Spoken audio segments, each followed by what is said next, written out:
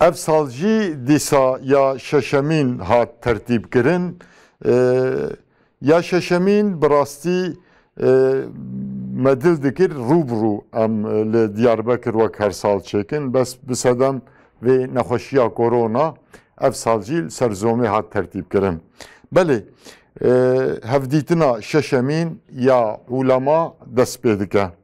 Tamamê hemd û pesindan û wesfê qenciyê ji Xwedayê Teala re be. Ew Xwedayê got ayetê Qur'anê heşkere şand ser Resûlê xwe ji bo godinabeyna însana de bi heqî û edalet hukm bike û ji bo bindest û bêkesa ji koletiya Xwedê ne nas û zordesta azad û rizgar bike.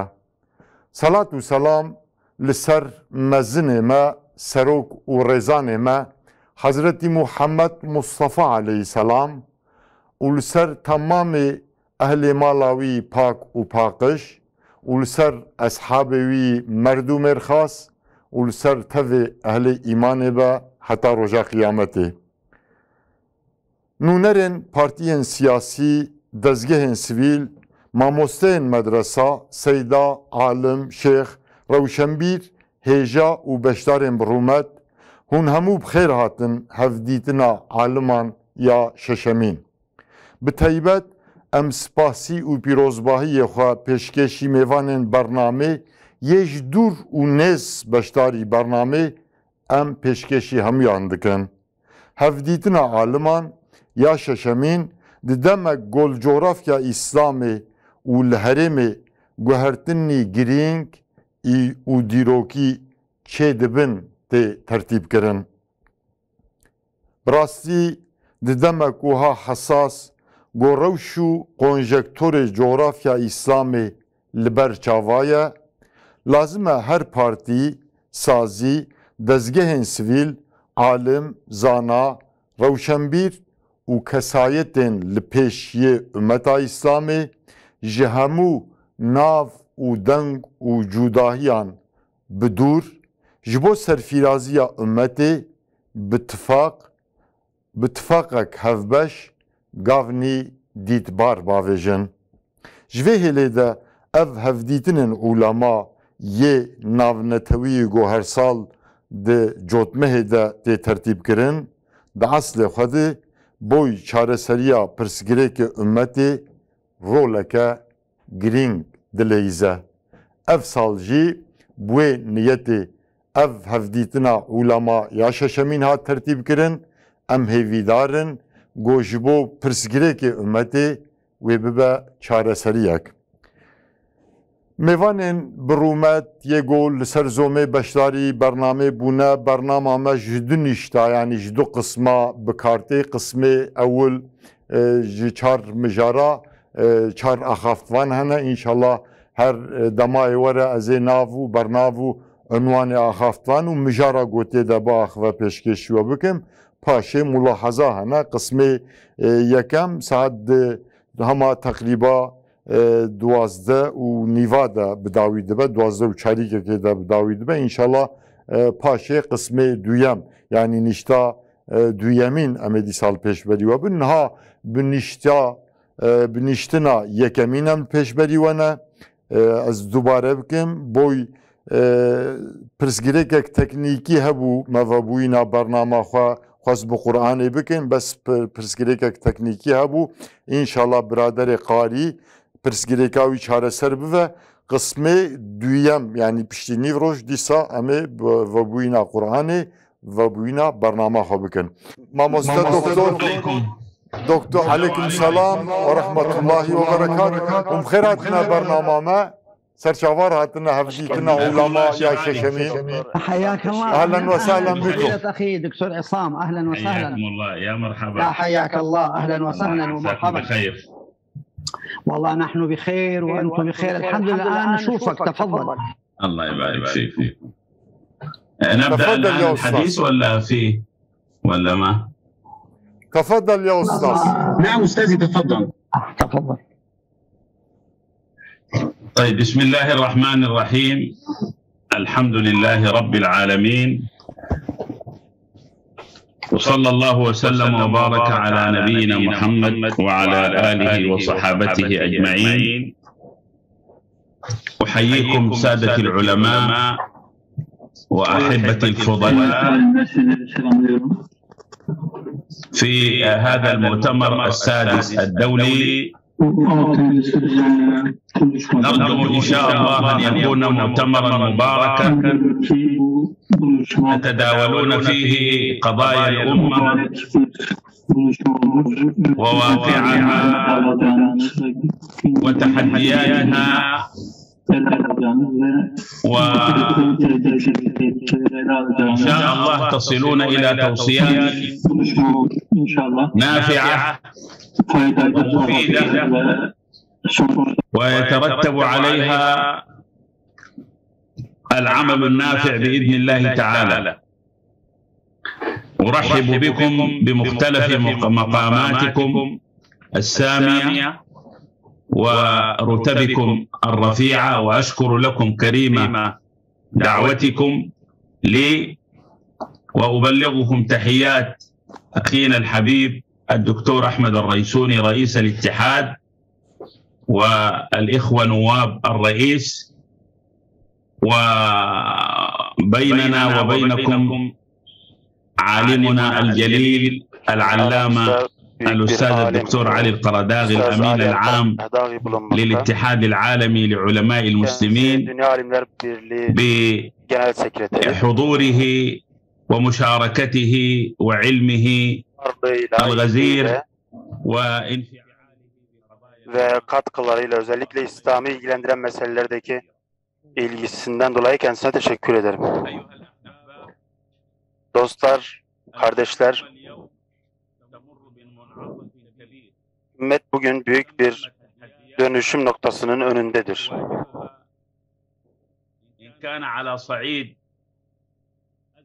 Şu an İslam birçok konuda meydan okumalarla karşı karşıyadır.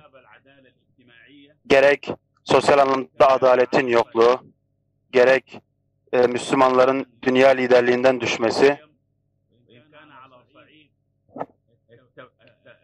gerekse kendi aralarında ayrılığa düşmeleri, parçalanmaları anlamında ve yine gerekse geride kalma, ümmetlerin arkasında kalma anlamında İslam şu an büyük bir meydan okumayla karşı karşıyadır.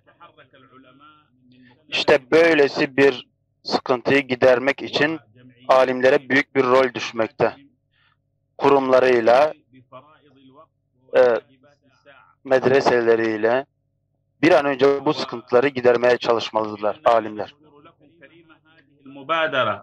Ben özellikle bu girişiminizden dolayı sizlere teşekkür ediyorum. Böylesi meseleleri gündem etmenizden dolayı size teşekkür ediyorum. Ki dikkatimi çekti ki siz burada hem umumi, ümmeti ilgilendiren umumi meseleleri gündem etmişsiniz, hem de çok hususi, önemli meseleleri konu edinmişsiniz bu toplantıda.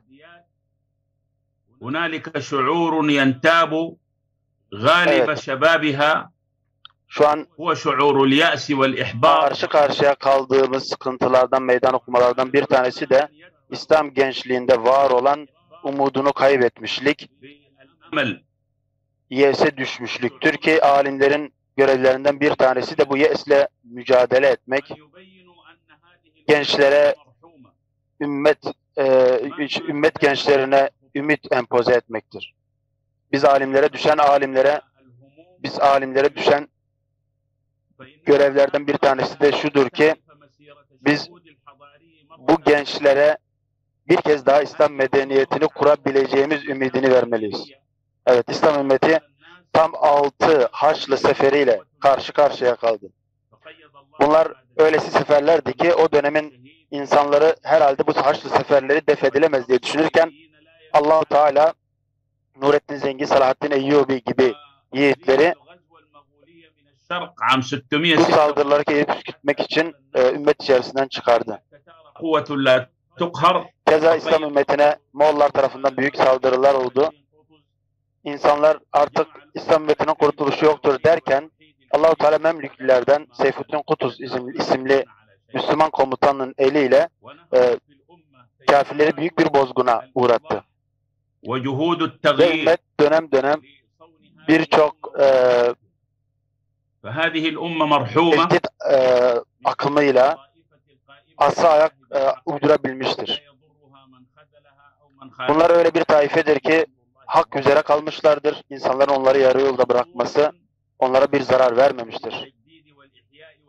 İslam ümmetindeki tecdit hareketleri, ihya hareketleri sayesinde İslam ümmeti her daim asrın yeniliklerine ayak uydurabilmiştir. Ki Peygamber sallallahu aleyhi ve sellem Allah-u Teala'nın her 100 yılın başında İslam ümmetini yenileyecek, ona yeni bir söylem kazandıracak mücedditlerin geleceğini bize bildirmiştir.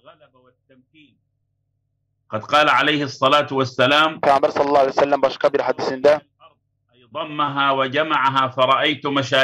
öyle buyurmuştur. Allah-u Teala bana yeryüzünü tek parça olarak gösterdi. Doğuyla batıyı birleştirip bana gösterdi ve gördüm ki benim ümmetim öyle yerlere varacaktır ki güneşin doğduğu yerden tutun güneşin battığı yere kadar her yerde bu ümmetin bayrağı sallanacaktır buyurmuştur sallallahu aleyhi ve sellem hadisin mealinde. Allah-u Teala bir ayet-i şerifede buyurmaktadır ki Allah-u Teala nurunu tamamlamaktan başkasını kabul etmez. Allah-u Teala bu nurunu tamamlayacaktır buyurmaktadır. Anlatmak istediğim özetle şu ki İslam ümmeti alimleriyle, davetçileriyle Allah-u Teala'nın ihya ve yeryüzünün değişikliği adına var olan sünnetini göz önünde bulundurup İslam ümmetinin var olan duruma ayak uydurabilmesini sağlaması gerekmektedir. Ancak bu şekilde biz bir kez daha insanlar arasında adaleti yaygınlaştırabiliriz. Evet, bütün bu meydan okumalara karşı İslam ümmetinin, alimlerinin görevi iki şeydir. Biri ümmeti bilinçlendirmesidir. Bu bilinçlendirme sahih dini, akideyi yayma, vaktin önemini ümmete fehmettirme, ümmetin sahip olduğu potansiyeli İslam ümmetine belletme, İslam ümmetindeki mütehassıs, kültürlü bireyleri İslam hizmetine kanalize etme anlamında bir bilinçlendirme hareketi, faaliyeti içerisinde bulunmak zorundadırlar. Evet.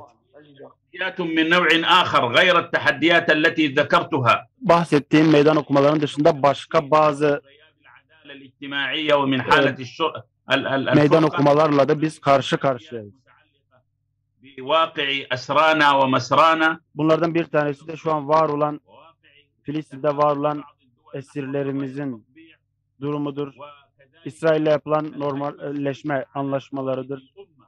Keza İslam ümmetinin sevabetine, dinin şaşmaz, değişmez kanunlarına yapılan saldırılar var biliyorsunuz. Gerek Kur'an'ı anlamada, gerek sünnetin hıfzı anlamında İslam ümmetinin zihinlerinde şüphe uyandırmaya çalışan güruhlar var. Bunlar aslında bizim karşı karşıya olduğumuz meydan okumaların başka bir türüdür. Şu an dinsizlik, ateizm, İslam gençleri arasında yayılmaya çalışmaktadır.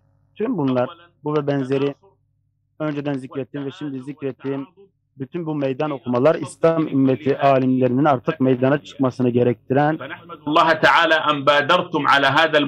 meselelerdendir. Bu anlamda ben bu değerli toplantınız, buluşmanızdan dolayı sizlere teşekkür ediyorum. İslam alimlerinin böylesi meseleleri gündemlerine taşımaları, eylemsel olarak sunabileceğimiz çözümleri burada konuşmamız, özellikle her hocamızın kendi ihtisasından, kendi alanından hareketle bizlere çözüm önerileri sunması gerçekten takdire şayan. Evet, alimler nesiller için örnek olmalıdırlar. Örneğin yokluğu, örnek alınacak kişinin yokluğu maalesef ümmetlerin dinlerini bırakma sebeplerinden bir tanesidir. هي من أبلغ الأدلة على تثبيت هذا المنهج الرباني. نريد العالم الرباني Rabbani alimlere ihtiyaç duyuyoruz. Dinini anlamış, vakayı, var olan güncel durumu anlayabilen ve dini hükümleri bu güncele uyarlayabilen, uygulayabilen alimlere ihtiyaç duyuyoruz. Böylesi girişimler, özellikle Alimler ve Medreseler Birliği'nin bu girişimi başta olmak üzere benzeri girişimler aslında aynı boşluğu doldurmaya yönelik. El ele verip İslam ümmetinde kaybettiğimiz o alim portresini bir daha kazanmaya yönelik çabalardır. Ben çok uzatmak istemiyorum. Tüm bu değerli hocalarımızı, alimlerimizi selamlıyorum. Her biri kendi fikirlerini belirtecektir. Her birinin katkıları olacaktır. Bu anlamda uzatmak istemiyorum. Allah-u Teala cehdinizi bol kılsın, bereketli kılsın, yaptıklarınızı salih amellerinizden saysın. Rabbim sizi hayır kaynağı kılsın, ümmete basiret bahşedenlerden eylesin. Bir kez daha İslam ümmetinin sahip olduğu potansiyelleri dışarı çıkarıp eskiden var ettiğimiz o medeniyeti bir kez daha kuran kişiler eylesin. ولكن رحلناها نفوسا كريمة تحمل ما لا يستطاع فتحمل. Tüm hocalarıma teşekkür ediyorum. Rabbim kendilerinden razı olsun. Son olarak okuduğum beyitlerle sizleri selamlıyor.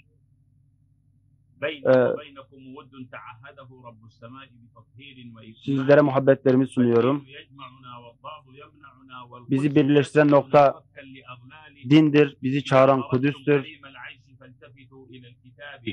Eğer biz iyi bir yaşam istiyorsak yapmamız gereken şey kitaba tutunmaktır, Kur'an'a tutunmaktır. Zira bu kitap hatırlatıcıdır, kurtarıcıdır.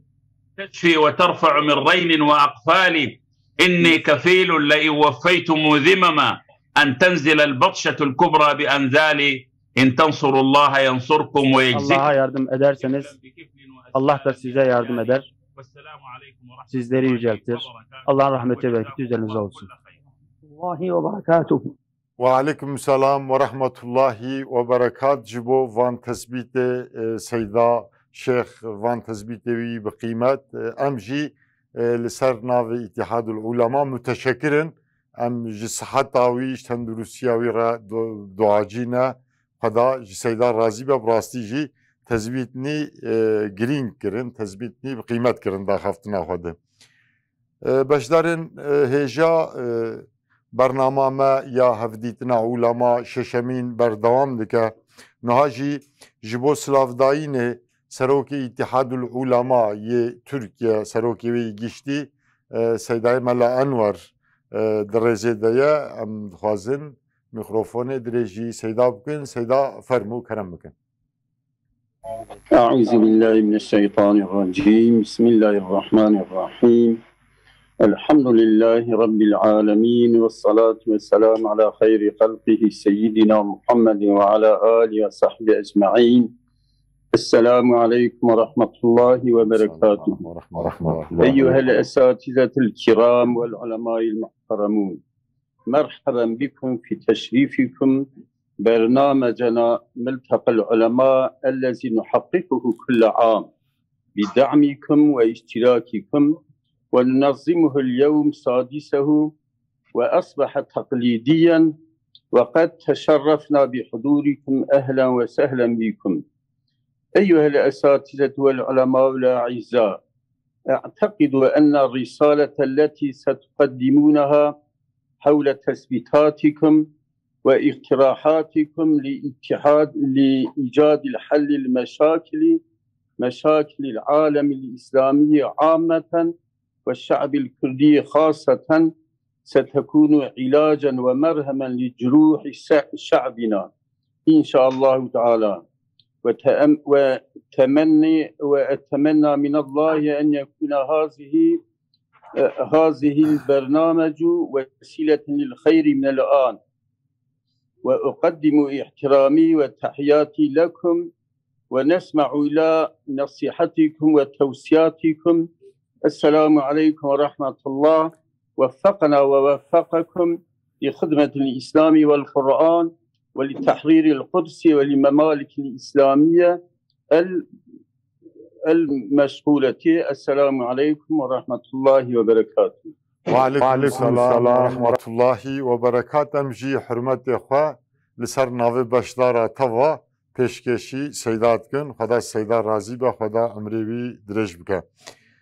تماشاوانن هجا جبو آخافتنا سلاوداین دو میوانی مهبون یکجه دکتر ایسام بشید یدیجی سروکی اتحاده گشتی سیدای ملان وربو برنامه ما بردام دکه آخافتنا دسپیکی جالی کاری سروکی گشتی یه اتحاد العلماء سیدا ملا بشیر وارول گو بناوه خوی مشهور دبیجن سیدای ملا مزگین بناوا جواکی ده سیدای ملا مزگین درزده و آخافتنک دسپیکی سیداج مربوکه. سیدام بخیر هاتن برنامه ما سرشاور هاتن.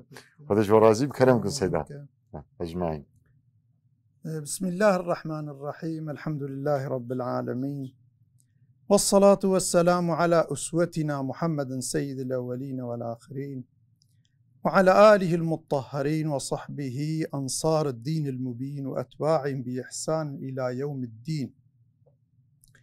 وبعد، أعوذ بالله من الشيطان الرجيم. بسم الله الرحمن الرحيم. والعصر إن الإنسان لفي خسر إلا الذين آمنوا وعملوا الصالحات وتواصوا بالحق وتواصوا بالصبر. براين هيجا ميوان برومات وسيدان محترم منتف بخير هاتنا برنامج ما قالك متشكر ودلشاد بفي جفين واشتراك جناب و مهيفية جخالق كائناتك وخيرا ومظن بك وفي جهد وغيرة بيهودة نبا وبك وسيلة آزادي وعزتا ملتي ما أتفي أمة إسلامية. بفي مناسبة أم ظفرة ملتي أفغان وبراين خوي طالبان جي بيروز وتبريك دكين. خدا ظفرة وان دائم بقرينا وظفرك وها بك نصيبه ما مافان مسلمانين ما يجي. وديسا بفي مناسبة ظفرة بفي مناسبة ظلمة كو هندستان لبراين مي مسلمان دكا بالخاصة لكشميري أم تلعين دكين.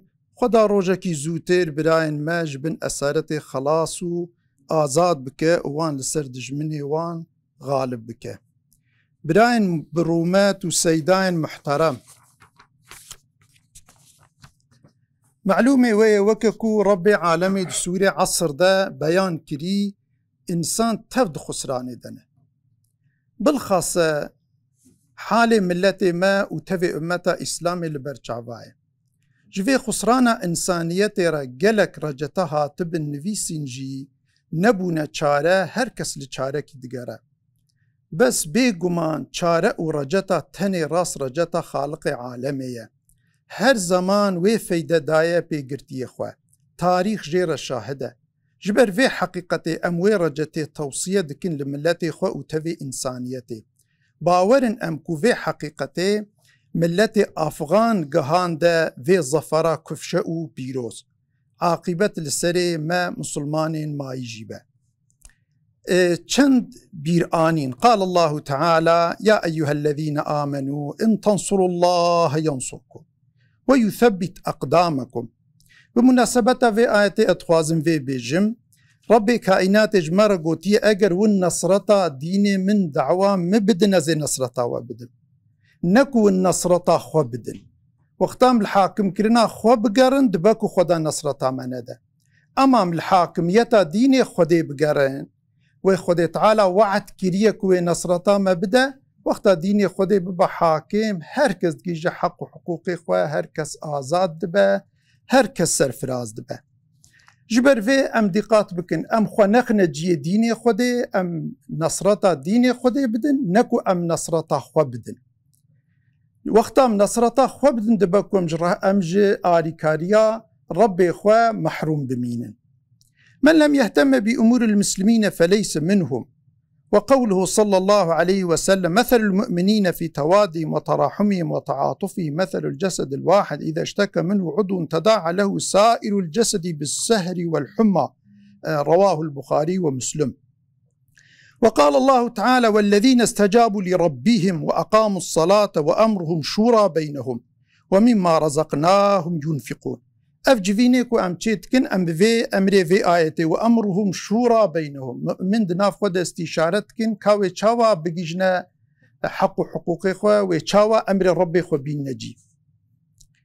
وقال تعالى وتعاونوا على البر والتقوى ولا تعاونوا على الإثم والعدوان واتقوا الله إن الله شديد العقاب. براين برومات وسيدان محترم هنجار دين بخير هاتين وأموا أمانتي خداي عالمي دكين والسلام عليكم ورحمة الله وبركاته.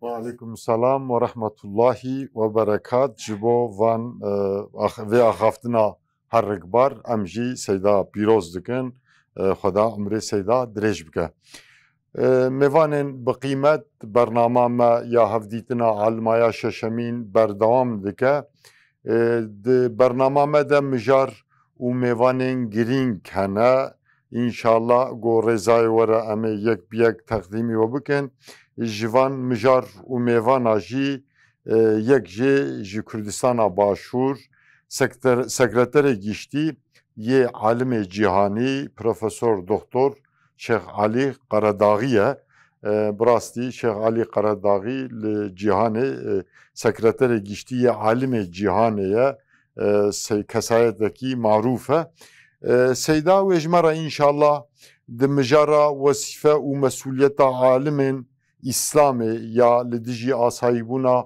bisyonisten işgal kerred ve mjarede ve seyda vahve سيداهم بخير هاتنا برنامج ما سرچاوار هاتنا.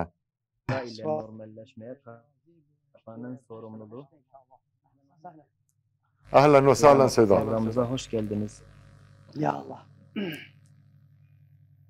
نبدأ إن شاء الله. يا.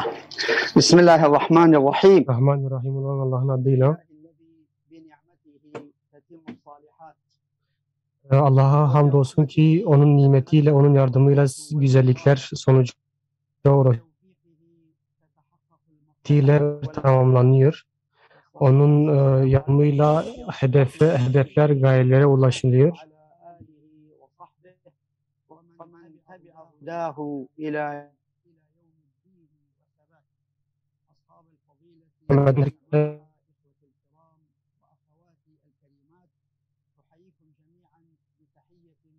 Selamıyla selamlıyorum.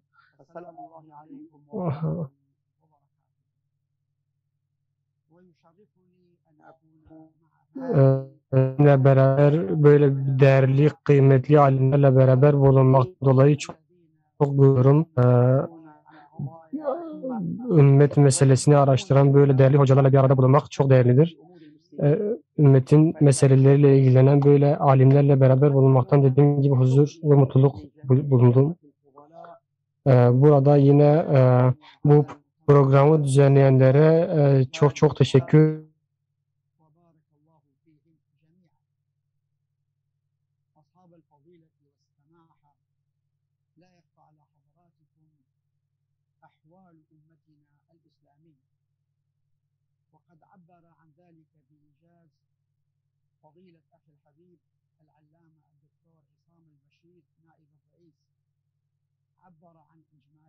إشكال مشاكل هذه الأمة وواجب الوقت وفريضة الساعة اليوم وإنني أقول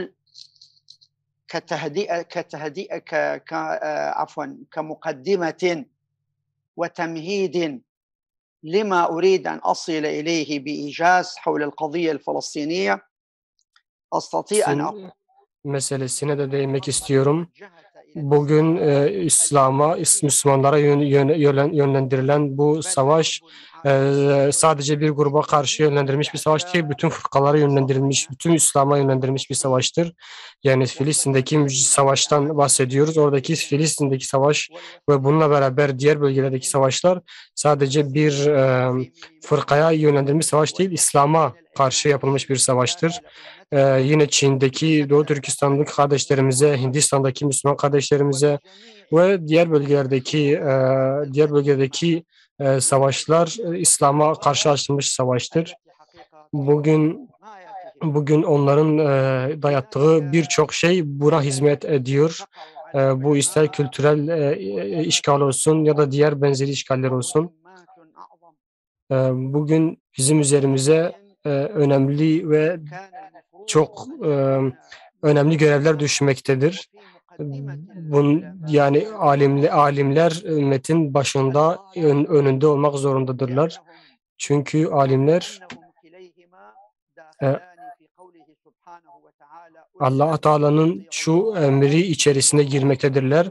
Allah'ın emrine, Allah'a, Resulüne ve ul emre itaat edin diyorlar. Buradaki ulul emirden kasıt bir hem siyasi lider olması hem de ilmi lider olan kişidir. Yani sadece siyasi değil, ilmi olan kişiler, yani ulema da Allah-u Teala'nın ulul emr dediği kişilerdir.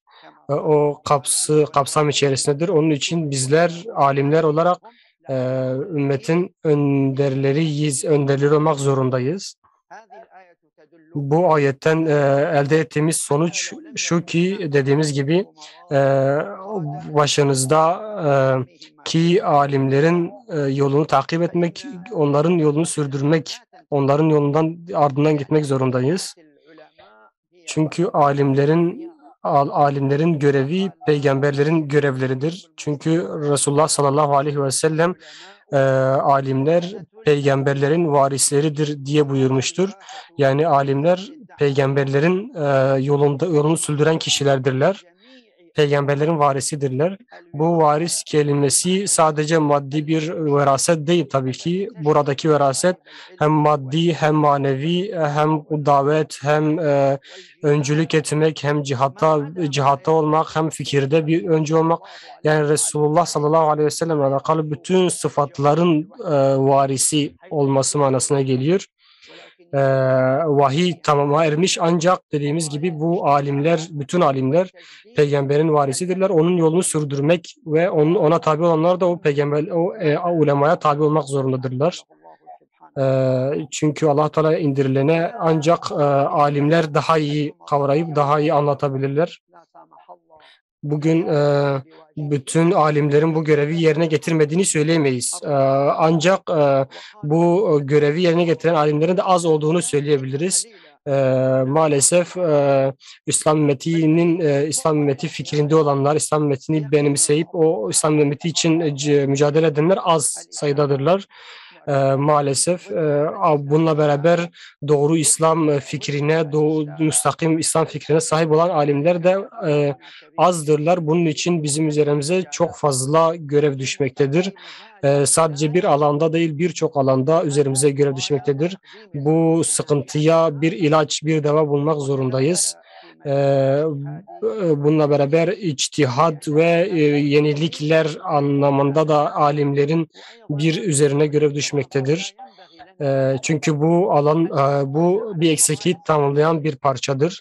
Biz sadece siyasilerin üzerine duramayız ya da siyasi adımlar atmakla yetinemeyiz.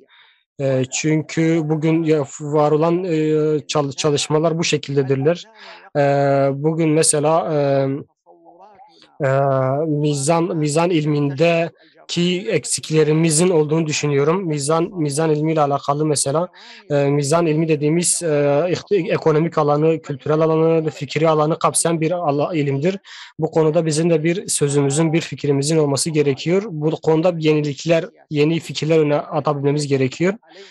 Bunun için biz alimler olarak ya da biz ilme müntesip olan şahıslar olarak bizim bu konularda bir çözümlerimizin genel işlenmiş ve sunulmuş güzel projelerimizin, çözümlerimizin olması gerekiyor.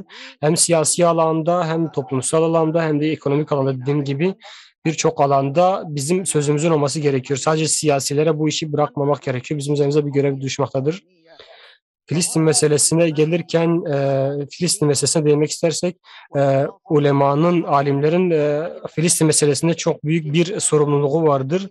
Bu Selahaddin Eyyubi ve Nuruddin Zengi dönemine baktığımız zaman o dönemdeki alimlerin yaptığı işleri, çalışmaları herkes zaten biliyor. Tarih kitaplarımızda mevcuttur. Yani Mescid-i Aksa'nın fethinde, o dönemdeki ümmetin kalkınmasındaki en büyük adımı alimler atmışlardır. Alimler öncü olmuşlardır. O dönemde yine ulemalar maddi olarak dahi siyasilere muhtaç olmayacak durumda bir pozisyona gelmişlerdi ki bu da onların da kendi bağımsız bir alim portresi çizmeye yetiyordu ki bugün de bize lazım olan budur. Ulemanın bağımsız olması gerekiyor. Yani siyasilerin kontrolü altında hareket eden alimler değil, kendi bağımsız olan alimler olmamız ve bu şekilde bir mücadele etmemiz gerekiyor. Selahaddin Eyyubi ve Nuruddin Zengi dönemde de bu şekildeydi. Kendileri mesela Nizamul Mulk'ün inşa ettiği bu nizamiye medreselerindeki proje de buydu. Yani alimlerin bağımsız olması, o alimlerin güncel meselelere ve siyasi meselelere öncülük edebilecek, o meselelere çözümler üretebilecek kişiler olmalarıydı. Ki onlar da o şekilde oldular. Bu medrese hem alimler hem de mücahit alimler yetiştirmeyi hedeflemişti. İşte bizler de bugün temel meselemiz olan Filistin konusunda önemli adımlar ve önemli çözümler üretmemiz gerekiyor. Bizim üzerimizde bir sorumluluktur. Bizler her yerde ve her zamanda bu meselenin, bu Mescid-i Aksa'nın özgürlüğü için bir adım atmamız, onun için çalışmamız gerekiyor. Yine Selahaddin Eyyubi döneminde Selahaddin Eyyubi şöyle buyuruyor, söylemiş. Biz bütün mescitlerin üzerindeki kirli elleri çekmemiz ve onları kaldırmamız gerekiyor. Mescitlerimiz çiğnenmiş, onları arındırmamız gerekiyor. Bugün elhamdülillah mescitlerimiz evet işgalden kurtulmuşlar. Onları işgalcilerin ayakları altında ezilmiş değiller. Sadece Mescid-i Aksa bu durumda. Belki birkaç mescit orada bu durumdadır. Diğer mescitlerimiz temizlenmiş. Ama buna rağmen Mescid-i Aksa hala bu durumdadır ve Mescid-i Aksa'yı özgürlüğüne kavuşturmak zorundayız. Bizler ilk kıblemiz olan Mescid-i Aksa'nın peygamberlerin toplandığı yere, hatta bütün peygamberlerin döndüğü kıblesi olan mescidi kurtarmamız gerekiyor. Ve biz biliyoruz ki Mescid-i Aksa'nın özgürlüğü, ümmetin özgürlüğü ümmetin kalkınmasıyla beraber olacaktır. Selahaddin Eyyubi de bu şekilde yapmıştır. Biliyoruz ki kendisi Mescid-i Aksa'yı özgürleştirerek ümmeti ayağa kaldırmıştır. Ve Allah Teala'nın yardımıyla başarıya ulaşmıştır. Allah Teala da ayet-i kerimesinde buyurduğu gibi eğer Allah'a yardım ederseniz size yardım eder. Yani bizim Allah'a yardım etmemiz gerekiyor ki Allah'ın yolunda mücadele etmemiz gerekiyor ki Allah Teala da bize yardım etsin.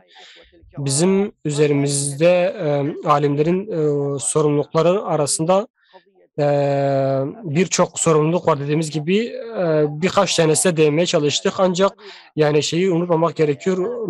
Mescid-i Aksa ve Filistin için alimlerin öncü olması, projeler ve çözümler üretmesi ve bu meseleye özel bir önem vermeleri gerekmektedirler. Bugün Mescid-i Aksa'nın alimlere ihtiyacı eskisinden çok daha fazladır. Yani bugün emirlerin, siyasilere duyduğu ihtiyaçtan daha fazla alimlere ihtiyaç duymaktadır. Bunun dışında bizim alimler olarak basında da yer almamız gerekiyor. Ya basını güçlendirmemiz, basında sürekli basını yönlendirmemiz gerekiyor. Çünkü bizler alimler olarak dediğimiz gibi ümmetin öncüleriyiz. O alanda da kendimiz bir şey yapmamız gerekiyor. Bugün yine ayette buyurduğu gibi Mescid-i Aksa'ya daha önce girdiğiniz gibi tekrardan girip o Siyonistleri, o Yahudileri oradan kovacaksınız buyuruyor İsa suresinde. İşte bugün o tekrardan ikinci zafer geliyor inşallah.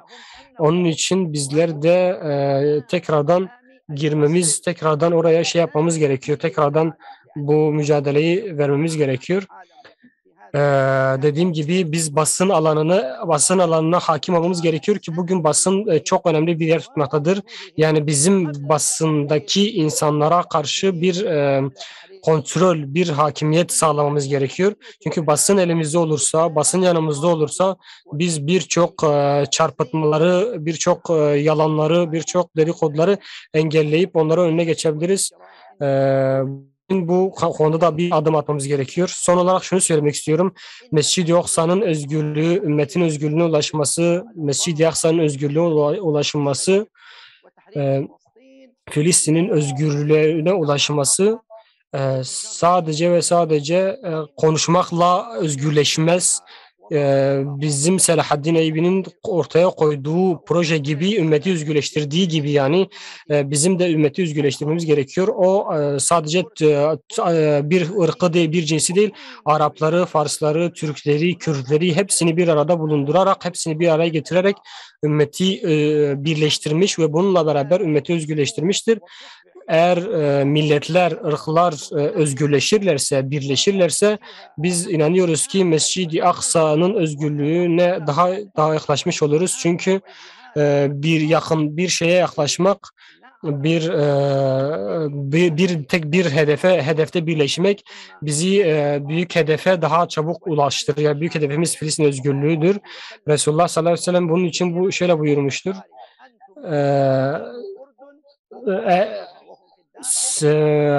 Bölgenin özgürlüğü dışarıdan gelir, bir yerin özgürlüğü dışarıdan gelir.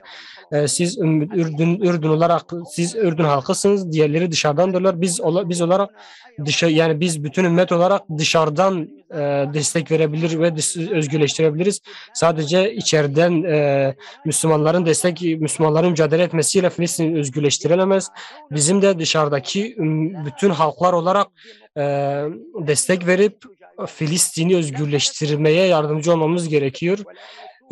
Bizim mesela bugün ne Suriye, ne Mısır, ne Irak ya da başka hiçbir ülkeye Filistin'e karşı mücadele etmesine izin verilmiyor ki bu da biliniyor ki bu ülkeler birleşirse Filistin'i özgürleştirebilir, İsyonistleri oradan def edebilirler. Onun için bu ülkelere karşı projeler üretiyorlar. Onları alaşağı etmeye ya da o ümmetin birleşmesine engel olmaya çalışıyorlar. Bunun için bizlerin de alimlerin birleşmesi, o medreselerin bina edilebilmesi, ümmetin birleşmesi için bizim de buna ulaşmamız için milleti, halkı birleştirebilmemiz gerekiyor. Çünkü bu Filistin özgürlüğü için atması gereken en büyük ilk adımdır. Alimlerin dediği gibi atılması gereken adımlara bir şey vacipse onun için gerekli adımlar da vaciptir. Bunun için bunu yapmamız gerekiyor. Yine teşekkür etmek istiyorum şu an programı düzenleyenlerden. Allah razı olsun diyorum. Allah'a emanet olun inşallah. Ve aleyküm selam ve rahmetullahi ve berekat. Burası tezbitni giring mamosta hem hakkı azadiya kutsi hem hakkı pirsgireki ümmeta İslam'ı ve hakkı vahdeta ümmeta İslam'ı tezbitni bi kıymet ve giring kir. Vaki mamosta jani zaman alimek dibeji hatta ümmeta İslam'ı nebinyek yani dinabeyna xwed vahdeti bkarninin Kudsa Şerif azat nabi ve hatta Kudüs azat nabi vahdet cid nabeyna ümmet edi bikarne mamosta jişfa baskir. İnşallah amci beheviya cara duyem go Kudüs be azat kirin, be rızgar kirin.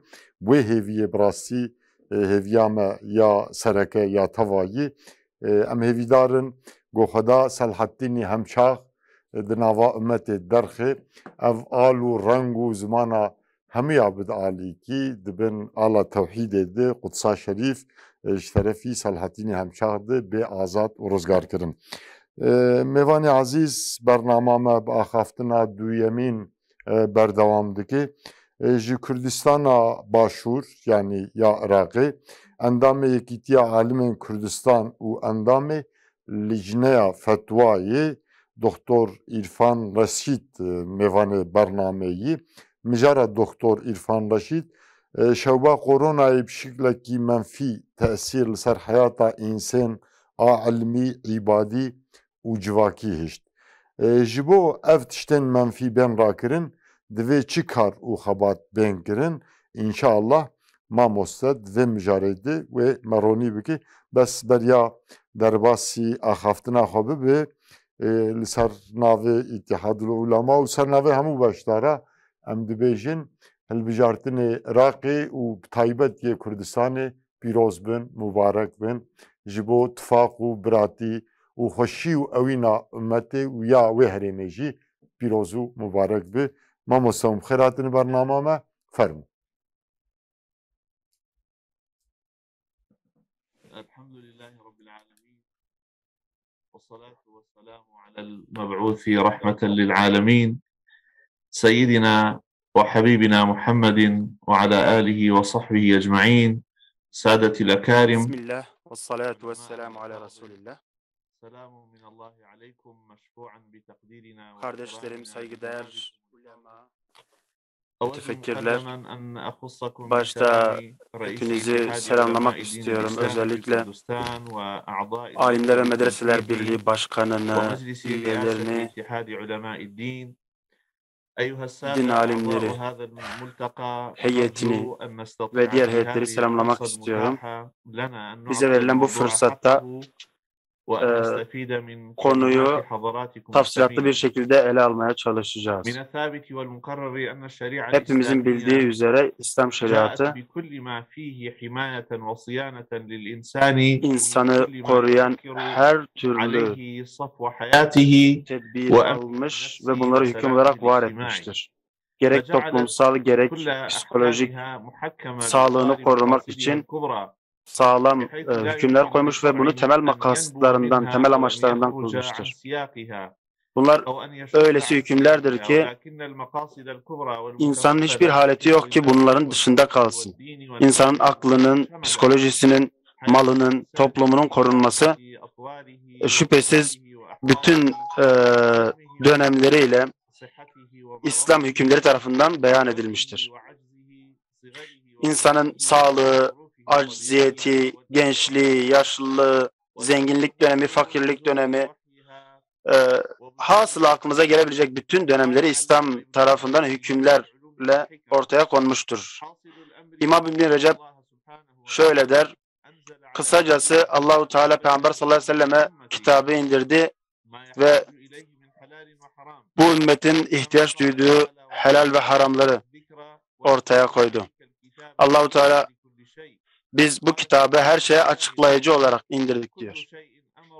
İmam Mücahit müfessirlerden Allahu Teala'nın buradaki ayetle her şeye değindiğine işaret ettiğini buyurmaktadır.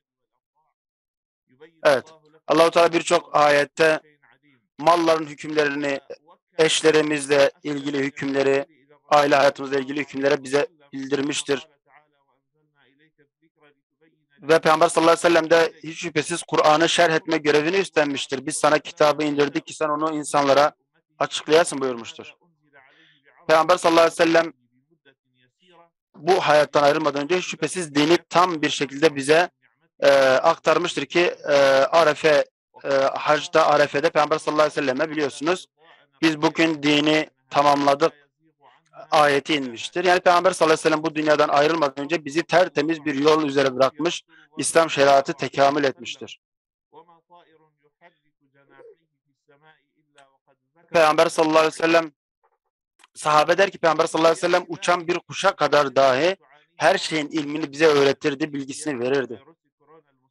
Evet, bildiğiniz gibi şu an biz korona hastalığıyla, salgınıyla karşı karşıyayız ve bu hastalık geride birçok sonuç, birçok negatif etki bıraktı. Fark ettiğiniz üzere korona insan muamelelerini köklü bir şekilde değiştirdi. Modern dünyanın, modern çağın algısını kökten değiştirdi diyebiliriz. Bunun bir sonucu olarak da gerek fetva kurulları gerek ilmi meclisler bu koronanın sonucu olarak ortaya çıkan meselelerle ilgili güncel fetvalar isdar etmek zorunda hissettiler kendilerini ve böylesi bir çaba içerisine girdiler. Evet.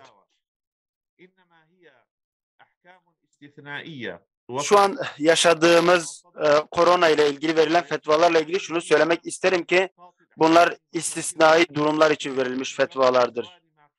Bunlar olağanüstü durumlar için verilmiş fetvalardır ve ancak bu durumlar için geçerlidir. Evet. Tabii ki bu meclislerden çıkan hükümler, fetvalar bu döneme has olmakla beraber, istisnai olmakla beraber elhamdülillah meseleleri çözmüş, temel İslam kaidelerine dayanmış, İslam maksatlarına uygun bir şekilde ortaya çıkmıştır.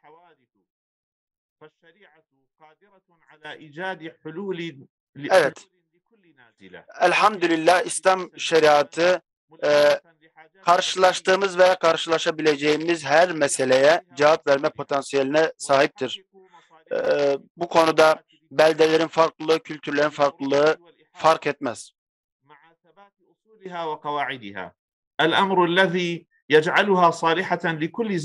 Evet.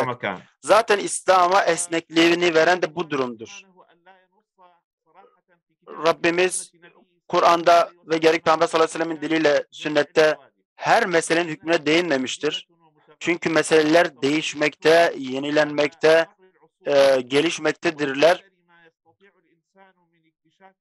O yüzden Allahu Teala bunu aslında İslam ulemasının içtihadına, yani kendi çabalarıyla, yorumlarına bırakmıştır ki bu şekilde biz gerek Allahu Teala'nın kevnini, gerek kainatı okuyarak, gerek sosyal bilimleri, gerek İslami ilimleri birleştirerek biz bu meselelere cevap yetiştirebiliriz. Evet. Bu sebeple bu gibi, korona gibi meselelerde içtihad etmek, fetva vermek, şer'i çözümler sunmak İslam ümmetinin, alimlerinin ve müştehitlerin sorumluluğudur.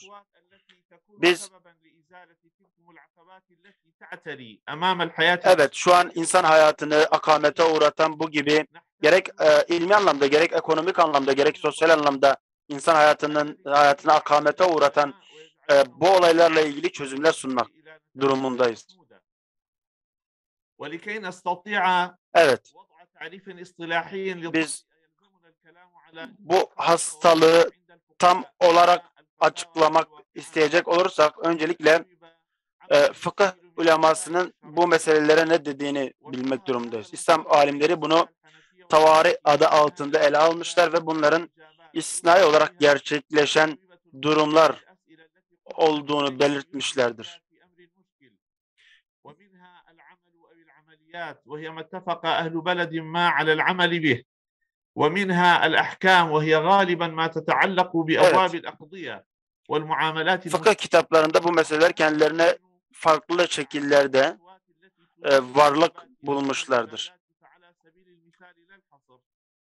Evet, örnek olarak şöyle bir meseleye değinebiliriz. Fıkıh etkisi olarak, koronanın fıkıh etkisi olarak örneğin safların ayrıştırılması meselesini ele alabiliriz. Bildiğiniz üzere şu an camilerde uzak birbirimiz arasında mesafe bırakarak namaz kılmak durumundayız. Normal durum aslında Allah Resulü sallallahu aleyhi ve sellemin hadislerinde de belirtildiği üzere düzgün bir saf şeklinde, omuzlar yapışık şekilde namaz kılmak iken biz bugün bu hastalık sebebiyle İslam alimleri olarak mesafeli namaz kılmanın caizliği konusunda bir fetva vermek durumunda kaldık bildiğiniz üzere. Evet, çünkü bildiğiniz gibi hastalığın kendisine bulaştığı insan sayısı artmakta ve ölümler büyük bir hız kazanmakta. İşte böylesi bir durumu gidermek için İslam alimleri gerek mesafe konusunda, gerek de bildiğiniz üzere bazı ülkelerde cuma namazı ile ilgili belli dönemlerde İslam alimlerinin namazı evde öğle namazı olarak kılma fetvaları var oldu. Peygamber sallallahu aleyhi ve sellemin mescitte namazla ilgili birçok hadisi var aslında. Peygamber sallallahu aleyhi ve sellem kim sabah ve akşam camiye giderse her gidiş gelişi için Allah-u Teala kendisi için cennette bir sofra serer buyurmaktadır. Ancak bildiğiniz üzere bu hastalıktan dolayı bu hadisi zahirine göre alıp amel etmek şu an imkansız hale gelmiştir. Biliyorsunuz İslam'da bir de korku namazı diye bir namaz var. Aslında korona namazı bir anlamda bir korku namazına da benzemektedir. Kılınış şekli olarak kastetmiyoruz. Ancak insanlar sıhhatleri, sağlıkları için korkarak namaza gitmektedirler. O yüzden bu fetvalar tutarlı fetvalardır. Bu örneğin Peygamber sallallahu aleyhi ve sellem bir hadiste bir kişinin camiye gitmemezlik edemeyeceğini ancak iki sebeple gidemeyeceğini buyurur. Sahabe nedir bu sebepler diye sorduğunda bunlar korku ve hastalıktır buyuruyor Allah Resulü sallallahu aleyhi ve sellem. Zaten koronanın hastalık olduğu bilinen bir şey ama aynı zamanda korku yönünü de burada ben göz önüne getirmek istedim.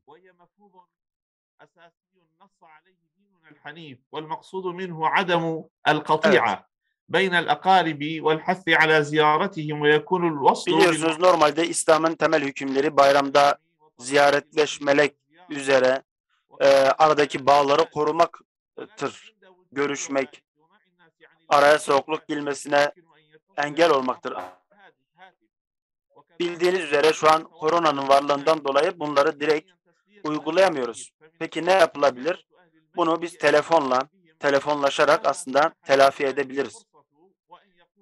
Keza biliyorsunuz cenaze ile ilgili de Allah Resulü sallallahu aleyhi ve sellem cenazelere katılma, Müslümanların defnine şahit olmayı teşvik etmekle beraber veba dönemini yaşadığımızı göz önünde bulundurarak bu gibi durumlarda mümkün olan yollarla en zararsız, sağlığa en uygun yollarla şüphesiz cenaze namazları idrak edilebilir. Daha az sayıda kişiyle önlemler alınmış bir şekilde. Evet. Normalde keza Müslümanların birbirine sarılması, selamlaşması İslam'ın makasıdına uygun, İslam'ın önem verdiği mefhumlardan, kavramlardan bir tanesidir. Ancak şu an bunu yapamayacağımız bildiğiniz üzere malumunuzdur.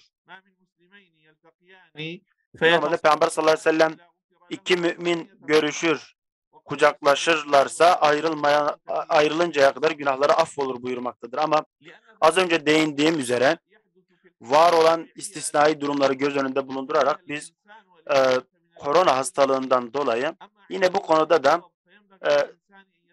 telefon gibi aletlerle bu işin telafi edilmesi gerektiğiyle ilgili fetvalar yayınladı. Evet. Bizim uzaktan selamlaşmamız şu an mesela yeterlidir. Aslında şeriatın özellikle yaymaya çalıştığı da budur. Birbirimize Allah'ın selamı üzerine olsun, esenlik üzerine olsun demektir. O yüzden el sıkışmak, kucaklaşmak gibi meseleler zorunlu değildir. Keza ekonomiyle ilgili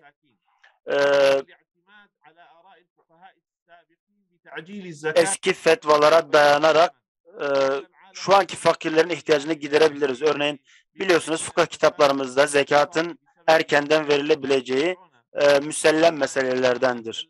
Bir kişi zekatını daha senesi dolmadan acele bir şekilde verebilir. Ekonomik anlamda var olan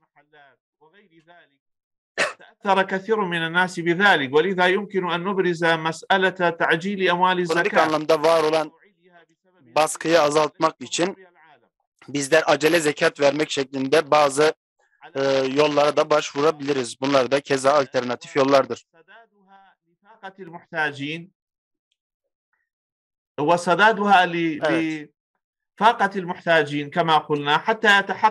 Söylediğim gibi bu şekilde zekat erken verilerek, fakirlerin ihtiyaçları giderilerek, sosyal adalet tesis edilerek, böylesi ekonomik sıkıntılar en azından azaltılabilir. bu gibi yollarla bizler bu ve buna benzer fetvaları gerek eski kitaplarımızdan gerek güncel alimler tarafından yeni hükümler vaaz ederek var olan işsizliği, ekonomik sıkıntıları vesaire giderebiliriz. Bibore damaj bo hatibu ve katandın ji ber gobdawî bû hûn iştegaliya xwe kom bikin û encam bidin baş.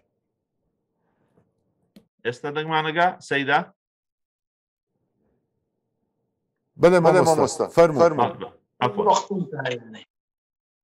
نعم وما يمر به العالم من كساد اقتصادي تبعا للإجراءات الوقائية التي تتبعها. Şu an fark ettiğiniz üzere büyük ekonomik krizlerle karşı karşıyayız. Bu da insan hayatını olumsuz manada etkiledi. Biliyorsunuz birçok insan temel gıda maddelerini bulmakta zorluk yaşamakta. Evet. İşte tam da bu anlamda zekat malları, acele verilen zekatlar bu ihtiyacı karşılamakta, bir anlamda onlara can suyu olmaktadır. Evet. Hiç şüphesiz krizleri yönetmek, zor anları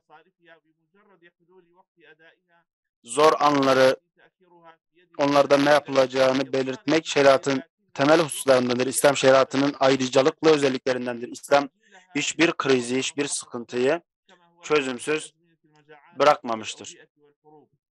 Evet. Gerek savaş dönemleri, gerek kıtlık dönemlerinde, gerek hastalık dönemlerinde zekat acele verilebilir ki bu Peygamber sallallahu aleyhi ve sellemin fiiline dayanmaktadır ki son olarak ben Alimler Medreseler Birliği yapısına, başkanına, azalarına teşekkür ediyorum. Yaptıkları bu ilmi toplantıdan dolayı şükranlarımı sunuyorum. Böylesi sıkıntılı dönemlerde İslam şeriatını bir daha gündeme getirdikleri, İslam alimlerini bir daha topladıkları için kendilerine teşekkür ediyorum. Çünkü sıkıntılar olurken İslam alimlerinin sessiz kalması, meseleyi çözememesi akıl alır gibi değildir. Sizlere teşekkür ediyorum. Allah'ın rahmeti ve bereketi üzerinize olsun. Aleyküm selam ve rahmetullahi ve berekat. Em jî müteşekkirin boy ve axaftina mamoste ya herrekbar. Xweda jê razî be. Xweda ve nexweşiya umumî gol cîhanê bela bûye kêlîkek beriya kêlîkekê bi dawî bike. Şwa معلومه تماشاوانای جو استاد بدیع الزمان سعید کردی رحم و راضی بونا خدا لسر بد بجه musibet عامه yani bu toplum civake kişi alakadar dike dibej kusuru kemasiye umumiyeti dibeje musibet da encama cinayet aye u mukafata mukaddima mukafat aye cvehle diyeceğim dibejin ve musibeta ammeyi go dünya tev peçaya jrabe xevidarın go jnav insaniyeti naxasım jnav ümmeti rake sırgıke. Mevanem kıymet bernamame berdevam dike hevditine almaya şeşemin nuhaji dereze de ye axaftine nivîskar civaknas Hüseyin Kerim Ece heye. Hüseyin Kerim Ece bi eslê xwe ji Tirkiyeyê bes li Hollanda îqamet dike. Mijara goyetê de biaxive li dijî van êrişê gol xerbê li Müslümanan û li İslamê tên kirin, tiştên pêwîst ên got divên bên kirin çi ne? Divê mijarê de birêz mamosta Mustafa, birêz mamosta Hüseyin Kerim Ece wê biaxive axaftina xwe wê pêşkêşî temaşevana bike. Mamosta wê bi Tirkî axaftina xwe pêşkêş bike, dema axaftina wî 15 dakikaya. Mamosta tu bixêr hatiye bernamame serçavar hatiye. Hoş geldiniz hocam, programımıza hoş geldiniz. Mamoste Kerim Ece peywendiya girêdanê pêr nehate kirin di pirsgirêkek teknîkî heye di peywendiyê de hûn hez dikin em ê derbasî axaftvanê xwe yê li pêwî bibin Doktor Abdûdaim Marûf Hewramanî ji Kurdistanê ji Kurdistana Başûr ji Zankoya Helepçe endamê hindekariyê û müderrisê li mizgeftê jî müderris e. Divî warî de mijara mamoste Abdûdaim Marûf Hewramanî gavên got ji bo tesîrkirina wehdet û yekîtiya ummeta Îslamê bên avêtin çi ne? Mamoste wê axaftina xwe pêşkeş bike. Heger mamoste amade be em wî bisînin. Mamoste Abdûdaim Marûf, doktor. Buyurun hocam. Doktor Mamoste Abdûdaim Marûf amadeye gelo. Kendileri hazır mı acaba? Doktor Abdûdaim Marûf Hewrami. Mamoste.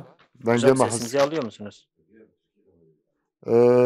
Yê berê yê nivîskar civaknas nivîskar Hüseyin Kerim Ece gelo pêwendî pêrhat kirin. Acaba yazar Bağlandı mı acaba? Ece şu an bağlandı mı? Sosyolog yazar Sosyolog yazar Halit Kurdi. Halit Gerdi. Belî. Heger ev axatvanê me ne amade bin di beşa mulahaza de her mêvanekî me 5 deqe dema wî mulahazê heye hûn hez dikin yê beşa mulahaza em ê bisînin heta ev axaftvanê me xwe amade bikin. Abdûdaim Marûf amade ye. Amade ye mamoste. hazır. Tamam, mamoste Doktor Abdûdaim Marûf Hewramanî. Hûn bixêr hatine bernama me serçava. Mamoste mikrofona xwe hûn dikarin ji kerema xwe re vekin. Mikrofon. Mamoste dengê we hez dikin.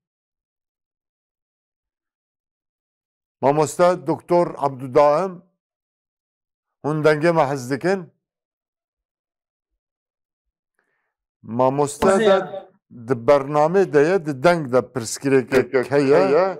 İnşallah. Sesten bir problem var. İnşallah ew pirsgirêk jî ji bo çareser bikin dixebitin. Mamoste Abdûdaim. Şu an seste bir problem var ama çözülmek üzere. Evet hocam. Tamam ha? Şu an hocanın sesini alıyoruz. Mamoste hûn bixêr hatine bernama me serçavar Hocam hatine. hoş geldiniz. Programımıza hoş geldiniz. Fermû mamoste. Bismillahirrahmanirrahim. Elhamdülillahi Rabbil alemin. Ve salatu ve selamu ala khayri halqillahi Muhammed. Ve salatu ve selamu ala Resulillah. Eyyühessâdetul efâzil. Değerli katılımcılar, el-ummel mübareke.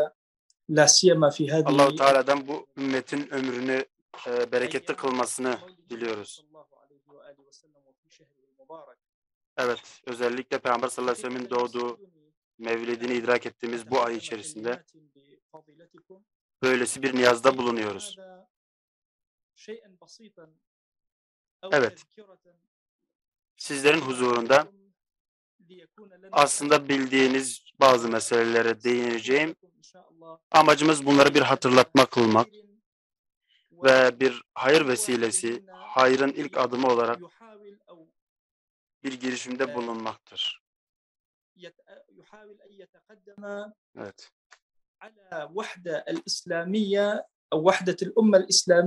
İslam ümmetinin vahdeti konusunda bazı konuşmalarımız olacak. Umudumuz gelecek asırların izzet asrı olmasıdır. Evet.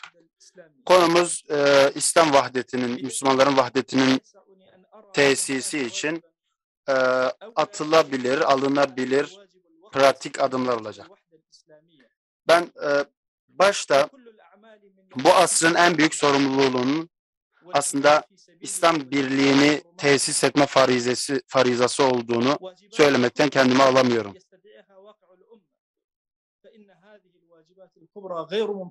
Çünkü bildiğiniz üzere İslam için çalışma, Allah yolunda cihad etme, mukaddesatı savunma ve bunun gibi diğer büyük farizalar ümmetin vakasıdır ve bunların var edilmesinin tek yolu da şüphesiz vahdettir.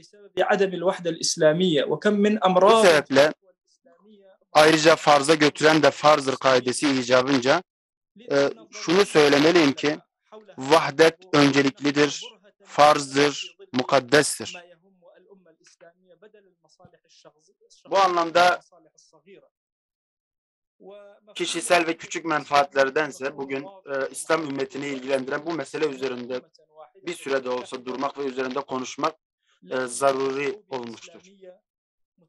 Evet, vahdet mefhumu açık ve sınırları belli bir mefhumdur. O da ümmetin, Müslümanların tek ümmet haline gelmesidir.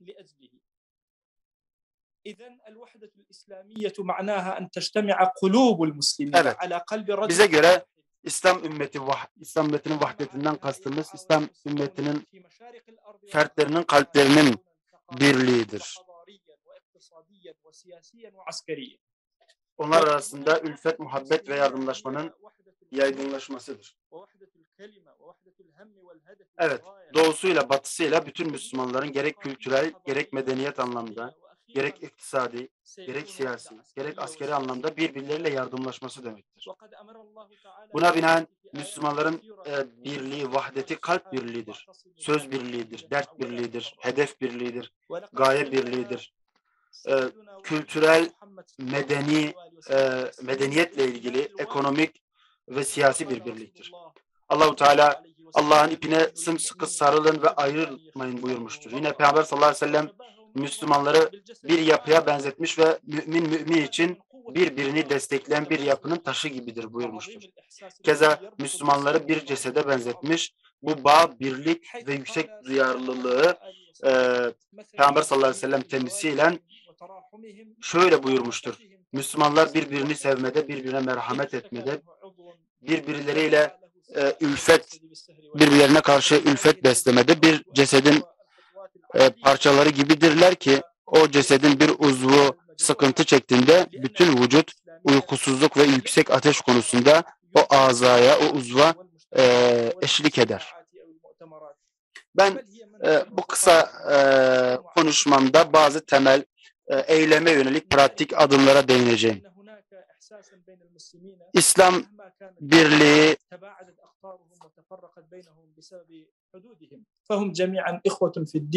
İslam birliği atılan bir slogan değildir. Mitinglerde, toplantılarda, konferanslarda atılan bir slogandan ibaret değildir. Bilakis o beldelerin farkına, uzaklığına rağmen Müslümanlar arasında birlik hissiyatıdır. Rabbimiz Allah'ın nimetini hatırlayın. Hani sizler birbirinize düşmandınız. O kalpleriniz arasında ülfet peyda etti. Siz onun nimetiyle kardeşler oldunuz. Keza bir ateş çukurunun ucundaydınız da Allah-u Teala sizi kurtarmıştı. Allah-u Teala ayetlerini bu şekilde açıklar ki umulur ki siz doğru yolu bulursunuz buyurmaktadır. Evet. Rabbimiz keza Allah onların kalpleri arasında bulmuştur. Ey Muhammed sen yeryüzündeki her şeyi infak etsen, harcasan da onların kalpleri arasında ülfeti peyda edemezdin. Ancak onlar arasında muhabbeti Allah var etti. Şüphesiz Allah azizdir, hikmet sahibidir buyurmuştur. Keza bizler ihtilaf, iftirak, ayrışma konusunda dikkatli olmalıyız. Buradaki ayrışmadan kastım mekansal bir farklılık veya dillerimizin ayrılığı değildir. Bu kalpler arasındaki iftirak, ayrışmadır. Ümmetteki ayrışmadır. Rabbimiz buyurur ki kendilerine açık ayetler geldikten sonra ihtilafa düşüp iftiraka düşenlerden olmayın. Onlar için büyük bir azap vardır buyurmaktadır. Keza Enfal suresinde Allah ve Resulüne itaat edin, ayrılığa düşmeyin ki düşerseniz kaybedersiniz, gücünüz dağılır, sabredin, Allah sabredenlerle beraberdir buyurmaktadır. Evet, sadece bu ayet bile bir tavsiye ve öğüt olarak bizlere yetmektedir. Zira biz kendi gözlerimizle İslam ümmetinin gerek siyasi gerek askeri anlamda global ölçekte etki ve prestijini nasıl kaybettiğini görmekteyiz. İslam ümmetinin bir saygınlığı kalmamıştır maalesef. Kardeşlerim, uzun bir süredir aklımı meşgul eden konulardan bir tanesi şüphesiz İslam ümmetinin uyanış noktasına nasıl getirebiliriz meselesiydi. Şüphesiz sizler de bunu düşünmüşsünüzdür. Bizler birçok müfekkirin, İslam ulemasının sözlerini okuduk aslında.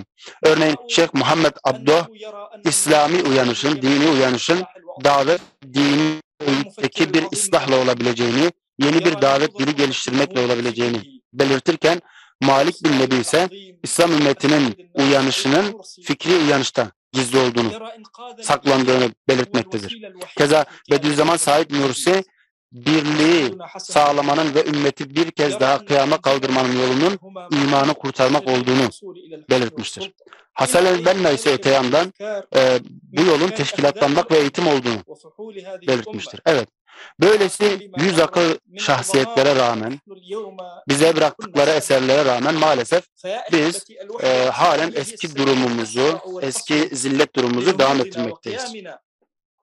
Evet, şüphesiz Müslümanların vahdeti, İslami uyanışı ve kıyamı sağlamak için en hızlı ve en doğru yoldur. Ancak sıkıntı şu ki düşmanlarımız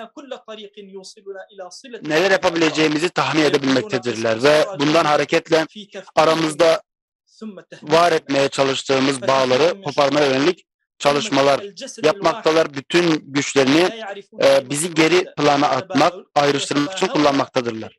Daha acısı İslam milletinin gençleri ise vahdetin kıymetini bilmeyip İslam medeniyetinde uç olarak görülen görüşleri edinmeleridir. Evet.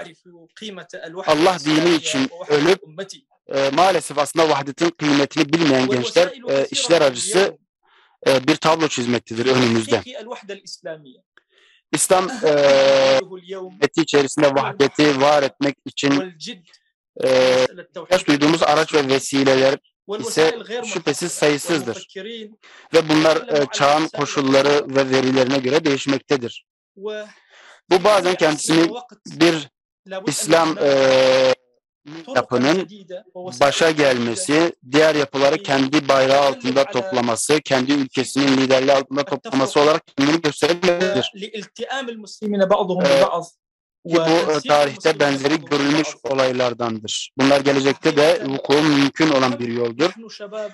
Ancak yakın gelecekte biz tek bir devletin, tek bir yapının öne çıkıp diğerlerini bayrağı altında toplamasını yakın gelecek için pek mümkün görmemekteyiz.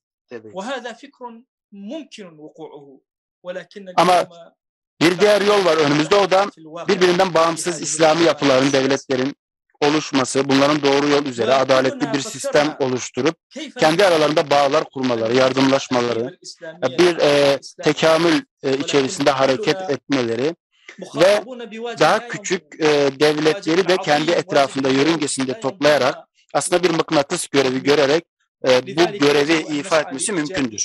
Yani kastım birbirinden bağımsız devletlerin birlik oluşturarak bir vahdete varması gelecek için daha mümkün görülmektedir. Evet. Şu an vahdet ertelemeye gelmez, bizi beklemeyen bir sorumluluktur. Ona katkıda bulunacak çevre ve ortamı var etmek bizim sorumluluğumuzdadır. Biz öyle veya böyle organizasyonlar, faaliyetler, gerek ilmi, gerek eğitimsel, gerek siyasi faaliyetlerle bunu var etmek durumundayız.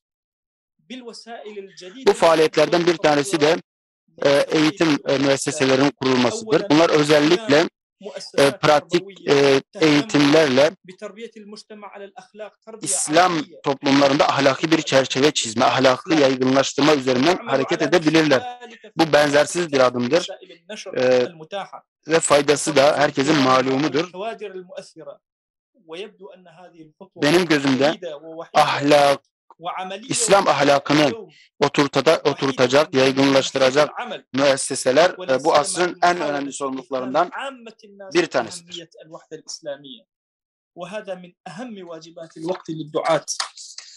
Evet. Diğer yol ise önemli vesilelerinden bir tanesi ise örnek teşkil edecek bağımsız medya birlikleri kurmak. Tabii bir medya birliğinden kastım profesyonel ve güvenilir medya birlikleri kurmak. Bunlar bu şekilde diğer müesseselerin, İslami müesseselerin de aslında verilerini, ürünlerini halka ulaştıracak ve halk içerisinde bütün farklı yönleriyle vahdetin var edilmesi adına bir bilinç inşa edecektir. Bir diğer yol ise aslında İslam devletleri arasında en azından öyle veya böyle bağımsız sayılabilecek İslam devletleri arasında mekik dokumalar, bunlar arasında ekonomik, siyasi, ilmi, yardıma taalluk eden birlikler kurmak ve bu şekilde İslam içinde bulunduğu sıkıntılardan çıkarmak vardır. Evet, özellikle mütehassıs kişiler, üniversiteler, müesseseler bu anlamda büyük bir rol alabilirler. Keza siyasetçiler ve diplomatları unutmamak lazım. Evet, kısacası vesile olarak ilk adım davetçi ve hocalarımıza düşmektedir. Onlar vahdeti önemseyen kurumlar kurmalıdırlar. İkinci adımımız ise aslında ikinci vesilemiz ise daha çok basın ve medya mensuplarını ilgilendirmektedir. Vahdete hizmet edecek kanallar kurmalıdırlar.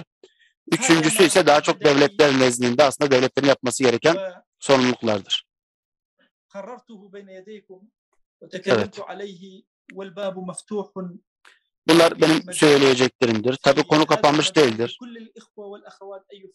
Konunun kapısı açıktır. Her Müslüman nasıl katkıda bulunacağıyla ilgili düşünüp bu konuyla ilgili önerilerini sunabilir. Bu bizi sevindirir.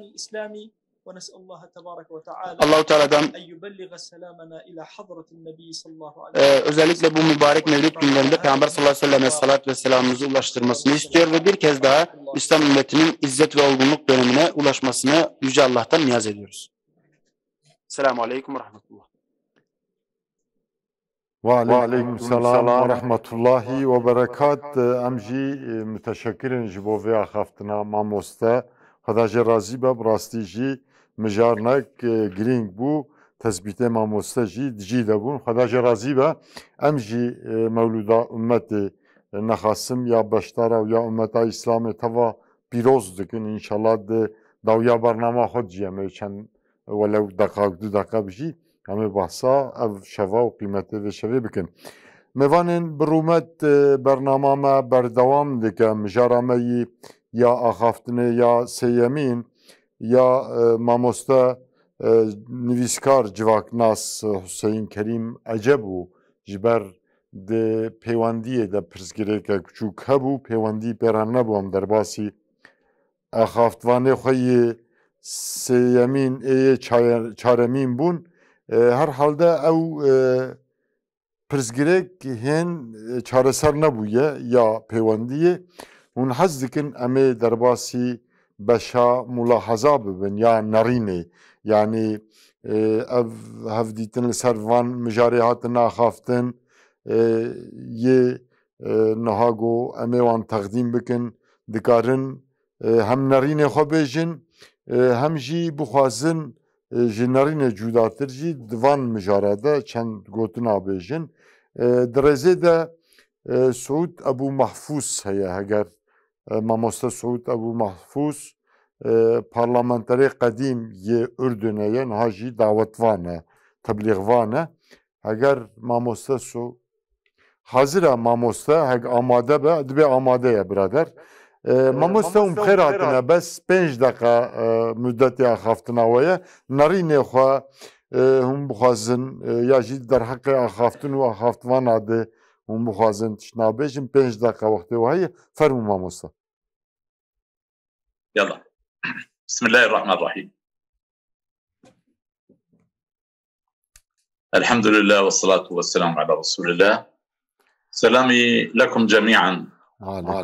أيها الأخت الإخوة الكرام من علماء الكرد والكرد أمة من الناس أسلموا أولا وباكرا فخسروا النيران وعبادتها وكسبوا الإسلام وكانوا التاج في والعرب والكرد Evet. Selamünaleyküm. بنعمة Bütün الجغرافيا والتاريخ hocalarımı والدين selamlıyorum. المشترك. Burada bulunan bütün Arap, Kürt, Türk هم بالنسبة لنا ulemasını كعرب selamlıyorum. الأمة الشقيقة والأمة Aslında التوأم Kürtler bizim وهم ikiz أولى kardeşlerimiz قومية مسلمة sayılırlar. وأقربها إلى العرب وصحيح Bize الدين en yakın لأنهم toplumlardandır مسكونون بحب Kürtler. الجهاد والاستشهاد والإرشاد والإمداد. Şüphesiz Kürtlerin cihad aşkı, mücadele aşkı bilinen meselelerdendir. Ve Kürtler tarih akışını değiştirmiş kişilerdir. يعني Onlar رجحوا كفة الإسلام evet في birçok شرق savaşta تركيا والأناضول ومكنوا له örneğin Malazgirt Savaşı'nda ومدوا القوة verdikleri destekle السنية Anadolu برفد topraklarının الجديد İslam topraklarına katılmasına والكرد öncülük etmişlerdir. واجهوا أوروبا ذات يوم Keza Avrupa'ya 38 قومية kafa في tutmuşlardır. مواجهة الكرد وانتصر عليهم صلاح الدين Evet, بنبله Selahaddin إلى Eyyubi, سيفه كان Eyyubi صرخة الإسلام kılıcının ومعجزة hakkıyla وسيف Haçlılara الذي galip أبطل gelmişti ki قبل kendisi الوجود İslam'ın o dönemin الفرنسي çekilmiş في en büyük فلسطين kılıçlarındandı. مرة وإلى الأبد. Oradaki Frankleri bozguna uğratmıştır ki o bozgunun etkisini biz ta günümüze kadar görmekteyiz. من الفاطميين Evet. الذين سلموا القدس فجاء الكرد Keza وغيروا الديموغرافيا Selahaddin وغيروا Eyyubi المذهب. şahsında كلنا اليوم في Kürtler فلسطين Fatımi devletini yok ederek de شافعيون مثل الأكراد. Sünni geleneğe büyük katkıda bulunmuşlardır. Ezher aslında onların bir ürünüdür. وأسلافكم كانوا مشايخنا. Ey Kürt kardeşlerim, sizin dedeleriniz bizim liderlerimizdi. Onlar tam 74 savaşın sonunda Hıttin Savaşı'nda Haçlıları yenerek bizim alnımızı ak etmişlerdir. İslam tarihinin bildiği en büyük fatih bila şüphe Selahaddin Eyyubi'dir. Kürt Selahaddin Eyyubi'dir. Kürdi. Ki kendisi Şafii mezhebinin devamlılığını anlamında da büyük katkılarda bulunmuştur. Gerek Şafii mezhebinin gerek Sünni düşüncenin Mısır üzerinden yayılması onun bir ürünüdür. Ey Kürt kardeşlerim, bunu bilin ki şu an Halil'de birçok Kürt kardeş orada yaşamaktadır. Tam 22 aşire orada var. Aşiret, Kürt aşirettir. Şunu diyebilirim ki Halil kentinde her aşirette muhakkak Kürt kişiler vardır. Ki Halil'i Selahaddin Eyyubi'nin yeğeni fethetmiştir. المؤرخ والرحالة التركي عندما زرت صفد سنة 1671 ميلادية وجدت جل أهلها من الكرد. Halil'le ilgili der ki ben oranın birçok orada yaşayanların çoğunun Kürt olduğunu buldum der. Evet, şu an Filistin'de en büyük aşiret Selahaddin Eyyub, Ahmet bin Hasan el-Heycani'nin torunlarıdır ki bu kişi Selahaddin Eyyubi tarafından oraya getirilmiş bir kişidir. Kürttür. Şüphesiz mukaddes topraklar üzerinde Kürtlerin büyük bir hakkı vardır. Evet. Siz Şeyh Cerrah'ta yakalanan iki kişinin Kürt olduğunu duymadınız mı? Bunlardan bir tanesi Muhammed el-Kurdi'ydi. Daha birkaç gün önce Şeyh Cerrah mahallesinde kısa bir süre önce yakalanmışlardı. Bu sömürme, bu emperyalist çabalara karşı duran iki genç Kürttü. Kürt asıllıydılar örneğin. Bunlar Muna ve Muhammed el-Kurdi'ydi. جزء لا يتجزأ من النسيج الاجتماعي والديموغرافي والاقتصادي demokratik olarak, jeopolitik olarak, ekonomik olarak Filistin'deki halkın ayrılmaz parçası Selahattin Eyyubi ile beraber Filistin'e gelen Kürtlerdir. Onlar oradaki Kaymeri, Kostami aileleri gibi birçok Kürt aile şu an Filistin'de varlığını sürdürmektedir. Kaymerilerin Kaymer Kalesi'nden gelen birçok Kürt komutanı da Filistin'de hüküm sürmüşlerdir. Bu sultanlar, bu komutanlar Musul'un güneyinden gelmişlerdir. Sizlere teşekkür ediyorum. Çabanızdan dolayı şükürlerimi sunuyorum.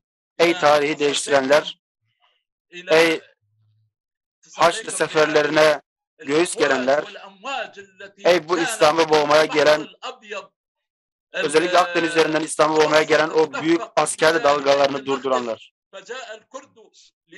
Ey Kürt kardeşlerim, hepinizi Asya halkını bu emperyalist saldırılara karşı koruduğunuz için sizlere teşekkürlerimi sunmak istiyorum.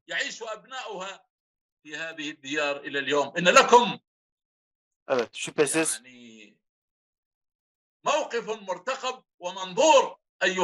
sizlerin yaptıklarınızın yanı sıra gelecekle ilgili yapacaklarınız da dört gözle beklemektedir. Gözler sizin üzerinizdedir. Biz şu an bir kez daha Beytül Makdis'le ilgili Kürtlerin namını, şanını duymak istiyoruz. Bir kez daha onların var olan bu Yahudi devletini, kurulmaya çalışan bu Yahudi devletini yıkma çabalarını bir kez daha geleceğe yönelik duymak istiyoruz. Evet, şüphe yok. Sizleri parçaladılar. Şu an dünyada belki en çok zulüm görmüş, en çok parçalanmış toplumlardan bir tanesisiniz. Çektikleriniz az değildir. Evet, belki devleti olmayan nadir topluluklardansınız. Belki zorluklar içerisindesiniz ama benim inancım şu ki sizin imanınız yüksektir. Sizler bu işi yapabilecek insanlarsınız. Bütün ümmet şu an size bakmaktadır. Siz aslında öncü bir oksunuz. Siz Peygamber sallallahu aleyhi ve sellemin aslında bizlere vasfettiği o zafere ulaştıracak olan topluluksunuz bana göre. Kudüs'te 15 aşiret Kürttür. Sizin orada bıraktığınız yapılar, aileler, aşiretler halen oradadırlar. Allah'ın izniyle hiçbir zaman Kürtlerle Arapların arasını aşmaya yönelik çabalar başarılı olamayacaktır. Kürtler, Türkler, Araplar İslam'ın tek yumruğu şeklinde hareket edeceklerdir. Bizler varlığınızı arıyoruz. Bir kez daha Selahattin Eyyubi nefesini bize hissettirecek gençler arıyoruz. Bir kez daha o Kürt gençliğini, o Şafii Kürt gençlerinin liderliğini dört gözle beklemekteyiz. Ey Salahaddin, senin ne büyük başarıların, zaferlerin olduğunu. Hıttin'deki başarından dolayı sana selam olsun. Sen böylesi bir ayda 1187'de büyük bir zaferle Cuma günü Kudüs'ü aldın. Perşembe günü Kürt kızları ellerinde gül sularıyla geldiler. Ahmet'ten, Diyarbakır'dan da hazırlanmış ve oradan getirtilen o gül sularıyla Mescid-i Aksa'ya geldiler. Kubbetü Sahra'yı, Mescid-i Aksa'yı o gül sularıyla o gül sularıyla temizlediler. Kadı Fadıl Selahattin Eyyubi kendi elleriyle oradaki Haçlı bayraklarını attılar. İbn-i Zeki orada Cuma hutbesinde bir hutbe verdi. Bu hutbe İslam tarihinde en büyük hutbelerden bir tanesidir. Çok uzatmak istemiyorum ama fedakarlığınızdan dolayı sizlere teşekkür ediyorum. Bir kez daha sizlerin kahramanlığını burada zikretmek istiyorum. ey İran'ın, ey İran, ey Türkiye'nin, ey Suriye'nin Kürdistan'ı, sizleri bir kez daha tebrik ediyorum. Biz Allah'ın izniyle sizlerle beraber Hz. Muhammed sallallahu aleyhi ve sellemin ümmetiyiz. Sizleri Allah'ın selamıyla selamlıyorum. Esselamu aleyküm ve rahmetullahi ve berekatuhu.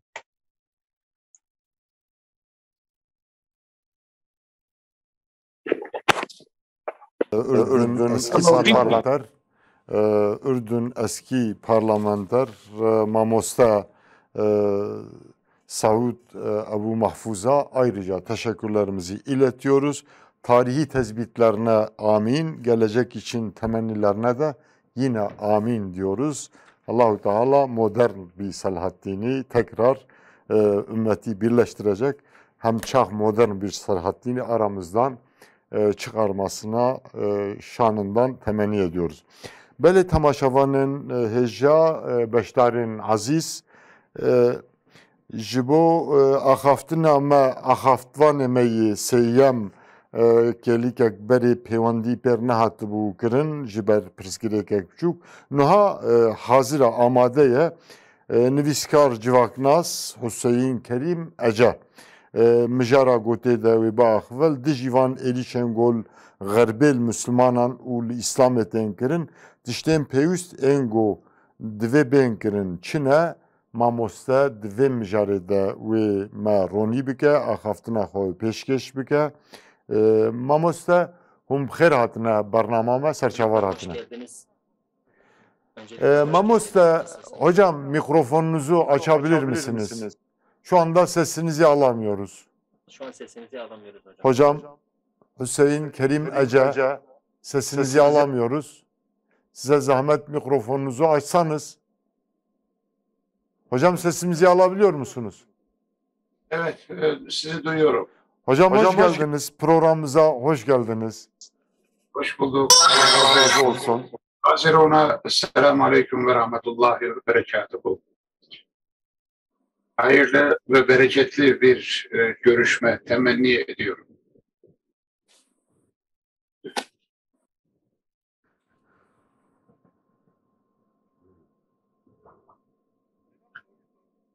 Evet. Hocam sizin konunuz, malumunuz Batı dünyasında İslam'a ve Müslümanlara yönelik saldırılar ve buna karşı alınması gereken tedbirler konusunda sunum yapacaktınız. Buyurun, süreniz 15 dakikadır hocam, buyurun. Elhamdülillahi Rabbil Alemin ve salatu ve selamu ala Resulina Muhammedin ve ala alihi ve sahbihi ecma'in. Muhterem Harun, dediğim gibi hayırlı ve bereketli bir sohbet, bir karşılaşma, bir diyalog temenni ediyorum. Ben Hollanda'da yaşıyorum. Amsterdam'a yakın bir şehirde uzun senelerden beri, 36 seneden beri burada yaşıyorum. Evet, burada şahit olduğumuz, duyduğumuz tarihten beri ve son yıllarda artan bir İslamofobi diye nitelendirilecek bir hoşnutsuzluktan, buradaki bazı insanların, bazı grupların Müslümanlara karşı olumsuz tavırlarından haberdarız, karşılaşıyoruz ve duymaktayız. Şüphesiz ki bu birdenbire ortaya çıkan bir şey değil, bu hoşnutsuzluk. Bunun bence iki boyutu var. Bir kısmı, bir boyutu Müslümanların İslam adına yaptıkları yanlışlardır diyebiliriz. Bir boyutu da ne yaparsanız yapın, eğer gayrimüslimlerin bir kısmının içerisinde bir kin var ise, önceden birikmiş bir öfke var ise, yanlış şeylerden beslenmişse fikri, anlayışı, diğer insanlara bakışı, ki bu ırkçılık olabilir, işte İslam düşmanlığı olabilir, bu başka gruptan olan, başka etnik kökenden olanlara karşı hoşgörüsüzlük olabilir. Kendisini üstün, daha iyi, seçilmiş saymak anlayışından kaynaklanmış olabilir. Nitekim tarihe baktığımız zaman özellikle Fransız devriminden sonra Avrupa'da ulusçuluğun, işte ırkçılığın bir ulusa mensup olmanın bir övünç vasıtası haline getirildiğini ve bunun yaygınlaşarak Avrupa'da ulus devletlerin ve giderek ırkçı hareketlerin beslenmesine yol açtığını biliyoruz. Nitekim bazı tarihçilerin tespitine göre Osmanlı'nın yıkılış sebeplerinden bir tanesi de Fransa ihtilalinden sonra ortaya çıkan işte günümüzde ister nasyonalizm diyelim, ister milliyetçilik diyelim, ister ırkçılık diyelim, bazı toplumlardaki bu anlayışın ortaya çıkması aşırı varacak dereceye varmış. Ve işte özellikle İslam ülkeleri dediğimiz Osmanlı'nın bünyesindeki Müslüman halklar bir açıdan tabii Avrupa'daki cemaatler veya milletler gibi Osmanlı'da da işte diğer etnik kökenden olan kesimlere işte siz bir topluma mensupsunuz, siz ayrı bir ırksınız, siz ayrı bir etnik kökensiniz, siz de ayrısınız, siz bir milletsiniz şeklinde uzun zaman boyunca yapılan propagandalar, konuşmalar, eleştirilerin felsefeler Avrupa'da ulus devletlerin ortaya çıkmasına yol açtığı gibi Osmanlı ve İslam ülkelerinde de bu denli ulus devletlerin işte bir topluma mensup olmayı ön plana çıkarıp biz ayrıyız, onlar bizim gibi değil, bizden değil anlayışının güçlendiğini, bunun giderek nasyonalist anlayışları desteklediğini, giderek Müslüman cemaatler arasındaki farklılıkların öne çıkartılarak kendilerinin daha ileride, daha seçkin olduğu anlayışını beslediğini ve diğer Müslüman cemaatlere, Müslüman cemaat derken buna mezhebi de koyabilirsiniz, tarikatı da koyabilirsiniz, etnik kökenleri de koyabilirsiniz. Günümüzde ortaya çıkan bir sürü fikri hareketlerini dahi koyabilirsiniz. Tüm bunları tetiklediğini, bu mensup olma, yani bir cemaate, bir mezhebe, bir tarikata, bir etnik kökene mensup olma anlayışının işte Avrupa'da gelişen bu nasyonalist fikirlerden etkilendiğini görüyoruz. Bu giderek Avrupa'da günümüzde Müslümanlara, özelde yabancılara genelde ama özelde Müslümanlara yönelik tavır almanın, işte hoşsuz bir şekilde karşılamanın, dışlamanın, işte ayrımcılık yapmanın da temelini oluşturdu bu gelişmeler. Bu tarihi arka bilinmezse tam anlamıyla bugün Avrupa neden bu kadar işte İslamofobi diye bir anlayışı geliştirdi? Bazı siyasetçiler veya fikir adamları veya basın mensupları, üniversite mensupları ve bir takım işte oluşturulan İslamofobi faaliyeti yapan gruplar ortaya çıktı. Bunun arka planını ben böyle değerlendiriyorum. Dediğim gibi bunun iki boyutu var. Bir boyutunun arka planı böyle. Yani onların içerisinde, bir kısmının içerisinde bu fikirler var. Yani siz ne kadar iyi insan olursanız olunuz, siz onlara ne kadar iyi davranırsanız davranınız, siz onların haklarına ne kadar riayet ederseniz ediniz, onlar sizden pek de memnun kalmıyorlar. Zira onlardan değilsiniz.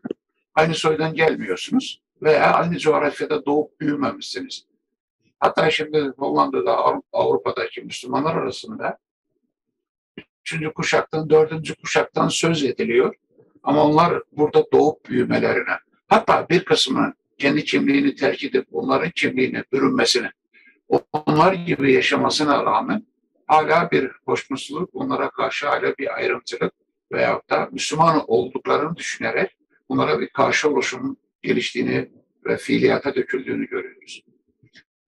Ben bulunduğum şehirde yıllar önce bir Türkiye'den gelen bir arkadaşla muhabbet ediyorduk. Yani tanışıyorduk. O şöyle bir tespitte bulundu. Dedi ki Hüseyin Hoca, ben İslam'ı yaşayan bir adam değilim. Biliyorsun dedi, beni tanıyorsun. Efendi bir adam ama konuşulabiliyordu. Ama ben İslam'ı pek yaşamam. Bunlar gibiyim dedi. Zaten uzun yıllar onların arasında yaşadı ve emekli oldu. Hala burada. Yani onlar gibi yaşıyor. Artık gerisini anlayınız. Fakat buna rağmen hala beni Türkiye'den geldiğim için oralı sayıyorlar ve 100 yıl geçse dahi bu kanaatlerin değişeceğini zannetmiyorum. Sonuçta biz veya bizden önceki nesil veya ilk nesil Avrupa'ya işçi olarak gelen ilk nesil Türkiye'ye gelmiştir, Fas'tan gelmiştir veya göçmen olarak diğer İslam ülkelerinden gelmişler. Dolayısıyla kabullenmeleri çok zor. Fakat bu demek değildi ki yani siz işte bu kültüre ait değilsiniz veya dedeleriniz başka topraklardan buraya geldi diyenlerin herkesin ırkçı olduğunu, İslamofobiye sahip olduğunu söylemek mümkün değil. Ama bu böyle bir düşünce, İslamofobinin de altyapısını oluşturduğunu bilmemiz gerekiyor. Böyle bir düşünce altyapıyı oluşturur. Özellikle yeni nesil. Ki Hollanda'da iki kesim İslamofobiye daha çok alet oluyorlar veyahut da onların destekçileri durumunda. Gençler ve çok yaşlılar. Bunların arasında Müslümanlara, İslam'a veya işte kendi ülkelerinde yabancıların çok olmasına karşı olanlar bu iki kesim arasından daha çok çıkıyor. Çünkü birinci nesil yani çok ihtiyarlar işte bundan 1950'lerde 40'larda doğmuş, büyümüş ve pek yabancılarla karşılaşmamış insanlar. Dolayısıyla yabancıları aralarında gördükleri zaman pek de memnun olmuyorlar. Genç nesil de az önce söylediğim faktörlerden etkilenerek yabancılara karşı tavır alabiliyor. Ve Hollanda özelinde çok böyle göze batan fiili, görüntüdeki işte İslami fobudan kaynaklanıp da saldırıya dönüşen olayların sayısı az. Zaman zaman oluyor fiili saldırı ama bunlar çok az. Zira Hollanda'da kanunen ayrımcılık hangi sebebe dayanırsa dayansın işte başka gruplara düşmanlık ve bunun fiiliyata dökmek kanunen suç olduğu için kanundaki boşluktan faydalanarak yapmaya çalışırlar. Özellikle işte fikir hürriyeti açısından değerlendirirler. Burada neredeyse ikinci parti konumunda olan işte bir lider ve onun partisi çok net bir şekilde açık şekilde Kur'an'a hakaret edebiliyor, İslam'a hakaret edebiliyor, Müslümanları genelleştirerek aşağılayabiliyor. İslam'ın Hollanda için çok büyük bir tehlike, tsunami felaketi kadar bir tehlike olduğunu ifade edebiliyor. İslamlaştırmayı bir slogan geliştirdi.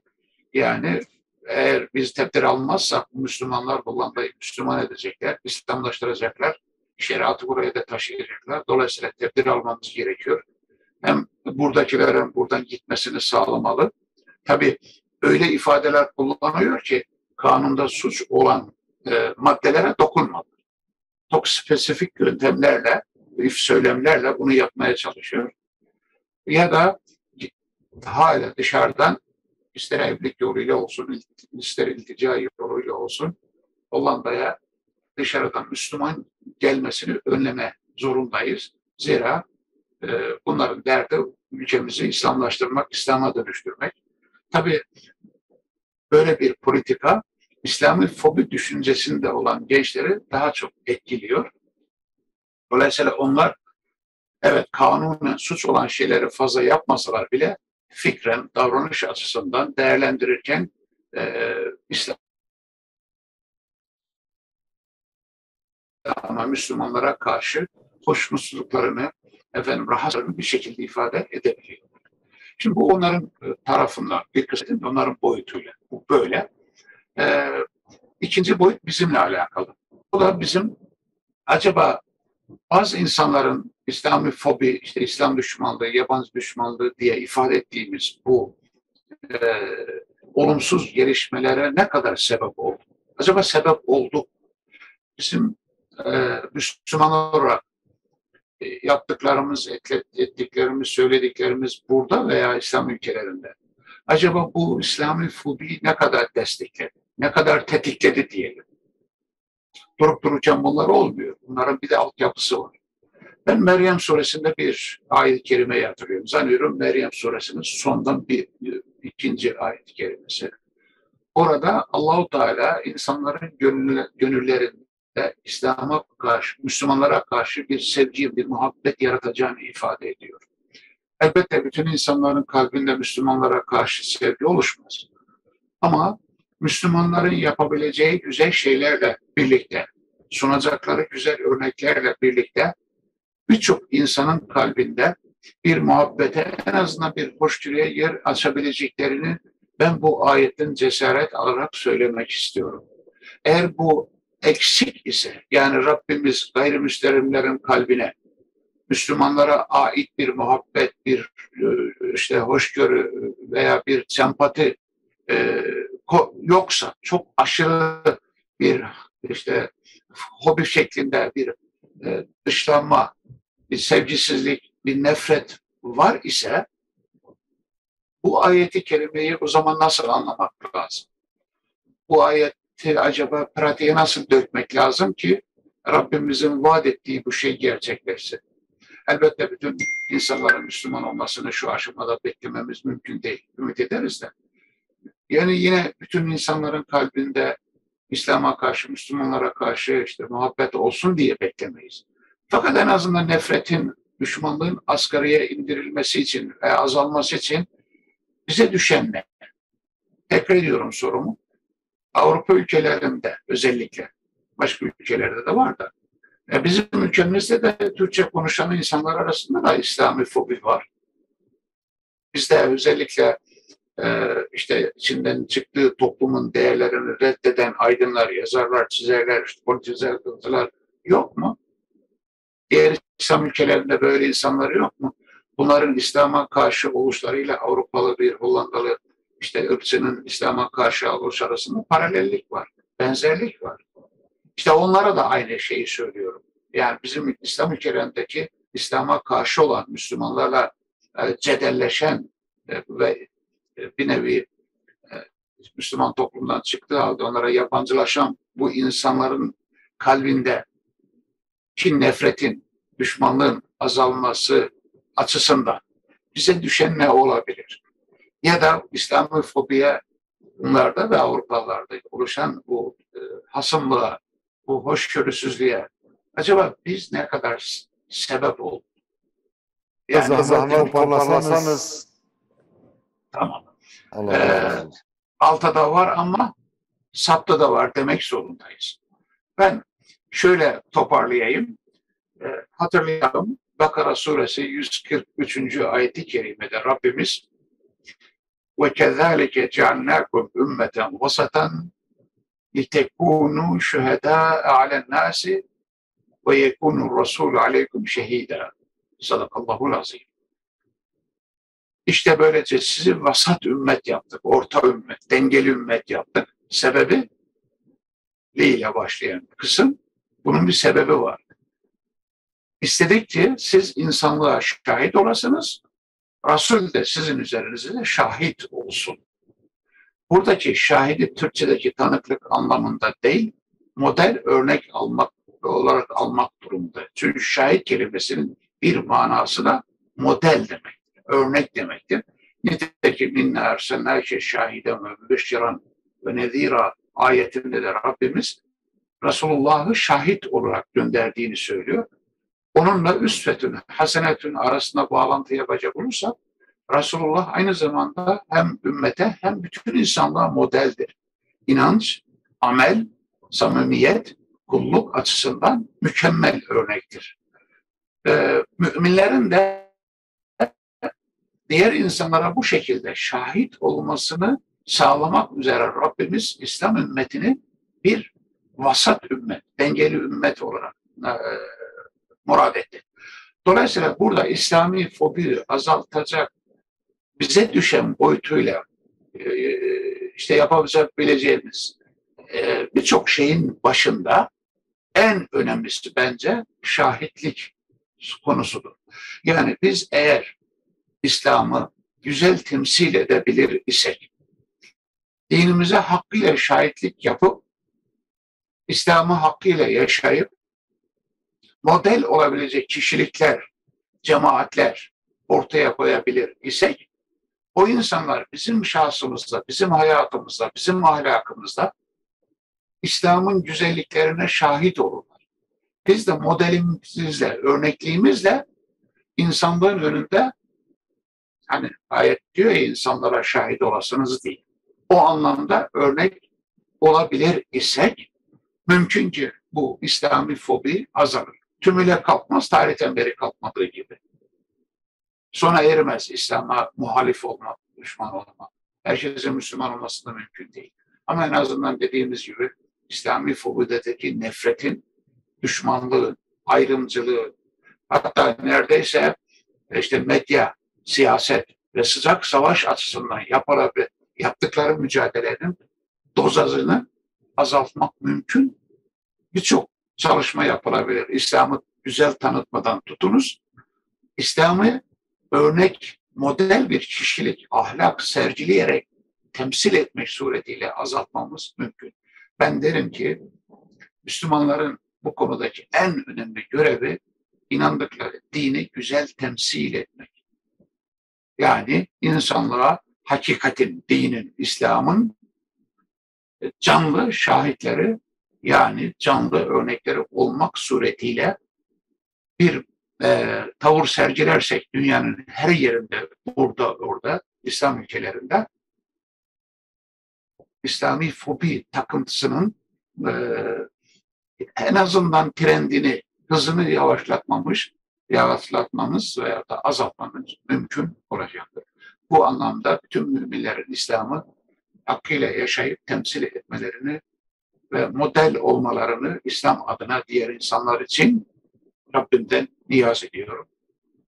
Allah'a emanet olunuz. Razı olsun hocam. Bu güzel tespitleri için ayrıca hocamıza teşekkür ediyoruz. Gerçekten imtihanları çok zordur Avrupa'daki kardeşlerimizin. Allah yar ve yardımcıları olsun.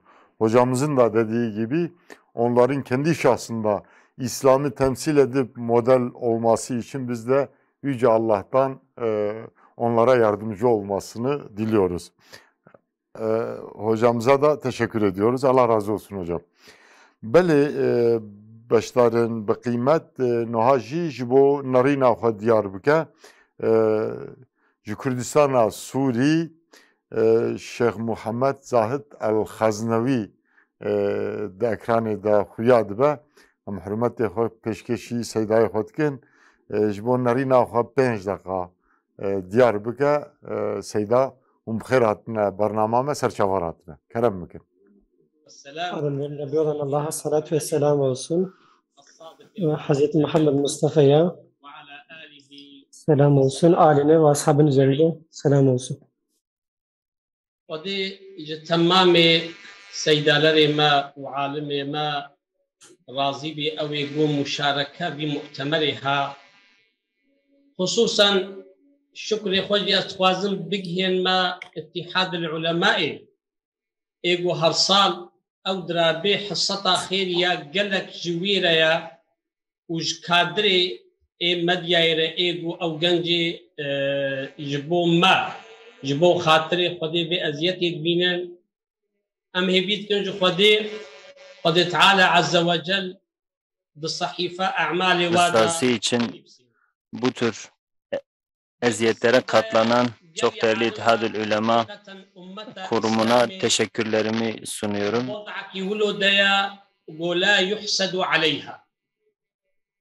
Yani bu kurmancı yak khwaziya khwa pek nayeni.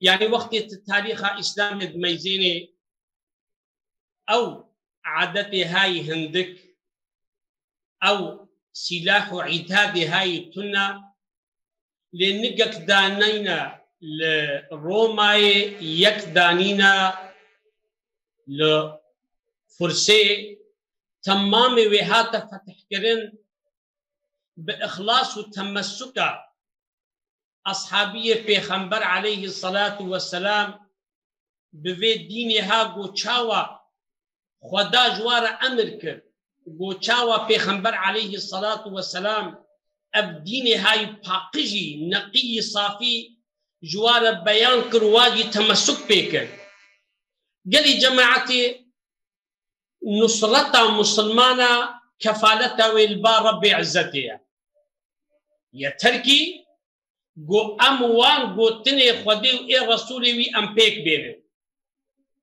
جو چاوا جمرة هاتية بيان كرن جمرة هاتية بتكرار ومرار بقرآن كريم دا لا تكونوا كالذين تفرقوا واختلفوا من بعد ما جاءهم البينات وأولئك لهم عذاب عظيم.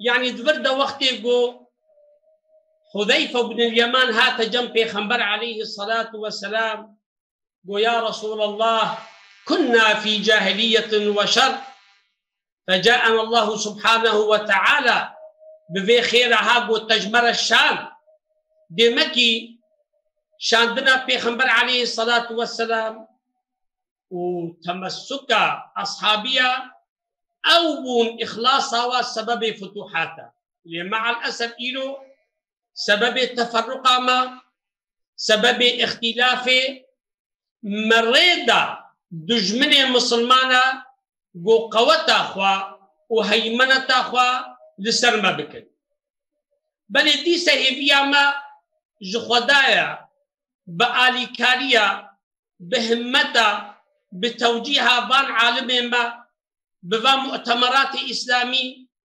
الأمهيبيدان خدي تعالى عز وجل قو ديسا أم ببلا خديوي إخلاص قو أم كاربن شاوا قو بري أصحابية بيخنبرو إرشون وهاتن تابعين وتابعين كاريبون بوي إخلاصي بوي محبتي وظلمة هاي جرام بشكينن تابعا بكم نوا مسألة دا ساعتك تيرا مناكي ولكن هناك وصايا بيغمبر عليه الصلاة والسلام هيا وقت يقول بيجي مسلمان وقت بارچكي جسدية وقت يقول دبرك جي شيء تمام وجوده بوي ايش دحسي وقت ام بكنا بين نقطة هناكي وقت مسلمانك القدسي مسلمانك الافغانستاني مسلمانك سوريا يكي هر بقاع الدنيا وقت يقول بي ايشاندن امجي بي بيشن ونيتا مجي گوشبو خدا بي وازقلك جارا بيت قوتني خدا تكرار دكم اد بيجم صيغتا اناي قالك ام دين آليكي قالك بل جدام مدركبي ام بنحلو بابكن ام بصيغتا جمعي جبو خاطري خدي تعالى عز وجل اوجي توفيقي بدي وقت از خيرات بخوازم تجي خيرا من بخوازي وربي عزتي خيرا ما تبع بخوازي وصلى الله على سيدنا محمد وعلى آله وصحبه وسلم ملا محمود أفجبو خاطري تمكن لي خستها حرمتي خو بشكسي سيداتكم براستي سيدا حتى سبيجي بيشتغل يك خوازي گهدار بكي بس افجار سيدا برابو بوري براستي جدمكم بو امجي جبو سيدا مقاتيل دميكر حرمتي خو جاركي دي بيشكش شوي دكن وخدا خير قبول بكي بلي بشتارن عزيز كردستان سوري الشيخ محمد زاهد الخزنوي كوري سيداي الشيخ عبد الغني نرين خد درباري برنامه پیشکش کرد امجی جارکدی پیروز دکن کتابخانه اسلامی کان دکم که ملتقای ششمیان سازده و کۆمەڵێک لە مامۆستایان بە تایبەتی ئەمڕۆ زۆر خۆشحاڵ بووم کە programı düzenledikleri için 6. Alimler buluşmasını düzenledikleri için sizlere teşekkür ediyorum.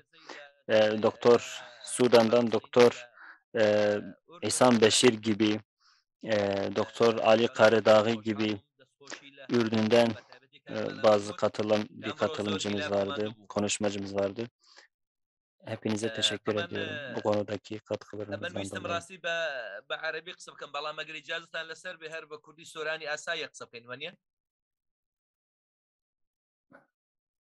کاک محمود بفرما ئاسایە بە زمانی سۆرانی قسە بکەین کەرەم مامۆستا بەڵێ باش من ویستم لەسەر خاڵێک قسە بکەم أو الأمور التي تجعل العلماء ميتين قبل أن يموتوا لغتي جزء كي قوري ويستم لسر وقصب كم أو كاروباراني أو شتانتشين كبراسي زانايان دمرين بر لوي توشي مردني حقيقي بن براسي بيويستا زانايان هميشة بزندوي بمنوا بيويستا هميشة لناو کۆمەڵگا و نەتەوە و وڵاتەکاندا وڵاتی خۆیاندا لە ناو ئوممەی ئیسلامیدا زانایان بە زیندویەتی بمێننەوە ئەو من تەنها ئاماژە بە 4 خاڵ دەکەم.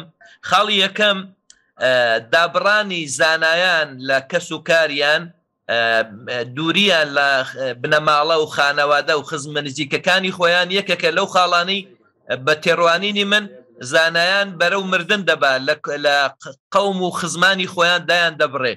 لكاتك دا خواهي قبل دا فرمي والأقربون أولى بالمعروف يان دا فرمي وأنذر عشيرتك الأقربين نابي زانايان هيج كاتك لا خزمة نزيك كاني خوان دا ببرين أوان لهموكس أولاترن كا بانج يمكن تيام جينن لدين ولا لجين حال يمكن دواميان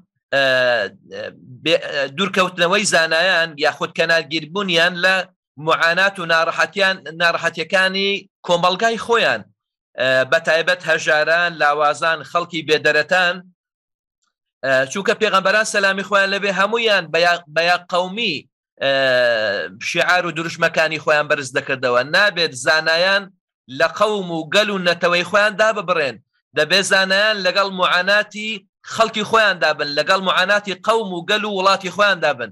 ئەگەرنا ڕاستە زیندون بەڵام دەچنە ڕیزی مردووەکانەوە.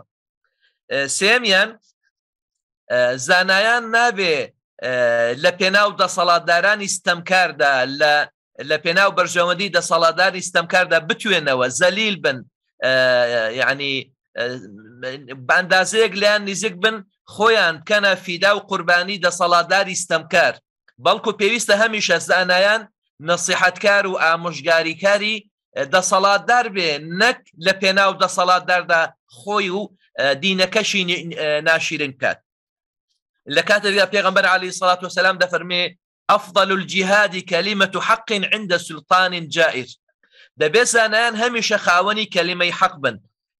بۆیە خاڵێکی دیکە کۆتا خاڵ بە باسی دەکەم، یەکێک لەو خاڵانەی کە زانایان بەرەو مردنی حەقیقی دەبا، واتە لەناو کۆمەڵگادا زیندون بەڵام لە حەقیقەتدا مردوون، لە بیرکردنی قەزیی ئومەتی ئیسلامی نابێ عولەما و زانایان قەزیی ئومەی ئیسلامیان فرامۆشکەن، نابێ دا ببڕێ لە بابەتەکانی ئومەی ئیسلامی، دەبێ خۆی بە بەشێک لە ئومەتی ئیسلامی بزانێ، دەبێ خۆی بە خاوەنی قەزیەکانی ئومەتی ئیسلامی بزانێ. کاتێک موسڵمانان لە ئەفغانستان سەرکەوتن بەدەستێنن دەبێ ئەو دڵخۆش بێ، کاتێک موسڵمانان لە عێراق، لە سووریا، لە فەڵەستین، لە هەر شوێنێک تووشی ئازار و ناڕەحەتی دەبن، دەبێ ئەو زانایە ناڕەحەت بێ و خۆی بە خاوەنی قەزیەکەیان بزانێ. بۆیە فرامۆشکردنی قەزیی ئومەت و هەروەها بە تایبەتی فرامۆشکردنی قەزیی ئەقسا بەیت المەقدس کە یەکەم قیبلەی موسڵمانانە، خۆی بە زانا بزانێ و بەڵام پێی وابێ داگیرکردنی یەکەم قیبلەی موسڵمانان ئیشی ئەو نییە، بەکاری خۆی نەزانێ. بەڕاستی ئەوە یەکێکە لەو خاڵانەی کە عولەما و زانایان بەرەو مردن دەبا. ئیمامە لە ناو مزگەوتدا، بەڵام لە ناو کۆمەڵگا، لە ناو دەوڵەت و وڵاتدا دەبێتە مەئموم. نابێ ئیمام، عولەما و زانا دەبێ هەمیشە ئیمام بن، ئیمامیش دەبێ هەمیشە خۆراگر بێ، دەبێ متمانەی بەخۆی و بەدین و شریعەتەکەی هەبێ. ئەو تاخوای گەورە دەفەرمێ وجعلنا منهم أئمة يهدون بأمرنا لما صبروا وكانوا بآياتنا يوقنون. صبر يكيك لا بيستكاني تكلبوني خزم، بيستكاني تكلبوني كوملغا أمي إسلامي. صبر يعني تكلاوي، يعني اختلاط نابي انعزال وكنار قربي. باشان دبي زانان متمانان بخوان هبي. بويا سفياني كوري عيينة قسيك زور جواني هيدا فرمي بالصبر واليقين تنال الإمامة في الدين. بويا بيويست براستي إيما كخومان بطالب علم يا بأهل علم دستانين هميشه خومان بزندويتي بيلينه وبوي نابه داب برين انعزال كين ابتعاد كين لا كشكاني خزمان لكشكاني قوم نتوال لكشكاني كوملغا ولاتمان ولا كشكاني أمت كاتك إيما لو بابتانا دابرين لبتكترينشتوا كخزمكاني خومانا تا قورترين همان كأمتي إسلامية براسي راس إيما جوبو ميزرمان لبردايا قصد لكين وتار دين بلام لحقيقة دا للريزي مردو كان من بويا أو الأمور التي تجعل العلماء ميتين قبل أن يموتوا بيستهموا من آقاما لابي بائما لخوماني نوشيني نوا حتى لا نقبل أن نكون من صنف الأموات قبل أن نموت. والسلام عليكم ورحمة الله وبركاته. الرحمن الرحيم.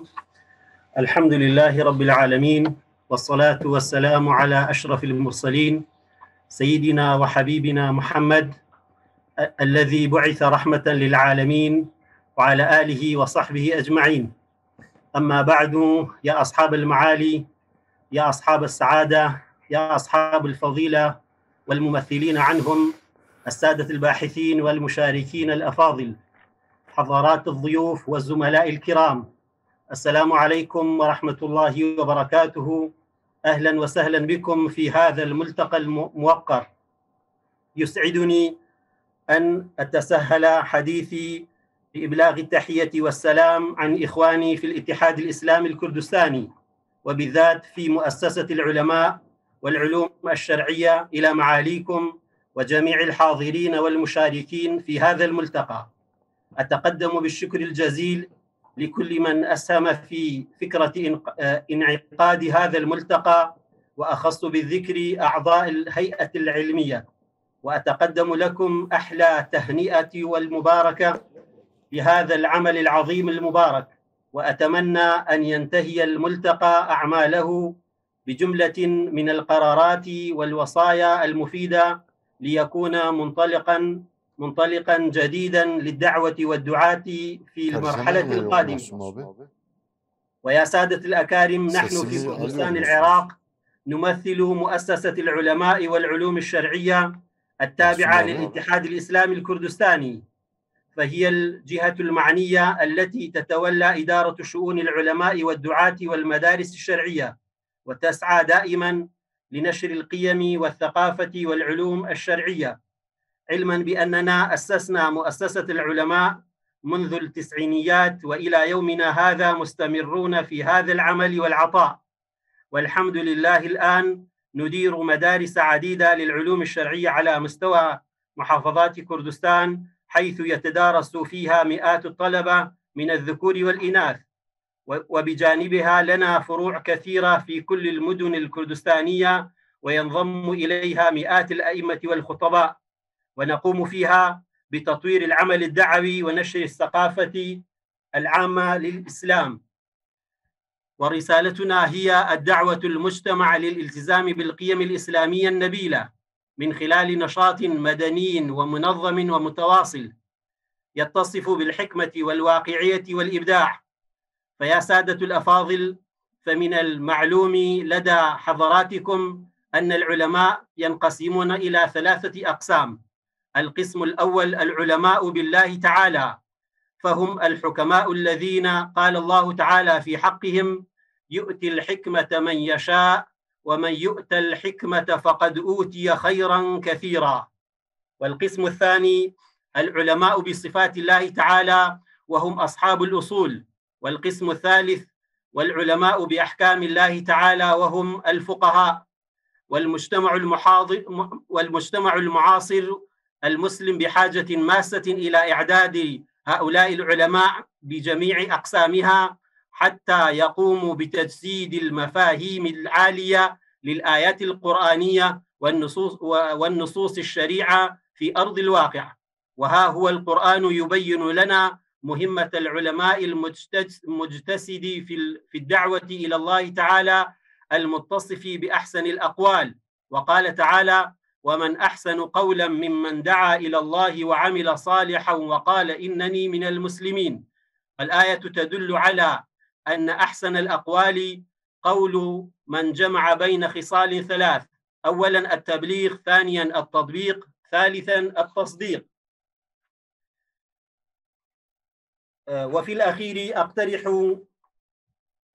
على حضراتكم مقترحات آملا أن تكون مفيدا منها. أولا إدامة وازدياد هذه اللقاءات بين العلماء والدعاة والقائمين على عمل الدعوة وشؤون المدارس الشرعية حتى نكون على بينة من مستجدات العصر وتحديات والمشاكل الدائرة بحقل الدعوة وإيجاد الحلول لها. ثانيا تنظيم وفتح دورات التطويرية والتدريبية لرفع مستوى الكفاءات الإدارية والتنموية. ثالثا إعداد مفردات منهجية خاصة بالمنهج الدراسي للمدارس الشرعية، وذلك تقريبا للمناهج المقررة وتوحيدا للكلمة. رابعا وضع خطة عملية لتقريب وجهات النظر للعلماء والدعاة وتضييق دائرة الخلافات ما أمكن. خامسا وضع برامج خاص بتشخيص المشاكل الاجتماعية والأسرية وطرح الحلول لمعالجتها وتأهيل الدعاة كمصلح اجتماعي لنرتقي بالمجتمع إلى مكانتها السامية كما أقرها الإسلام. وفي الأخير أجدد سلامي وشكري لكم على دعوتنا لهذا اللقاء المبارك وإسهامي في إنجاح الفعاليات هذا الملتقى. Programları düzenleyen, bu buluşmayı düzenleyen arkadaşlarımızdan razı olsun inşallah.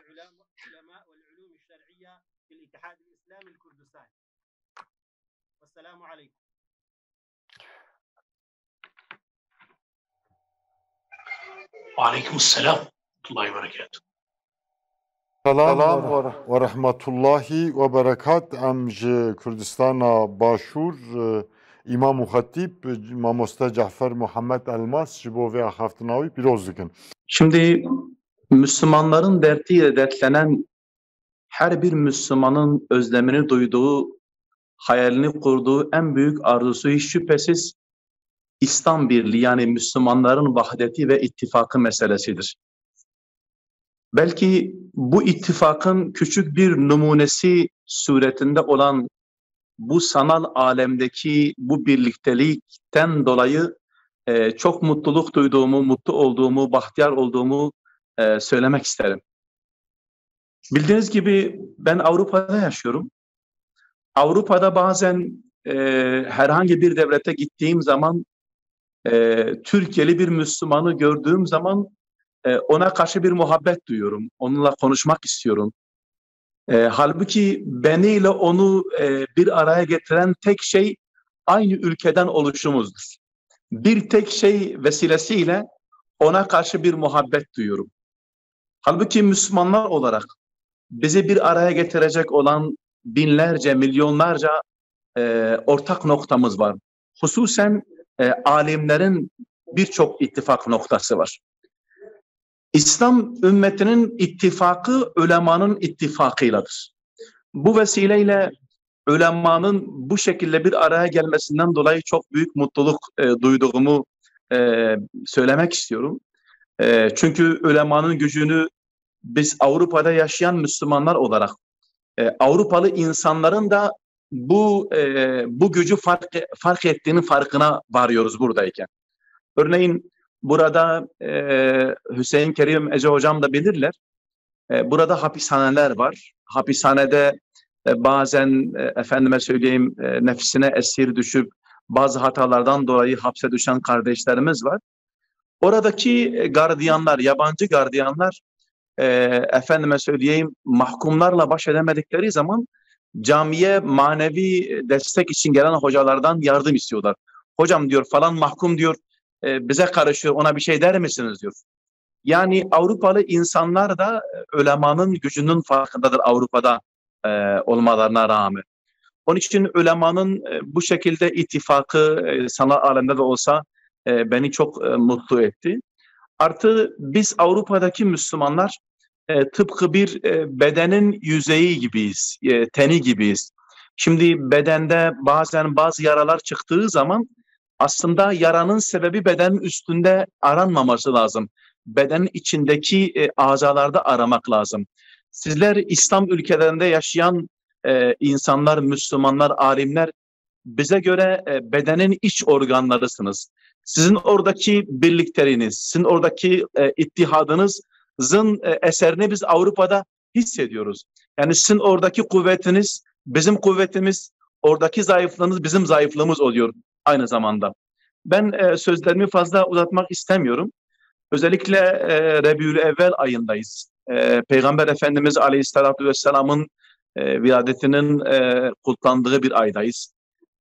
Cenab-ı Allah Kur'an-ı Kerim'de Yahya Aleyhisselam için وَسَلَامٌ عَلَيْهِ يَوْمَ وُلِدَ وَيَوْمَ يَمُوتُ وَيَوْمَ يُبْعَثُ حَيَّ buyuruyor. Yani doğduğu güne, yaşadığı güne, öldüğü güne ve dirileceği güne selam olsun. Ben de diyorum ki Muhammed Aleyhisselam'ın doğduğu bu güne selam olsun. Cenab-ı Allah nasıl onun parmağının bir işaretiyle ayı yardı, nasıl parmağının bir işaretiyle yağmur yağdırdı ve onun parmağının değdiği her şeye bereket koydu. Cenab-ı Allah'tan niyazım yine o Resulü Zişan Aleyhisselatü Vesselam hürmetine aramızdaki bu ihtilafları gidermesi, bu alimlerimizi bir araya getirdiği gibi İslam ümmetini de bir araya getirsin, aramızdaki sınırları kaldırsın, hem maddi hem manevi sınırları kaldırsın. Tekrar bu vesileyle İttihad-ı Ulema'ya yapmış olduğu bu etkinlikten dolayı teşekkürlerimi sunuyorum. Ve bu çalışmayı çok değerli buluyorum. Allah hepinizden razı olsun. Programa katılan tüm hocalarıma, büyüklerime, seydalarıma saygılarımı sunuyorum.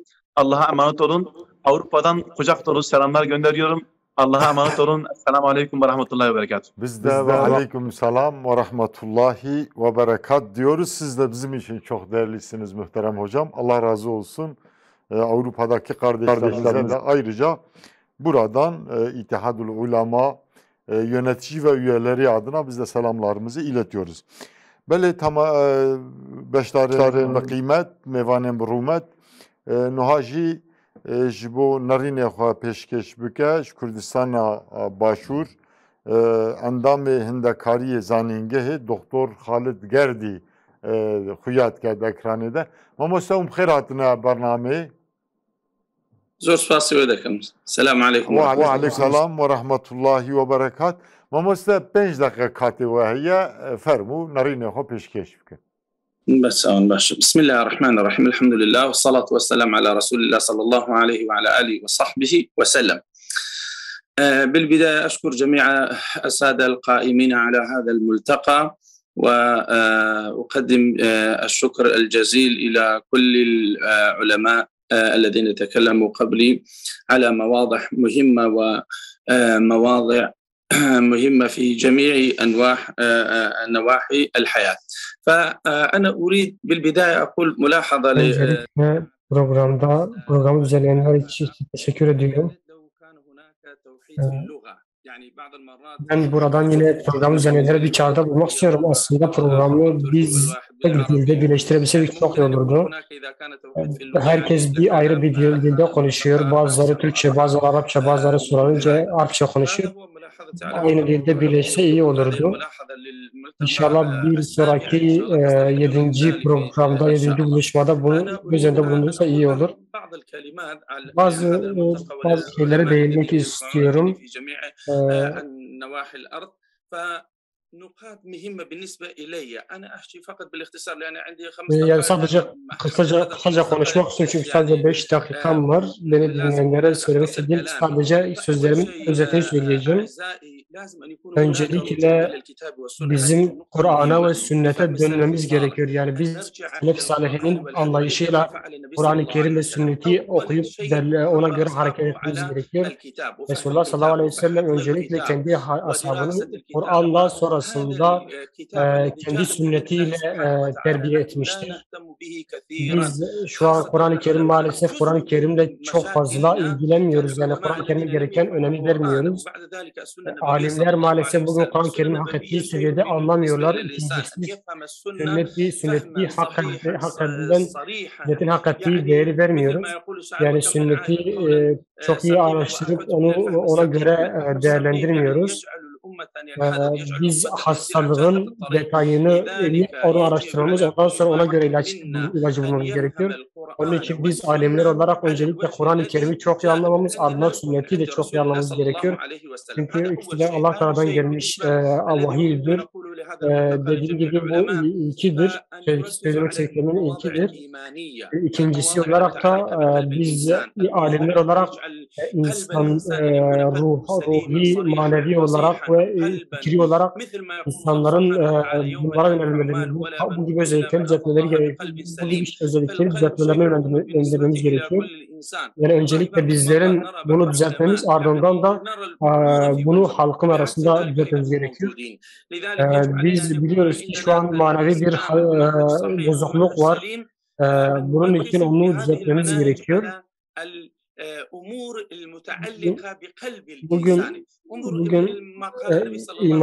imani yönle alakalı olan sıkıntılarda mesela ayet-i kerimelerin ve hadis-lerin yönlendirmeleri var. Bunları Kur'an-ı Kerim'i ve hadis-i şerifi çok iyi işlersek zaten bu yönü de düzeltmiş oluruz. Allah-u Teala insana kalbiyle bakar. Kalbine göre insanlar şey yapar. Bir insanın kalbi bozuksa Allah Teala onun örneğine baksın ki bu durumda kalbi düzeltmemiz gerekiyor. Kalbin iyileştirilmesi gerekiyor. Bunun için bazı metotlar var. Bunları işlememiz, buna göre hareket etmemiz gerekiyor. Bunun dışında biz fikri olarak sağlam olmamız gerekiyor. Peki Kur'an-ı Kerim'den ve sünnetten mezhep taassupçuluğundan uzaklaşmamız gerekiyor. Kur'an-ı Kerim ve sünnetten mezhep taassupçuluğundan uzaklaşmamız gerekiyor. Biz eğer Kur'an-ı Kerim hadise zıt olan bir fikir varsa bundan uzaklaşacağız. Bu fikre karşı kendimizi safımıza alacağız. Bununla beraber özellikle Doktor Ali Karadağ ve Doktor İhsan Beşir bazı şeylere değindiler. Bunları da tekrardan hatırlatmak istiyorum. Bizim ümmetin kendisine tabi olunan kişiler olduğumuzu bilmemiz ve buna göre hareket etmemiz gerekiyor. Biz ekonomik olarak, mali olarak, cihadi olarak, fıkhi olarak, siyasi olarak ve her ne olursa olsun yani bu hayat içerisinde her alanda bizim kendisine yönelilen kişiler olmamız gerekiyor. Bugün maalesef işte kendisine yönelilen kişiler azdırlar. Yani merci diyebileceğimiz kişiler azdırlar. İşte biz alimlerin bu pozisyona gelmemiz, bu pozisyonda olmamız gerekiyor. Biz işte bu durumlarda kendisine yönelebileceğimiz, kendisine danışabileceğimiz kişileri belirlememiz ve bunları belirlememiz, yani herkesin bunu bilmesi gerekiyor.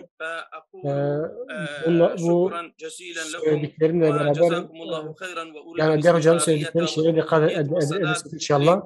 Burada tekrardan programı düzenleyenlere teşekkür ediyorum. Herkese benden önce konuşan ve benden sonra konuşanlara da teşekkür ediyorum. Hepinizden biz kendisi için istediğin gerek kişi için istemesini ve dualarda birleşmeyi diliyorum.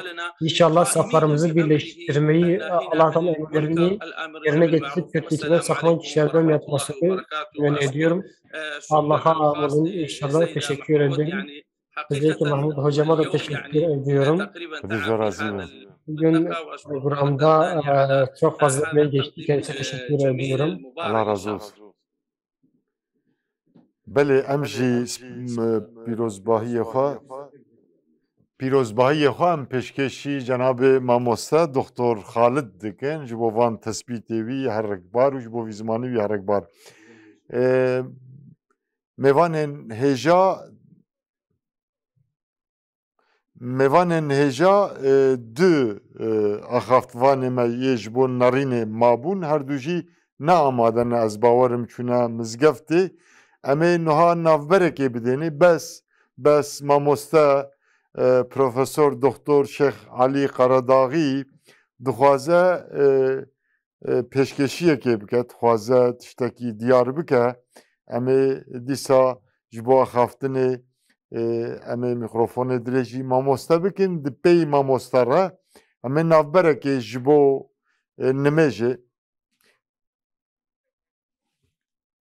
hevdîtina şeşemîn ya ulema sedem nexweşiya korona ev sal jî li ser zomê hat tertîb kirin bi rastî dil dixwest got rûbirû dîsa ev ulemayê me werin cem hev û ji bo pirsgirêkê ummetê ji bo yê herêmê ji bo yê mazlûmê dunyayê reçetena pêşkêş bikin bes nexweşiya korona firset neda got dîsa em rûbirû werne bahev ev ya duyemîn e li ser zomê bikartê em hêvîdarin got ya heftemîn wê rûbirû dîsa bê tertîb kirin belê mêvanên hêja niha jî ji bo du axaftvanê me boy got neamade ne em ê wan bihêlin qismê duyem yê piştî nîvroj me got em ê navberekê boy nimêjê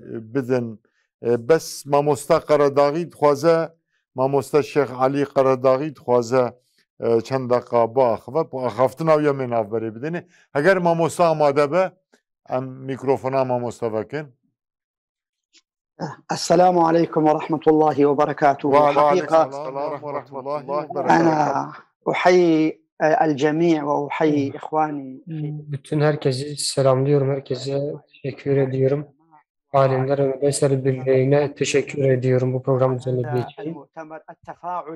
Bu karşılıklı programına dolayı teşekkür ediyorum. Sizi daima takip ediyorum. Buradaki hocaların alimlerimizin konuşmalarından gerçekten memnun oldum. Çok güzel konulara değindiler. Şu an iyi konulara değindiler. Tabii bununla beraber birçok özellikle Doktor Halid'e teşekkür ediyorum. Öncelikle şunu söyleyeyim, onun söylediği öneri hakkında. Şu an Dünya Alimler Birliği inşallah bütün ümmetin temel dayanağıdır. Yani ki Ezher'in daha önce temel dayanak olduğu gibi şu an Dünya Alimler Birliği bu pozisyondadır. Maalesef bugün Ezher birazcık bu pozisyonunu kaybetmiş durumda ancak elhamdülillah Dünya Alimler Birliği bu konuda merci diyebileceğimiz bir konumdadır. Dünya Alimler Birliği sadece tek başına değildir. Kendisi birçok heyete birliklere üyedirler.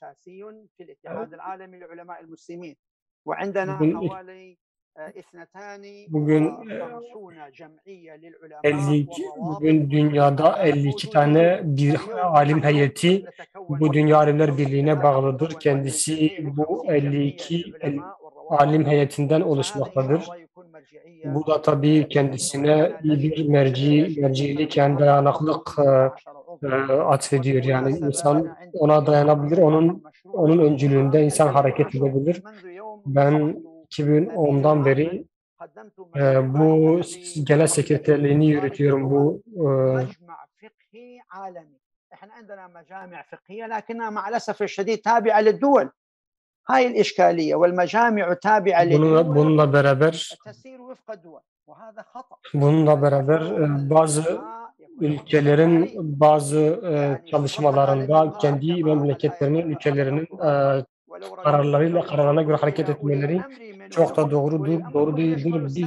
Bizim alimlerin bağımsız olmaları gerekiyor. Bağımsız bir şekilde kendileri hareket etmeleri gerekiyor. Biz inşallah bugün yeni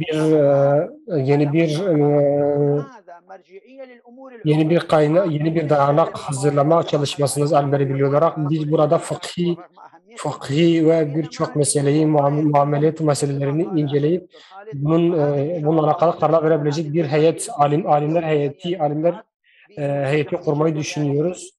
İnşallah biz dediğimiz gibi alimler birliği olarak bu söylediğiniz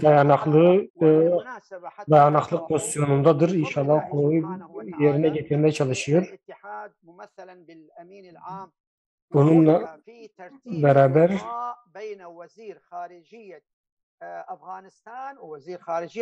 bugün mesela Alimler Birliği sekreteri olarak hem Afganistan devletiyle hem Türkiye devletinin dışişleriyle bir ziyaretler yaptırdı. Ziyaretlerde bulunduk. Tabii bu ziyaretler önemlidir. Mesela özellikle Türkiye Dışişleri Bakanı evime geldi. Bizi evde ziyaret etti.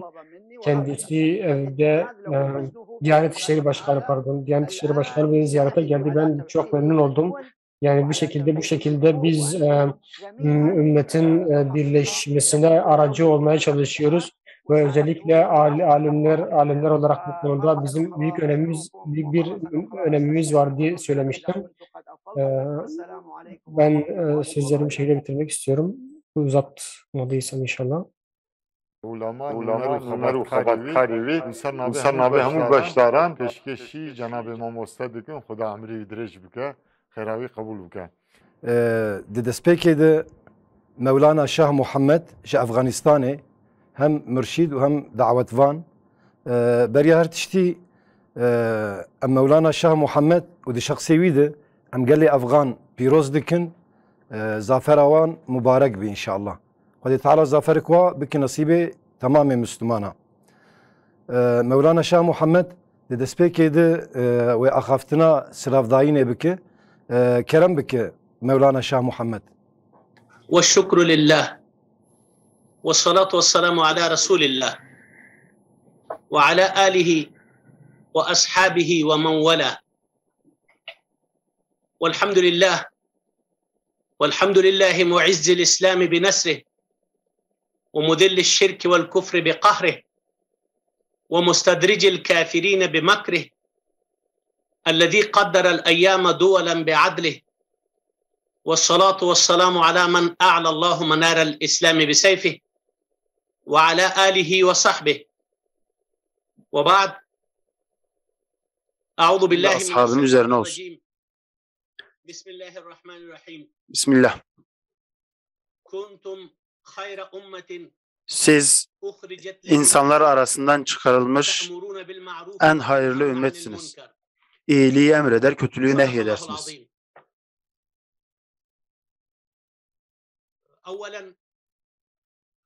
Öncelikle bizleri bu mübarek, bereketli toplantıya davet ettiğiniz için sizlere teşekkür ediyorum.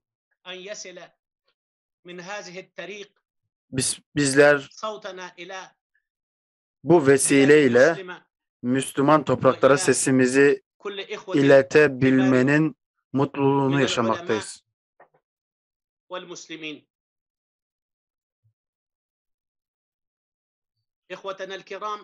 Değerli kardeşlerim,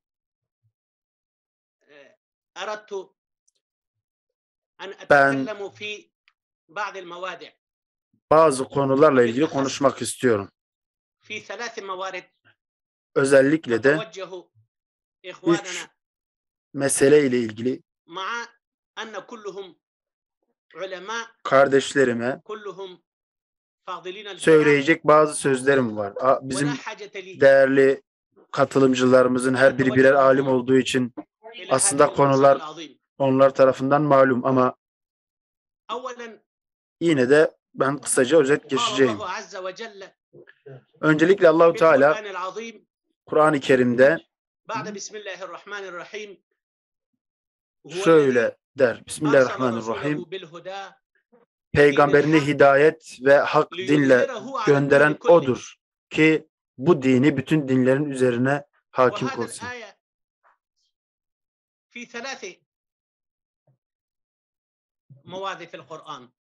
Bu ayet Kur'an'da aşağı yukarı 3 yerde geçiyor.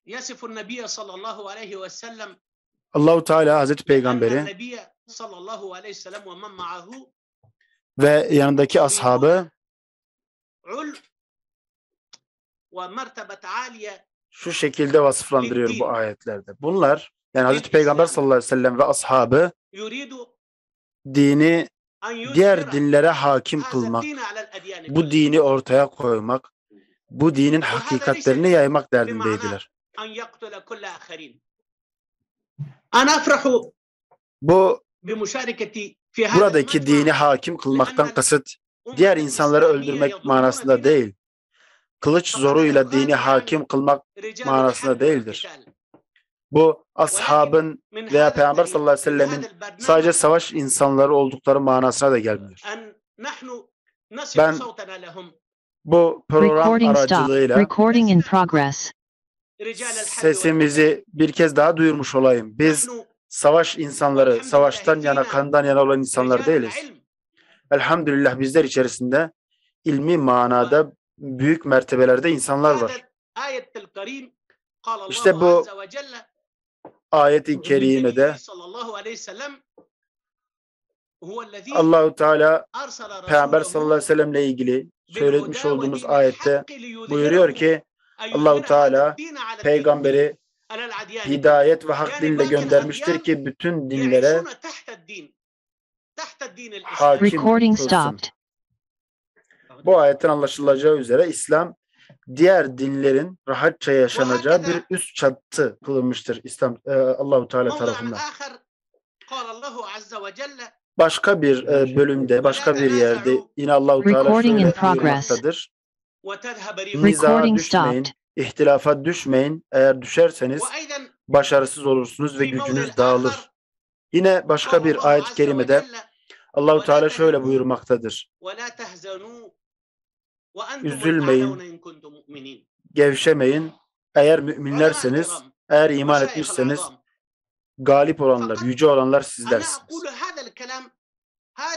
Değerli kardeşlerim, saygıdeğer ulema, ben bu ayetlerle ilgili şunu söylemek istiyorum. Bizler bu ayetleri aslında tam manasıyla yaşamıyoruz İslam ümmeti olarak. Yaşıyor olsaydık bu durumda olmazdık. Örneğin Allah-u Teala وَلَا تَنَازَعُوا yani ayrılığa düşmeyin, iftiraka düşmeyin ki başarısız olmayasınız buyurmaktadır. Ancak biz İslam ümmetinin bırakın önemli meseleleri, çok önemsiz meselelerde bile ihtilafa düştüklerini, birbirlerini ötekileştirdiklerini, birbirleriyle yan yana durmaya yanaştıklarını görmekteyiz. Herkes bir diğerini bir başkası olarak lanse etmekte ve bu zamanın modern tağutlarının, küfür liderlerinin de yönlendirmeleriyle maalesef bu mesele çok derinleşmiştir. Yaklaşık yarım asırdır başta Rus emperyalist güçleri olmak üzere daha sonra ardından ABD'nin eliyle benim ülkemde neler yapıldığını biliyorsunuz. Ben burada kardeşlerime şunu söylemek istiyorum. Çoğu kardeşimiz bizimle ilgili hiçbir şey duymadı, hiçbir şey işitmedi. İşitenler de bilsinler ki kesinlikle eksik işittiler. Afganistan bu ümmetin, bu büyük ümmetin büyük bir parçasıdır. Bizim evlerimiz yakıldı. Bizim ölülerimiz yakıldı. Bizim şehit edilen kardeşlerimiz paramparça edildi. Kur'an'da da değinildiği gibi Allahu Teala'nın bazı insanları mazlumlarla def etmesi olmasaydı yeryüzünde fesat çıkardı. İbadethaneler, mescitler, kiliseler yıkılırdı. Biz de bu ayetin bir gereği olarak onlara karşı bir mücadele verdik.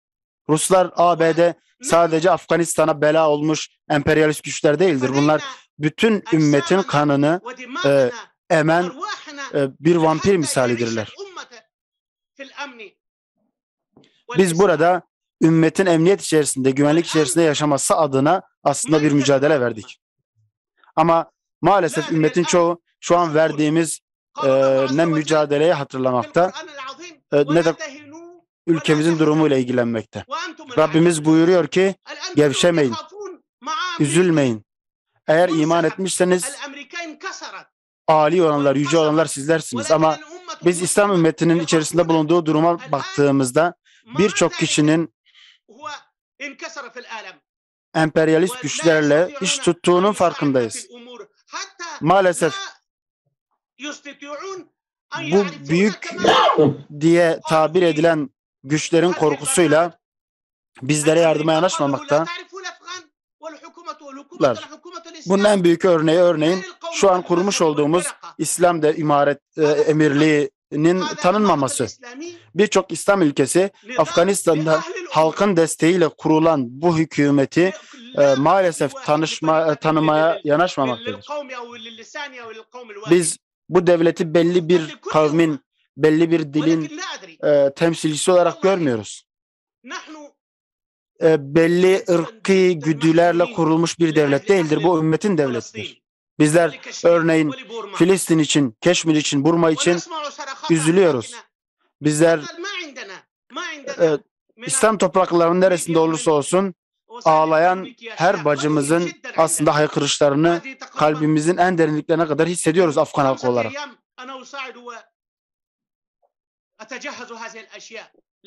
Evet. Bizler 30 yıl boyunca, 30 yıldır ya hicretteydik, ya cezaevindeydik, ya dağlarda mücadele ediyorduk. Ama elhamdülillah Rabbimize şükürler olsun. Bizler bu gibi meclislerde, bu gibi toplantılarda bulunarak biz Müslümanlar aslında sesimizi duyuruyoruz. Ey Müslümanlar diyorum sizlere. Biz Afganistanlılar Müslümanlarız. Sizin din kardeşleriniziz. Biz sizin mutluluğunuzla mutlu olan, sizin üzüntünüzle üzülen insanlarız. Allah'a emin olsun ki bizler İslam dünyasının herhangi bir yerinde, Burma'da, Filistin'de bir çocuğu duyduğumuzda, bir çocuğun ağlayışını duyduğumuzda bunun için gözyaşları döküyoruz. Ben buradan bütün Müslümanlara sesleniyorum. Duruşunuz belli olsun. Sözünüz bir olsun. Yumruğunuz tek olsun. Biz Hazreti Peygamber sallallahu aleyhi ve sellem'den ümmetin tek başlı olması gerektiğini öğrenmedik mi? Beraber hareket etmeyi biz Allah Resulü sallallahu aleyhi ve sellem'de öğrenmedik mi? Öyleyse Afganistan davasıyla ilgili de duruşunuzun bir olması gerekmektedir. Buradan İslam ulemasına sesleniyorum. Biz kesinlikle İslam ümmetinin birleşmesi gerektiğine inanıyoruz. Bu birleşme, bu vahdet sadece cihadi manada, mücadele manasında bir birlik değildir. Bu ilmi bir birliktir, bu siyasi bir birliktir, bu ekonomik bir birliktir. Ben buradan kardeşlerime sesleniyorum. Bir kez daha bu Afgan halkını, bu mazlum halkı ABD'nin merhamet bilmez askerlerinin o vicdansızlığına terk etmesinler. Yanlarında dursunlar Müslümanların. Allah'ın izniyle bizim şu an var olan devletimizin, hükümetimizin dünyada bir benzeri yok.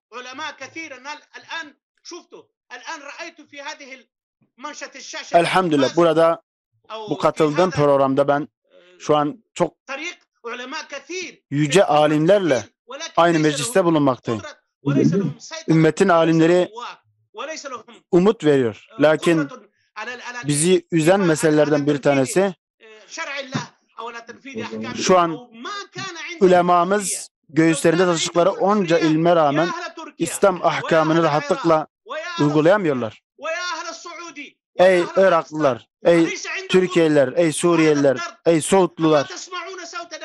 Siz sesimizi duymuyor musunuz? Kardeşlerinizin haykırışlarını duymuyor musunuz? Şu an Amerika bir kez daha bizi bölmek, bir kez daha ülkelerimizi işgal etmek adına plan yapmaktadır. Ama Allah'ın izniyle bizler Allah'ın kitabı ve peygamberin sünnetini tahkimden vazgeçmeyeceğiz. Evet, elbette her ülkenin kendi kültürü, kendi hareket metodu vardır. Lakin bizler akide birliğinin, tevhid birliğinin gerektirdiği yönde hareket edip nerede olursa olsun bütün İslam topraklarındaki Müslümanları bağrımıza basıyoruz, seviyoruz. Allah'ın rahmeti ve bereketi üzerinizde olsun. Ve aleykümselam ve rahmetullahi ve berekatuhu. Emci silahı hürmeti khwa de şahsi Şeyh Mevlana Şah Muhammed ji tamamı geli Afgan re ve hasreten ji hareketa Taliban re em diyari dikin. Xwedê Teala vê zafera we mübarek bike. Xwedê Teala alîkariya we bike. Wek guçawa Rabbê Alemê di ziddê Emerîka de û ziddê îlhadê de alîkariya mücahidê Afganê kir. Piştî wê zafera mübarek Rabbê Alemê di nîzamê û di iqtidarê de jî alîkariya wan bike û nigê wan sabît bigirî înşaallahu Teala. Belê, gelî temaşevanê hêja bername me berdewam dike. Anha jî bi me re Birêz Zekeriya Yapıcıoğlu serokê giştî ya Partiya Doza Azad ya Hüdaparê bi me re ye. Kerem bike Zekeriya Yapıcıoğlu. Bizimle beraber Zekeriya Yapıcıoğlu, Hüdapar Genel Başkanı Zekeriya Yapıcıoğlu var. Bismillahirrahmanirrahim. Hocam buyurun. Hamd Rabbi alemi Rabbe. Alemlerin Allah'a hamdolsun. Liser menba'a ilmi ve selam serveri evliya ve etkiya ve mücahidina Muhammed aleyhissalatu vesselam'da. Ve liser alu ashabi yübe. Tahiyyatu ikram liser ve ulemai İslami ve peşkeşin ümmeti be. Rezu ihtiramın khwa yek bi yek peşkeşi Cenab-ı ve mamusta ve seydaya heja dikim. Unta bixêr hatin ser sera û ser çavan hatin. Di destpêkê de ez li jineya birêveberiya hevdîtina aliman a ku ji nûnerên çar aliyê Kurdistanê teşkîl bûye pîroz dikim. Ku karekî bi vî rengî qedir bilind û bi qîmet tertîb kir. û ez ve alimên beşdarên ezîz jî pîroz dikim ku we naveroka wê civînê bi ilm û reyên xwe yên bi qîmet dagir û xemiland. Dil dixwist ku ev civîn rûbirû be. Em hevdû himêz bikin li cem hevrûnên münaqeşe û müzakereya meseleyên xwe bikin.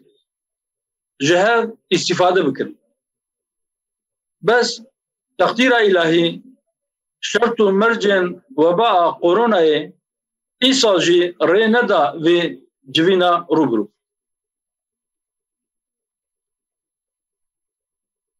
Meşakîl alema İslamê gelekin.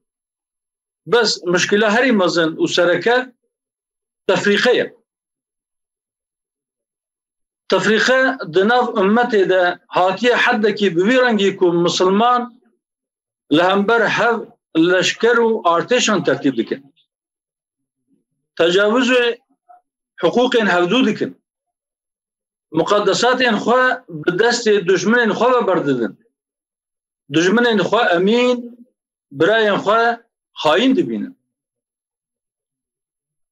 İxtilafa ku di eslê xwe de ji bo ummetê rehmet e, bi hemû nev û rengê xwe bûye sebebê tefrîqeya bi hemû nev û rengî.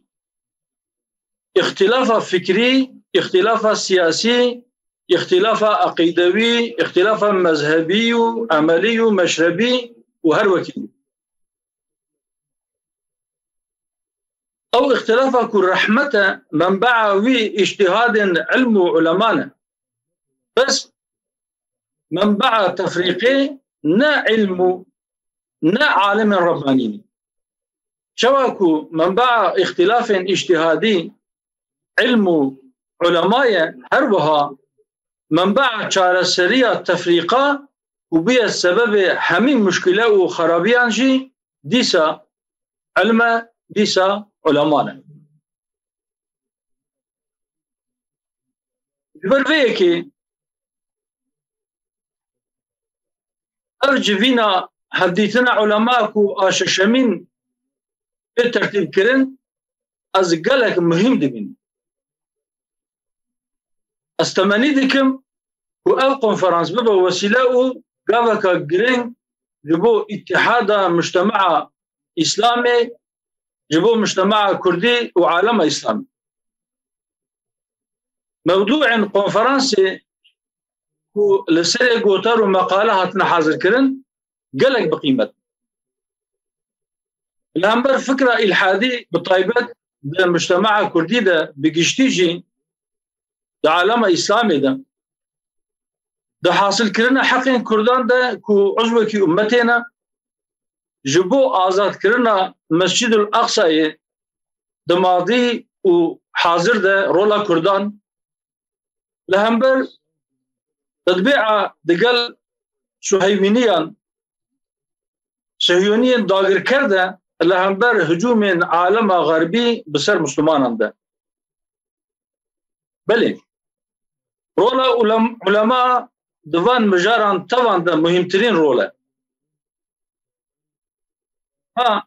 بإيجا إيرو أم دوی مناسبه ده في رولا مهمتر و گرینگتر تینه روژه شغلكي مهم شغلكي بيروزة رب عالمي سعي جهد ما تبا مشكور بقرينا نجي كدن بنتيجة دور بك كذا ما بأنجام نهيلا إن شاء الله نبقرينا لايق جيبو خباتا ريا خدا بمن خير وشيرا فجزاكم الله خيرا كثيرا وآخر دعوانا أن الحمد لله رب العالمين السلام عليكم ورحمة الله وعليكم السلام ورحمة الله وبركاته وإياكم نفعنا الله وإياكم بله سروكي گشتي يا هدا باري يا دوزا آزاد أما ممنونيت تاخو دياري دكن قال لك ممنون جبوفي أخافتناوا خديش برازي به خدي توفيقي بدي إن شاء الله قال لي تماشواني هجا برنامج بردوام دكن پشتی سروک گشتی یا هدا پاره د تاسیس کرنا آشیتیا نافخویی یا د ناف کردان ده ارکو وظیفه علماء چی د ویواری د دوی مجاره ده جی ایران جاندار امینی بمرایه جاندار amini kerem bikin. Konuşmalarını yapmak üzere Kürtlerde iç barışın sağlanmasında ulemanın rolü başlığıyla İran'dan yayınımıza katılan Candar Emini bizimle birlikte şu an. Buyurun. Eyyuhel ihve vel ahvat ve sâde ve sâdat vel hadirin. Esselamu aleyküm ve rahmetullahi ve berekatuhu. قبل كل شيء أشكر القائمين هذا الحفل المبارك وأسأل الله لهم التوفيق والسداد. موضوع محاضرتي دور العلماء في تحقيق السلم الداخلي بين الأكراد. من المعلوم أن القومية الكردية منذ أن وصل الدين الإسلامي إلى كردستان لم يبخل في خدمته للدين الإسلامي الحنيف، وكما هو معلوم بسم الله والصلاة والسلام على رسول الله وعلى آله وصحبه أجمعين أما بعد. Evet. لم يتأخروا وبدأوا من الكابان الكردي والقائد المحرر صلاح الدين أيوبي كما لا يخفى على أحد Kürt halkı olmak üzere bütün Acem alimleri İslam medeniyetinin kuruluşunda büyük roller üstlenmişlerdir. Bu şüphesiz herkesin bildiği bir durumdur. Evet, Kürt alimleri, Rabbani alimleri kastediyoruz. Kesinlikle toplumu düzeltmek adına büyük istilahlarda bulunmuşlar.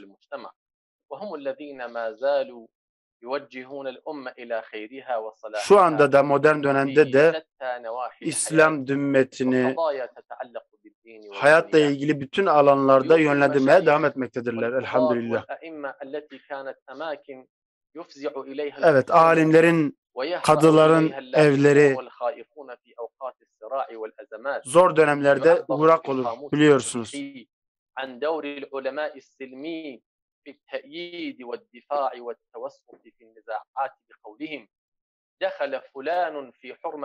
Evet, genelde bir alime başvurulduğu zaman, bir alimin evine gidildiği zaman falan kes o alimin evine sığınarak hürmet elde etmiştir denir. Evet.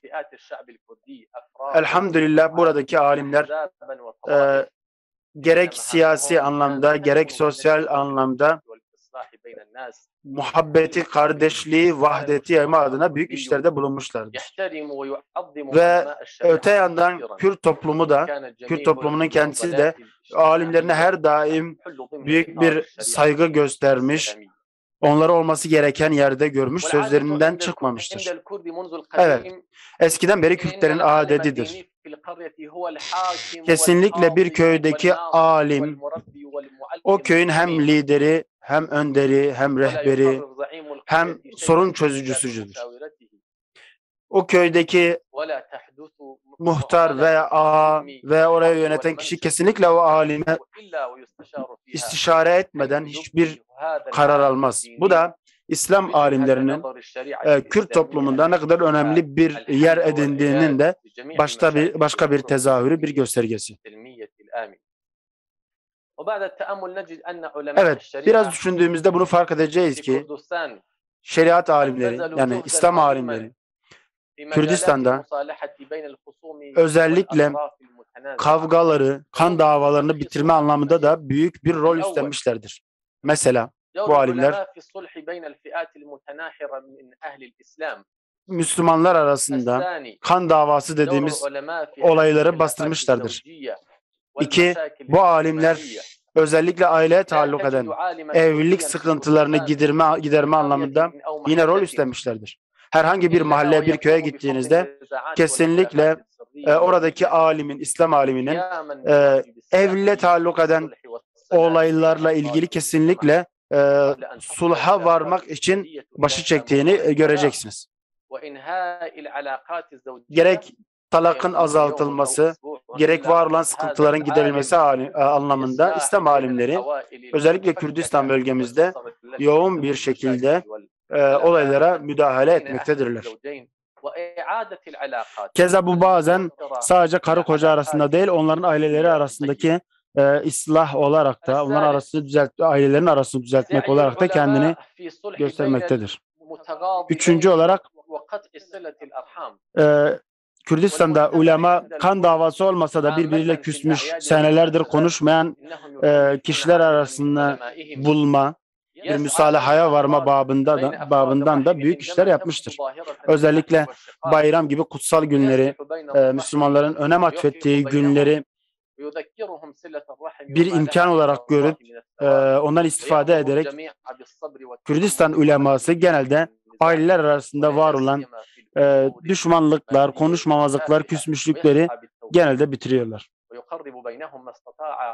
Elinden geldiğince bu alimlerimiz bu kişilerin arasını bulmaya çalışıyor. Dördüncü olarak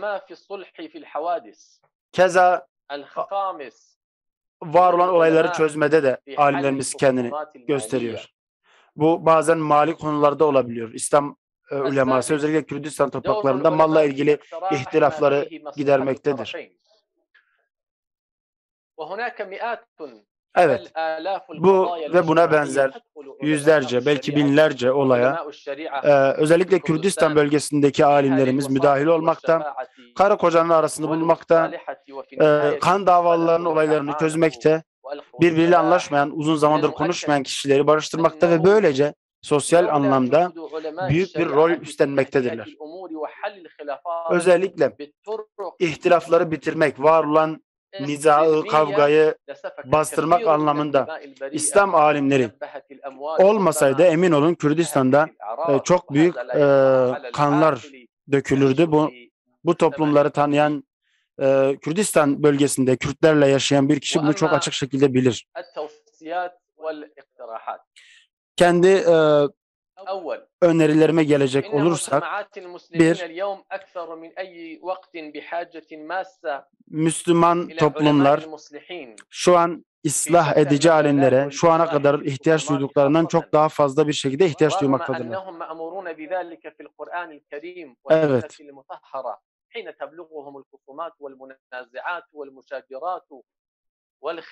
Var olan ihtilaflar, kavgalar, anlaşmazlıklar içerisinde yapılması gereken Kur'an ve sünnet ışığında İslam ulemasının elinden geldiğince tembellik göstermeden bu gibi olaylara müdahil olması, böylece ülkede, toplumda var olan söz konusu mahalle veya köyde emniyeti sağlamaları gerekmektedir. İki, her mahalle, köy veya belde veya ilçe kendisi içerisinden bir alimin liderliğinde bir grup alimi kendilerine kanaat önderi olarak seçmiş olsalardı şüphesiz şu an yaşadığımız sıkıntılar daha minimize edilebilirdi. Evet, bir alimin liderliğinde bir grup alimin kanaat önderi olarak seçilmesi elbette ki bu olayları azaltacaktır. 3. Fetva meclislerinin özellikle Kürdistan bölgelerinde, Irak olsun, İran olsun, Türkiye olsun, fetva kurullarının artırılması lazım. Daha uzman, kendileriyle istişare edilebilecek, alanda daha yetkin alimlerden oluşan fıkhi konseyler kurulmalı. 4.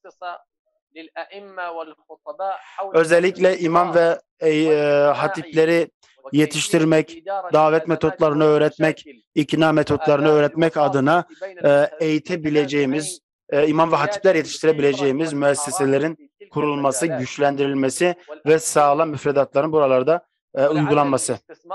Son olarak şunu söylüyorum ki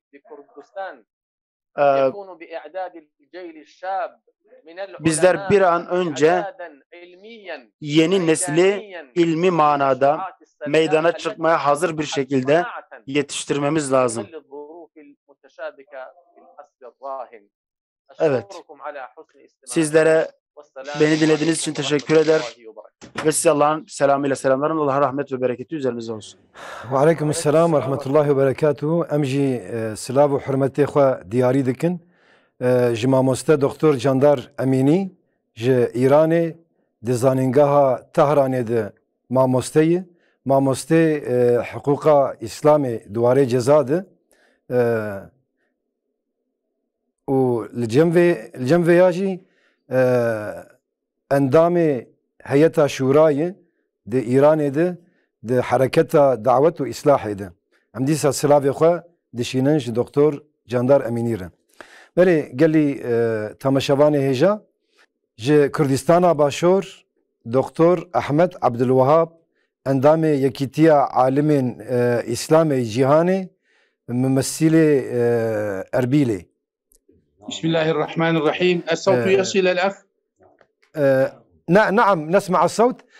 بلي قال لي تماشباني هجا دكتور أحمد عبد الوهاب مجاراوي تدبيرين كو دفي لدجي ارتداد وإنكارية مودرن آكو دناف عالم إسلامي ده ونخاسم جي دناف كردان ده روداي دفي بيستاندن چنن دفي واريد ويجمر بآخذ كرم بك دكتور أحمد عبد الوهاب جي كردستانا باشور ممثلي أربيلي يا يكيتيا عالم إسلامي جهاني.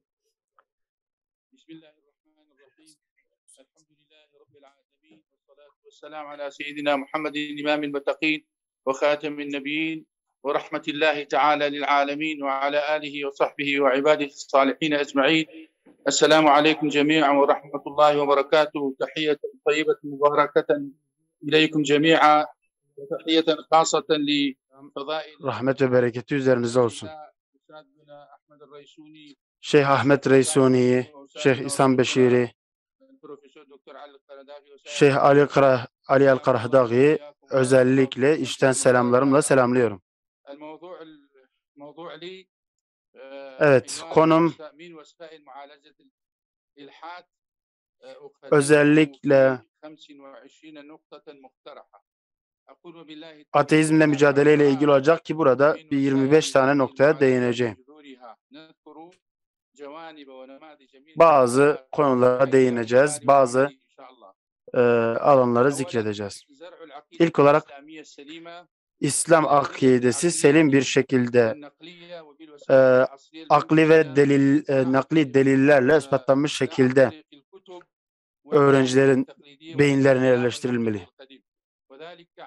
Eski kelam usulü değil, daha günümüz şartlarına daha uygun bir şekilde selim akidenin verilmesi. İkinci olarak ilmi delillerle dini sabitelerin belirlenmesi. Üçüncü olarak var olan modern araçlardan faydalanmak. Kurumlar aracılığıyla bu işi yapmak. Dördüncü olarak özellikle bazı sesli kayıtlar yapmak, videolar yayınlamak ve bu şekilde bunları gençlerin istifadesine sunmak. Beşinci olarak İslami ilimleri ihya etmek, bir kez daha tecdid etmek, yenilemek, yeni bir kisveyle onları anlatabilmek. Altıncı olarak imani meseleleri ve özellikle manevi meseleleri farklı tüm yönleriyle ve alanlarıyla ele almak. Yedinci olarak insanların Allah-u Teala'nın kitabına ve sünnete olan bağlılıklarıyla ilgili bilinçlendirme, onları ifrat ve tefritten uzak tutmak ve bunu özellikle makasıd-ı şeria çerçevesinde yapmak. İslam'ın gerek fikri, gerek siyasi, gerek ekonomik anlamdaki söylemlerini belirtmek. Dokuzuncu olarak Batı'da özellikle yaşayan kişilerle özel ilgilenmek, onları Batı kültürünü yutmasına izin vermemek. Sağlam bir ilmi üslupla var olan şüphelere cevap vermek. Bunu özellikle ihtisas ekibinin üstlenmesi, alanın uzmanlarının, profesyonel insanların üstlenmesi. 11. Özellikle ateizm, dinsizlik gibi fikirlerle bilinen kişilerle elden geldiğince diyalog kurarak kendisiyle özel görüşmek, bunu kameralar önünde, insanlar önünde yapmamak elden geldiğince. Bunu uzman insanlar şahitliğinde belli alanlarla ilgili belli bölgelerde bu tartışmaları yürütmek. 12. İlmi müesseseler kurmalıyız. Ve bu müesseseler özellikle ateizm, deizm gibi fikirlerle mücadele edecek yetkinliklere sahip olmalıdır. Konferanslar düzenlemeli, kitapları yazmalı, basmalı ve bunları yaymalıdır. 13. Özellikle dinsizliğe reddiye vermek babından bir yük yüklenmiş ulema arasında bir birlik kurmak. 14. Yüksek lisans ve doktora öğrencilerini özellikle var olan ilhad ve dinsizlikle mücadeleye yönlendirmek, bu alanlarda tez yazmalarını sağlamak. Diğer husus özellikle dinsizlikle bilinen kişilerin rahatça konuşmasına izin vermeyip onlara ilmi reddiyeler vermek ve İslam toplumunda güven oluşturmak. 16. Bazı kitaplar, yayınlar, dergiler yazmak, yayınlamak, özellikle gençlere yönelik kurumlar kurmak, eğitim merkezleri açmak ve bunların tüm bu işleri şer'i deliller ve uzmanlar tarafından gerçekleştirmek. 17. Özellikle umuma açık kurumsal alanlarda kıraathane gibi alanlarda da halka açık bilinçlendirici sohbetler yapmak. Bir diğeri çocukları ve kızları daha küçükken anne babaları tarafından iyi bir eğitime tabi tutmak. Evet. 19. Müderrislerimiz özellikle dini anlamda eğitmek için öğrencileriyle özel ilgilenmeleri gerekir. 20. Gençlerle ilgilenmek, belki sormaya utanacakları sorulara cevaplar yetiştirmeye çalışmak, onları anlayışla karşılamak. 21. Her yeni vesileyi, aracı İslam'ın hizmetine sunarak ondan istifade etmek. Bir diğer mesele, gençlerin, özellikle salih gençlerimizin, dindar gençlerimizin kurulacak olan bazı yaz programlarıyla bilinçlendirilmesi. 23. Fıkıh, İslam fıkhına yeni bir soluk getirmek, daha yeni bir biçimde onu anlatmak. İslami ilimleri ve sosyal bilimleri birleştirmek ve bu iki ilim arasındaki irtibatı sağlamak. 25. Özellikle aşırı hurafeci, aşırı mütesahil bütün ideolojilerle mücadele ederek sahih İslam düşüncesini oturtmak, ortaya koymak. Bunlar benim genel olarak hazırladığım 25 maddeydi. Hızlıca zikretmiş oldum. Umarız ki bunlar da sizler için ufuk açıcı şeyler olmuştur. Umarız ki gelecek nesillere umut ışığı olur, yollarını açar. Allah'ın selamı, rahmeti ve bereketi üzerinize olsun. Ve aleykümselam ve rahmetullahi ve berekatuhu. Doktor Ahmet Abdülvahhab, emji şükra xwe diyarî dikin. Ji bo van malumatê wanî qenc û bifêde em müstefîd bûn. Xwedê ji we razî be. Ji dewleta Îranê Muhammed Xizir Nejat. Hel tesma'u sawtî ya ustad? Selamun aleyküm ve Aleyküm selam ve rahmetullahi ve berekatuhu. Muhammed Xizir Nejat ji dewleta Îranê îmamê Cumûê ya bajarê Panê duwarê alimên Kurd ên ku ji bo medeniyeta İslamê xizmet kirine duî warî de, duê mijarê de wê ji merba axive. Kerem bike Muhammed Xizir Nejat, hûn xêr hatin bernama me. Selamun aleyküm ve rahmetullahi ve berekatuhu. Bismillahirrahmanirrahim. Elhamdülillahi Rabbil alemin. Vessalatu vesselamu ala khayri halqihi Muhammedin ve ala alihi ve ashabihi ve azvacihi ecma'in ila yevmiddin. Sılavu rezu hürmeti taibetim haya bu hemu berevberan ve beşdarani hevditina şaşım zanayani ayini le Diyarbakır.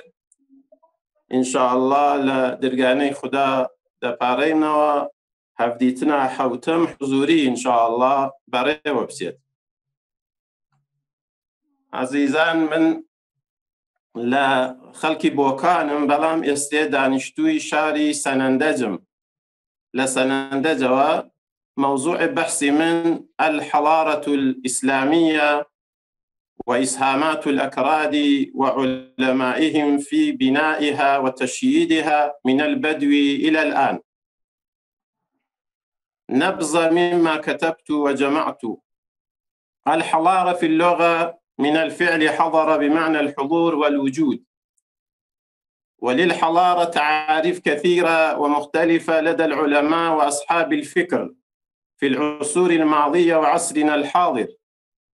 والحضارة بمفهومها الكلي تعني الأوضاع السياسية والاجتماعية والاقتصادية والأخلاقية لدى جيل وأمة وإنجازاتها العلمية والثقافية ومدى سيرها التاريخي والعمراني كي تميزها عن الأجيال والأمم الأخرى. كان الفيلسوف الألماني يعتقد أن الحضارات مثلها مثل الكائنات الحية تولد وتنضح وتزدهر ثم تموت.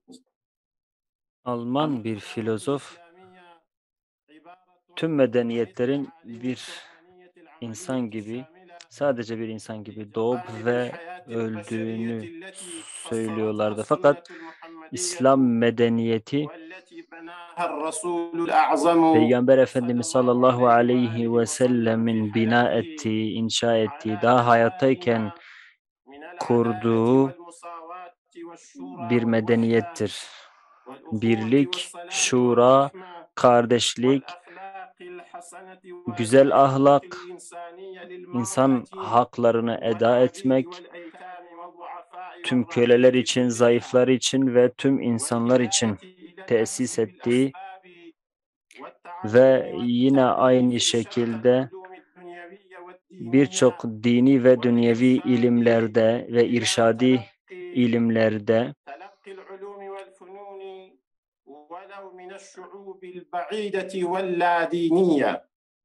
وساهم في تشييدها وإتمام عمارتها وتزيينها الخلفاء الراشدون من بعده والعلماء. Peygamber Efendimiz sallallahu aleyhi ve sellem bu saydığımız şeylerin hepsini yaptılar. Peygamber Efendimiz'den sonra ise sahabeler, tabi'inler ve daha sonra gelen İslam alimleri güçlerince, kuvvetlerince bu söylediklerimizi yapmaya başladılar. Yine İslam medeniyeti kendisine tabi olan tüm medeniyetlere de bunu sağlamıştır. Sadece bazı insanlara munhasır olan bir medeniyet değil. Bilakis İslam medeniyeti içine tüm ırkları, tüm insanları barındıran bir medeniyettir. Bunu da İslam alimleri yardımıyla yapıyoruz.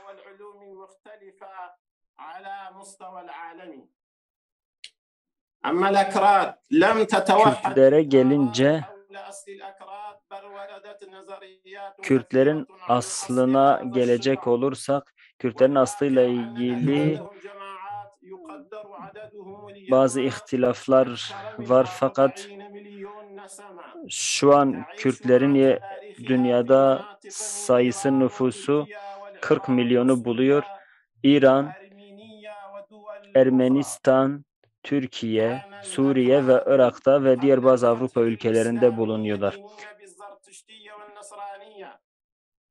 Kürtler Müslüman olmadan önce farklı dinlere inanıyorlardı. Zerdüştlük gibi, Hristiyanlık gibi. Fakat Peygamber Efendimiz sallallahu aleyhi ve sellemin döneminden itibaren Kürtler İslam'a kavuştular. Caban el-Kürd bunlardan bir tanesi. Kendisi sahabedir. Süheyb-i Rumi gibi, Bilal-i Habeşi gibi Caban el-Kürdi de aynı şekilde ilk iman eden Kürtlerden bir tanesidir. Alem de bunu biliyor ki Kürtlerin İslam'a katkılarını, İslam'a yapmış oldukları katkıları, İslam medeniyetine yapmış oldukları katkıları diğer ırklarda, diğer kavimlerde bunu biliyorlardı. Kürtler genellikle dağlık bölgelerde yaşıyorlardı. Çok az bazı bölgeler hariç Kürtlerin yaşadığı bölgelerin hepsi sulh ile, savaş olmaksızın Kürtler İslam'la buluştular. Ve Kürtlerden İslami bazı komutanlar da meşhur oldular. Bu meşhur komutanlar İslam medeniyetinin yükselişine katkıda bulundular. İslam medeniyetine katkı bulunan kişiler sadece komutanlar değil, aynı şekilde hem akli hem nakli konularda, nakli ilimlerde İslam alimleri olarak Kürtlerdeki İslam alimleri de aynı şekilde değişik bazı katkılarda bulundular. Öyle ki Kürt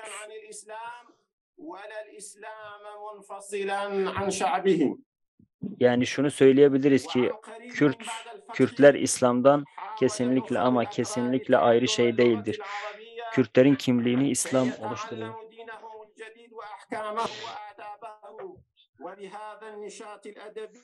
İşte bundan dolayı hem edebi olarak hem dil olarak hem dini olarak çok Kürt alimler öne çıkmıştır.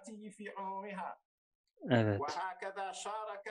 İşte böyle Kürtler İslam'ı müdafaa etmek adına tüm güçleriyle İslam'ı savundular. Öyle ki Abbasi halifesi el-Mu'temidu alallah Musul'a vali kırdı. Muhammed İbni Hazar adlı bu iki kişiyi, bir tanesini Musul'a, diğerini ise Ehvaz'a kadı yaptı. Tabi Mescid-ül Aksa'nın ikinci defa fethedilmesinde, Haçlıların Kudüs'ten defedilmesinde Kürtlerin çok önemi bulunuyor. Özellikle de bu konuda büyük alim, bu konuda başı çeken büyük komutan, büyük alim Salahaddin Eyyubi bunu başardı.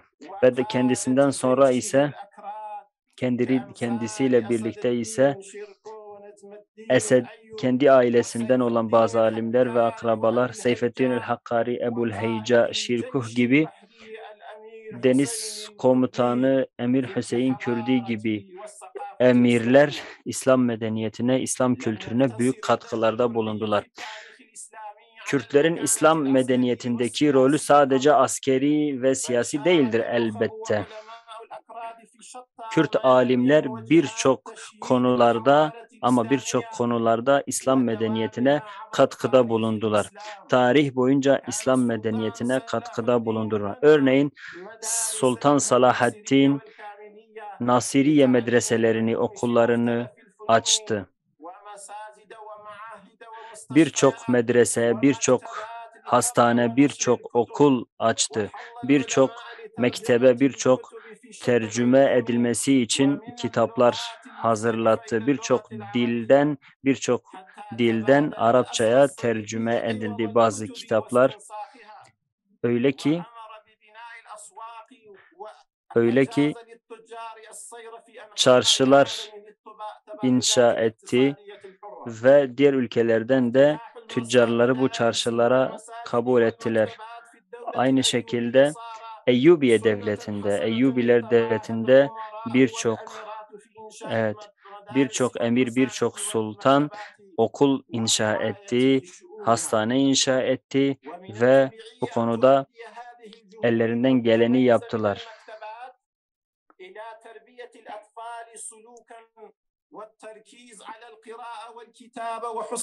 Özellikle çocukların eğitiminde onların Kur'an-ı Kerim'i ezberlemeleri, hatlarının güzelleşmesi, okuma yazma öğrenmeleri konusunda yardımcı oldular. Camilerde hadisin, fıkhın, siyerin ve hadisin, güzel ahlakın öğrenilmesi için her şey yapıldı genel manada. Aynı şekilde resmi olarak da camiler bu konumlarını korudular. Ayrıca bu camilerde görev yapan çok değerli alimler ve hocalar oluyordu.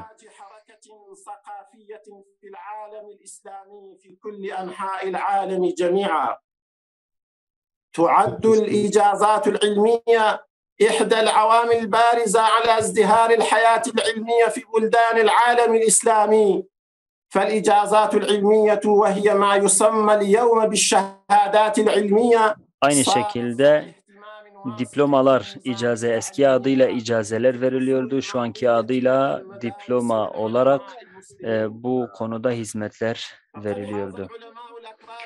Birçok Kürt alim İslam aleminde çok önemli bir noktadadırlar bu diploma konularında, icaze konusunda, diploma konusunda.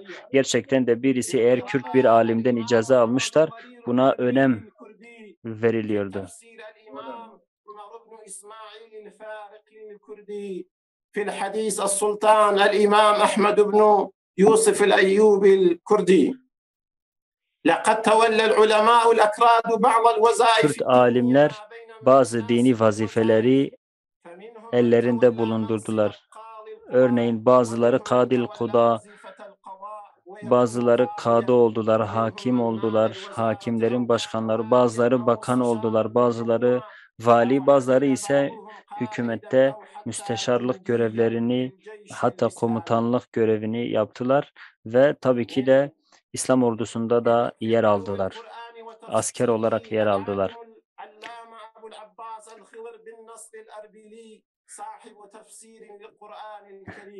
Kur'an-ı Kerim tefsiri yapan Erbili de aynı şekilde bunlardan bir tanesi.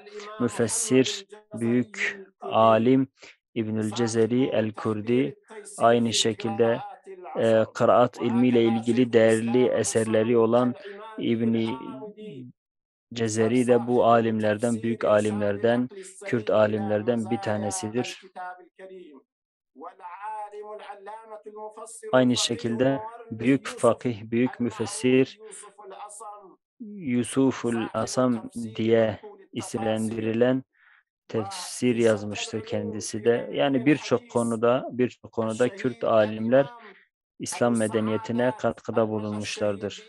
Aynı şekilde İbn-i Esir el-Cezeri el-Kurdi diye bilinen Nihaye kitabının sahibi, Cami'ul Usul fi Hadis Resul kitabının da sahibi olan İbn-i Esir el-Cezeri de yine bunlardan, bu büyük alimlerden, Kürt alimlerden bir tanesidir.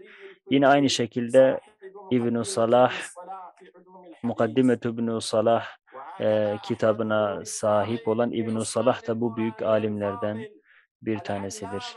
Yine bir diğeri ise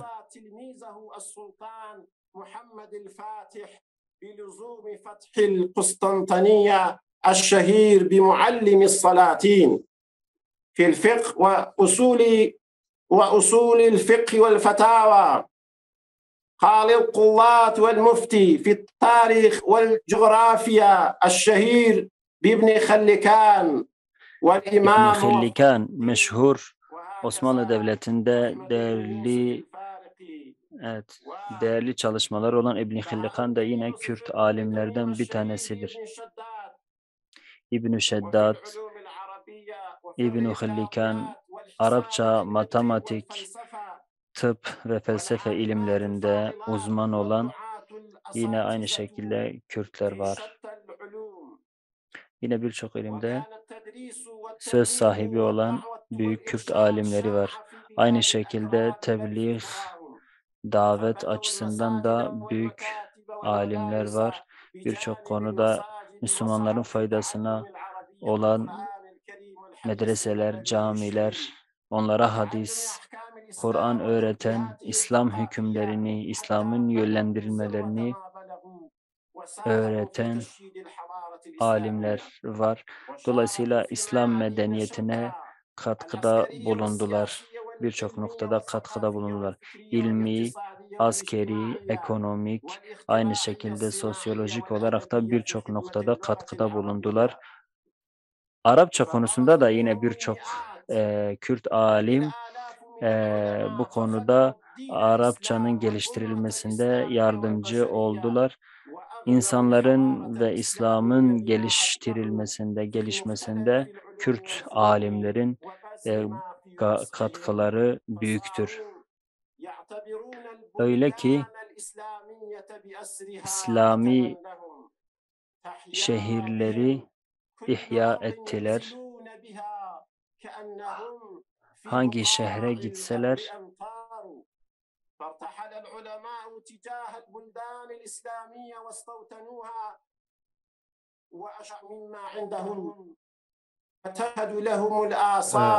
ماموستا محمد أرجو العفو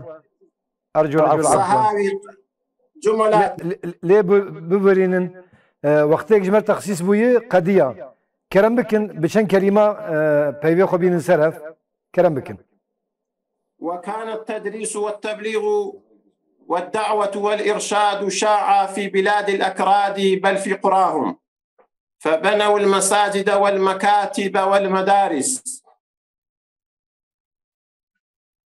وشاركوا في ميادين شتى العسكرية والسياسية والعلمية والثقافية birçok konuda fikri والاختراعية الصناعية والأدبية في اللغة العربية لغة القرآن الكريم والحديث النبوي birçok konuda Kürtler katkıda bulundular.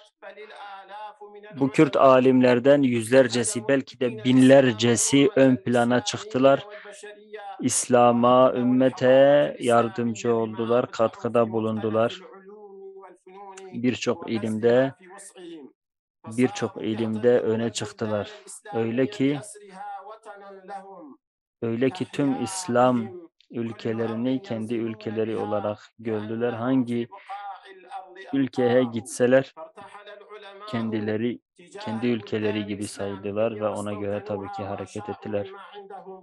وتشهد لهم الآثار كما قال أحدهم المفتي محمد فيزي الزهاوي رحمه الله. Muhammed Feyzi Ez-Zahavi'nin dediği gibi ونبطل الباطل بالدلائل ولا نخاف لومة من لائم. Biz kesinlikle kınayıcının kınasından korkmayız. Biz kesinlikle kınayıcının kınamasından korkmayız. Saldırılardan da korkmayız. Söylememiz gereken şeyleri mutlaka ama mutlaka açık bir dille söyleriz. Müslümanların tekrar eski gücüne, eski medeniyetine, parlak medeniyetine kavuşabilmesi için, geri dönebilmesi için bunların tekrar olması lazım. Hamdolsun şu an İslam ile kendilerini ön planda tutan, İslam'a hizmet eden günümüzde de büyük alimler var. Şeyh Ali Karadağ gibi, Berzenci gibi birçok alimde mütehassıs olan Kürt alimler var. Örneğin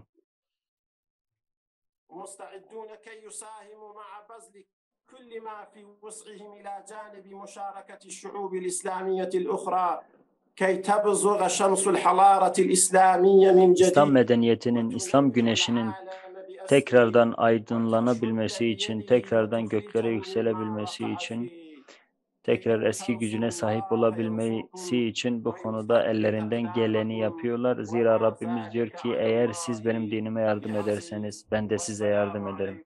Hiçbir şey Allah'a zor değildir. Allah'a emanet olun. Selametle. Ve aleykümselam ve rahmetullahi ve berekatuhu. Mamosta Muhammed Xıdır Necat. Em jî spasiya xwe û silav û hurmetê xwe ji wer diyarî dikin. Ji bo van malumatê wê bifêde. Xwedê ji we razî be. Belê gelî temaşevanê hêja, gelî mêvanê ezîz. Bernama me dewam dike.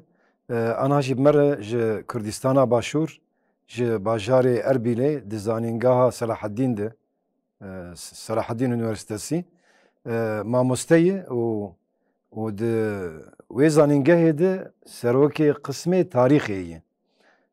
Profesör Doktor Ahmed Mirza Erguşî. Mamoste ji Iraqê bimereye mijara goyetê biaxive ji mêj heta roja me ya îro wezîfe û girîngiya Kurdan a diparastin û rizgarkirina Qudsê de çi ye? İnşallah duî warî duê mijarê de wê ji me biaxive. Profesör Doktor Ahmed Mirza Erguşî kerem bikin mikrofon ji we re ye. Erguşî, Kudüs'ün kurtuluşu ve korunmasında tarihten Kürtlerin rolü ve önemiyle ilgili bizi buraya hikmetten hidayetten Allah'a hamdolsun. Salat ve selam da Allah'ın selamı ve rahmeti.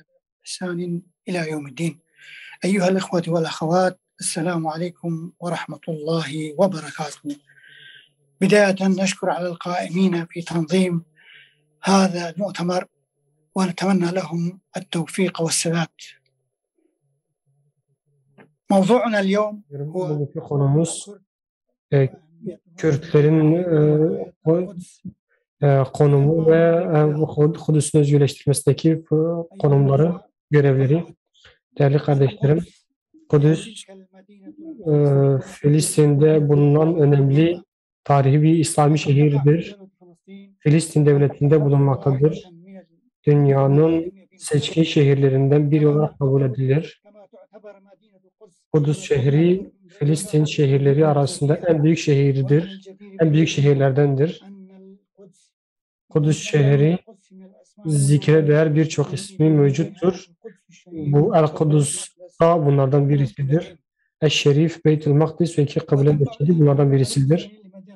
Bu şehrinin Müslümanlar nezdinde büyük önem sahip olması için de içerisinde Mescid-i Aksa'nın bulunmasına kaynaklanmaktadır. Mescid-i Aksa İslam'da büyük bir meziyete sahiptir. Kur'an-ı Kerim ayetleri ve Peygamber sallallahu aleyhi ve sellem hadisleri Mescid-i Aksa'nın çeşitli özelliklerine atıfta bulunmuştur. Onlardan bazıları şunlardır. Mescid-i Aksa'nın iki kıbleden ilki olması, haram mescitlerinin üçüncüsü olmasıdır. Resulullah sallallahu aleyhi ve sellem Mescid-i Aksa, Mescid-i Haram'dan, Mescid-i Haram mescidlerinden sonra Mescid-i Aksa'ya yolculuğunu yapmasını tavsiye etmesi. Bunun dışında Resulullah sallallahu aleyhi ve sellem Mescid-i İsra ve Miraç mucizesini tanıklık eden bir yer olması.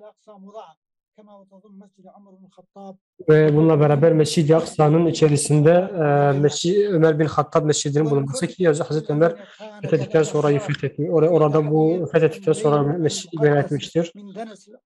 Kürtler Batı Asya halklarından birisidir. Günümüzde Türkiye doğusunda, İran'ın batısında, Irak kuzeyinde, Suriye'nin kuzeyinde ve eski Sovyetler Birliği'nin bir parçası olan bazı ülkelerde yaşamaktadırlar. Kürtler bu bölgelerde eskiden beri yaşamaktadırlar ve bununla beraber tarihi birçok olaya tanıklık etmişlerdir. Kürtlerin İslam'la alakaları Selahaddin Eyyubi'nin İslam'ın ilk ortaya çıkmasından beri İslam'la beraberdirler. Bununla beraber Mescid-i Aksa'nın Mescid-i Aksa'nın özgürleştirilmesine Hazreti Ömer vaktinde özgürleştirilmesine de tanıklık etmiş ve var olmuşlardır. Bu dönemde Mescid-i Aksa'nın Hazreti Ömer'in söylediği şu sözü biz zelildik, Allah Teala bizi İslam'la aziz kılmıştır. Bu dönemde Kürtler kendileri Müslüman Kürtler İslam'a sahip çıkan, İslam'ı benimseyen halklardandırlar. Daha sonraki dönemlerde İslam'dan ümmetin parçalanması, İslam'dan uzaklaşmasıyla beraber zaten fırkalara ayrıldılar. Bu da tabii Haçlıların Kudüs'ü işgal etmesine sebep oldu. Bununla beraber Müslümanların zayıflığı ve parçalanmışlığı, onların uyanıklığı manasına gelmiyor. Bilakis Müslümanların zayıflığı, Müslümanların ayrılıklığından dolayı kaynaklanıyordu. Bununla beraber Selahaddin Eyyubi o dönemde büyük bir görev, büyük bir sorumluluk alarak ümmeti birleştirmiş ve Mescid-i Aksa'yı özgürleştirmiştir. Bu durum tarihte tabii ki büyük bir tarihi bir dönemdir, tarihi bir eşiktir. Tarih kitaplarında biliniyordu ki Selahaddin Eyyubi Doğu'nun ve Batı'nın fatihi ve yine İslam'ın tanıdığı en büyük komutanlardan birisidir. Kendisi arkadaşlardan önce, kendi dostlarından önce kendi düşmanları bile Selahaddin Eyyubi'nin hayatını yazmış ve onu öve bitirememişlerdi. Selahaddin Eyyubi bu konuma tabii ki direkt tek bir seferde gelmemiş, adım adım o meseleye ulaşmıştır. Bu da 12 yıl gibi uzun bir süre almıştır. Bu süre içerisinde birçok projeler, adımlar atmış, Müslümanların sevgisini kazanmış ve bundan sonra da Müslümanların desteğini alarak kafirlere karşı bir zafer elde edebilmiştir. Bununla beraber tek düşmana karşı değil, içindeki münafıklara karşı da başarı kazanmıştır. Kendisi birçok stratejiler geliştirerek Müslümanların birleştirilmesi, gücünün tek parça haline gelmesi, diğer Müslümanların birçok İslam bölgesindeki mücahitlerin bir araya getirilerek Mescid-i Aksa'nın özgürleştirilmesi için mücadele etmesine vesile olmuştur. İki Hitti Savaşı'nda bunun en büyük örneğini görüyoruz. İnşallah biz de Kürt kavminin içerisinde yine böyle bir komutanın çıkmasını temenni ederiz ki bunu da biz ırkçılık olarak değil, biz sadece böyle bir Müslüman tekrardan çıkmasını temenni ederek söylüyoruz. Yani sadece bu görüşte olacak insanların olmasını isteriz. Biz biliyoruz ki biz şuna inanıyoruz ki özellikler kalıtsaldır. Bu görüşe destekleyen önemli bir şeyin de İslam düşmanı Batı'nın özellikle Kürtleri paramparça etmesidir. Tabi bu durum hem onların Müslümanların ödelik yapmalarını engellemek hem de Müslümanların tekrardan savaşmalarına, zalimlere karşı savaşmalarını engellemek içindir. Batılılar hem onlardan intikam almış hem de onlardan korktuklarını ortaya koymuşlardır. Bu durum tabii bizim bugünkü durumumuzu ortaya çıkarmaktadır. Biz Kürt Selahaddin'in hayatının detaylı bir şekilde işlenmesi gerektiğini düşünüyoruz. Çünkü o dönemle bugün birbirine çok benzerlik ortaya koymaktadır. Bununla beraber biz kahramanlarımızın hayatlarını araştırıp işlerimizin temel hedefi de budur. Onlara örnek alıp aynısını bugün biz hayatımıza geçirelim.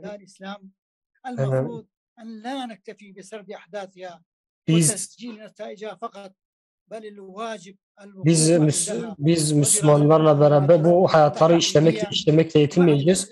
O işlediğimiz hayatları hayatımıza tatbik edip bu hayata uygulanır yönlerini ele almaya çalışacağız. Biz sadece bir parçasını değil, bütün hayatlarını okumamız gerekiyor. Bununla beraber hayatın içerisinde işlediği mesela Türklerle, Kürtlerle, Araplarla beraber bir mücadele ettiğini görmemiz ve buna göre hareket etmemiz gerekiyor. Çünkü ırkçılıkla değil, Müslümanların bütün fırkalarıyla bir arada mücadele etmiştir. Kürtler Filistin'de ta Selahaddin Eyyubi döneminden mevcuttular. O dönemde binlerce Kürt savaşçı Mescid-i Aksa'da cihat ettikten sonra, Kudüs'e özgürleştikten sonra orada yerleşmiş ve oranın sakini olmuşlardır, yere halkı olmuştur. Birçok Mescid-i Aksa şehri var ki bu şehirlerde Kürtler yaşıyorlar. Şu anda meşhurdular. Kürt isimler, Kürt mahalleler var. Mesela Halil mahallesinde, Akka'da, Nablus'ta, Gazze'de ve birçok bölgede Kürtler mevcuttur. Tabii bu durum sadece o dönemde değil, daha sonraki döneminde de devam etmiştir. Kürtler o bölgede yaşamaya devam etmişlerdir. Hatta o dönemlerde Kürt mahallesi olarak bir mahalle biliniyordu. Bugün Şeraf mahallesi olarak isimlendirilir bu mahalle. Bununla beraber Mescid-i Aksa'yı korumaya devam etmişlerdir. Yani ta Selahaddin Eyyubi'den bugüne kadar ve bugün de korumaya devam ediyorlar. Mescid-i Aksa'da Kubbel Kaymeriye Kubbesi diye bir yer biliniyor ki burası yine birçok Kürt emirin bulunduğu yerdir ve burası onlara ait olduğu olarak biliniyor. Bunun dışında Ezbekiye diye bir mahalle var ki Osmanlı döneminde bu mahalle biliniyordu ki yine Kürtlerin yaşamış olduğu, özellikle Kürt komutanların yaşamış olduğu bir mahalledir. Sadece dediğim gibi biz bir dönemde değil, bütün dönemlerde ta Selahaddin Eyyubi'den sonra birçok devletin içerisinde orada Kürtlerin var olduğu biliniyor ve yerleşik bir halk olarak adediliyorlardı.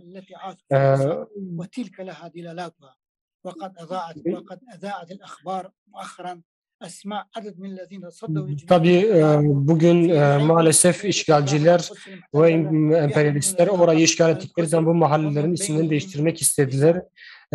Tabii son dönemlerde bildiğimiz gibi Şeyh Cerrah Mahallesi'nde de Kürtlerin mücadelesine tanıklık ettik.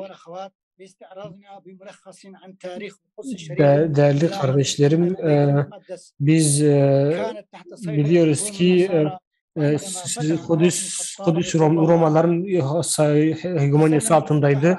Hazreti Ömer orayı fethettiği zaman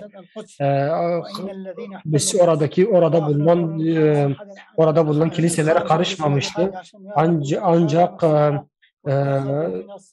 Ancak 100. yılda yani 1100'lerde miladi olarak 1100'lerde Haçlılar Kudüs'ü işgal ettikleri zaman oradaki mescitleri de yıkmışlar ve bunu yapanlar da Hristiyanlardı.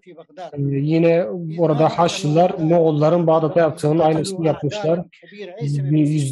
Binlerce Müslümanı hatta Yahudileri, Hristiyanları daha öldürdüler. Bu öldürmelerden kendi mezhebinde olmayan Hristiyanlar dahi istisna etmediler bu katliamlardan. Balfour anlaşması da aynı bu mücadele, bu işgalin bir devamıdır. O da o bölgede bir Siyonist devleti kurmayı hedefliyorlar. Çünkü onlar insanlık fıtratının zıttırlar. Yani orada katliam, öldürme ve yerle bir etme, yıkım hep bunların içerisine varılan bir şeydir. Bunlar insanlık düşmanıdırlar. Özellikle İngiltere'de bunlara destek verdi ve orada bir Yahudi devletinin kurulmasında öncülük etti. Kendilerini tabii bunu da Batı'nın orada bir Yahudi bir devlet kurmayı istediğini dile getirerek yaptılar. Burada devlet kurduktan sonra Filistinlilerden, Yahudilerden ve kendi düşüncesinde olmayan insanları da karşı çıktılar. Onları da öldürmek istediler.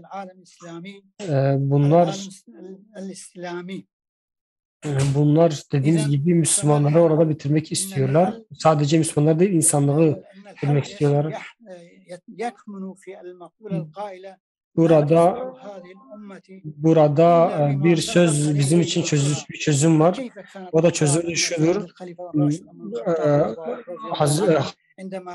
Hattab döneminde Müslümanların bulunduğu gibi bugün de aynı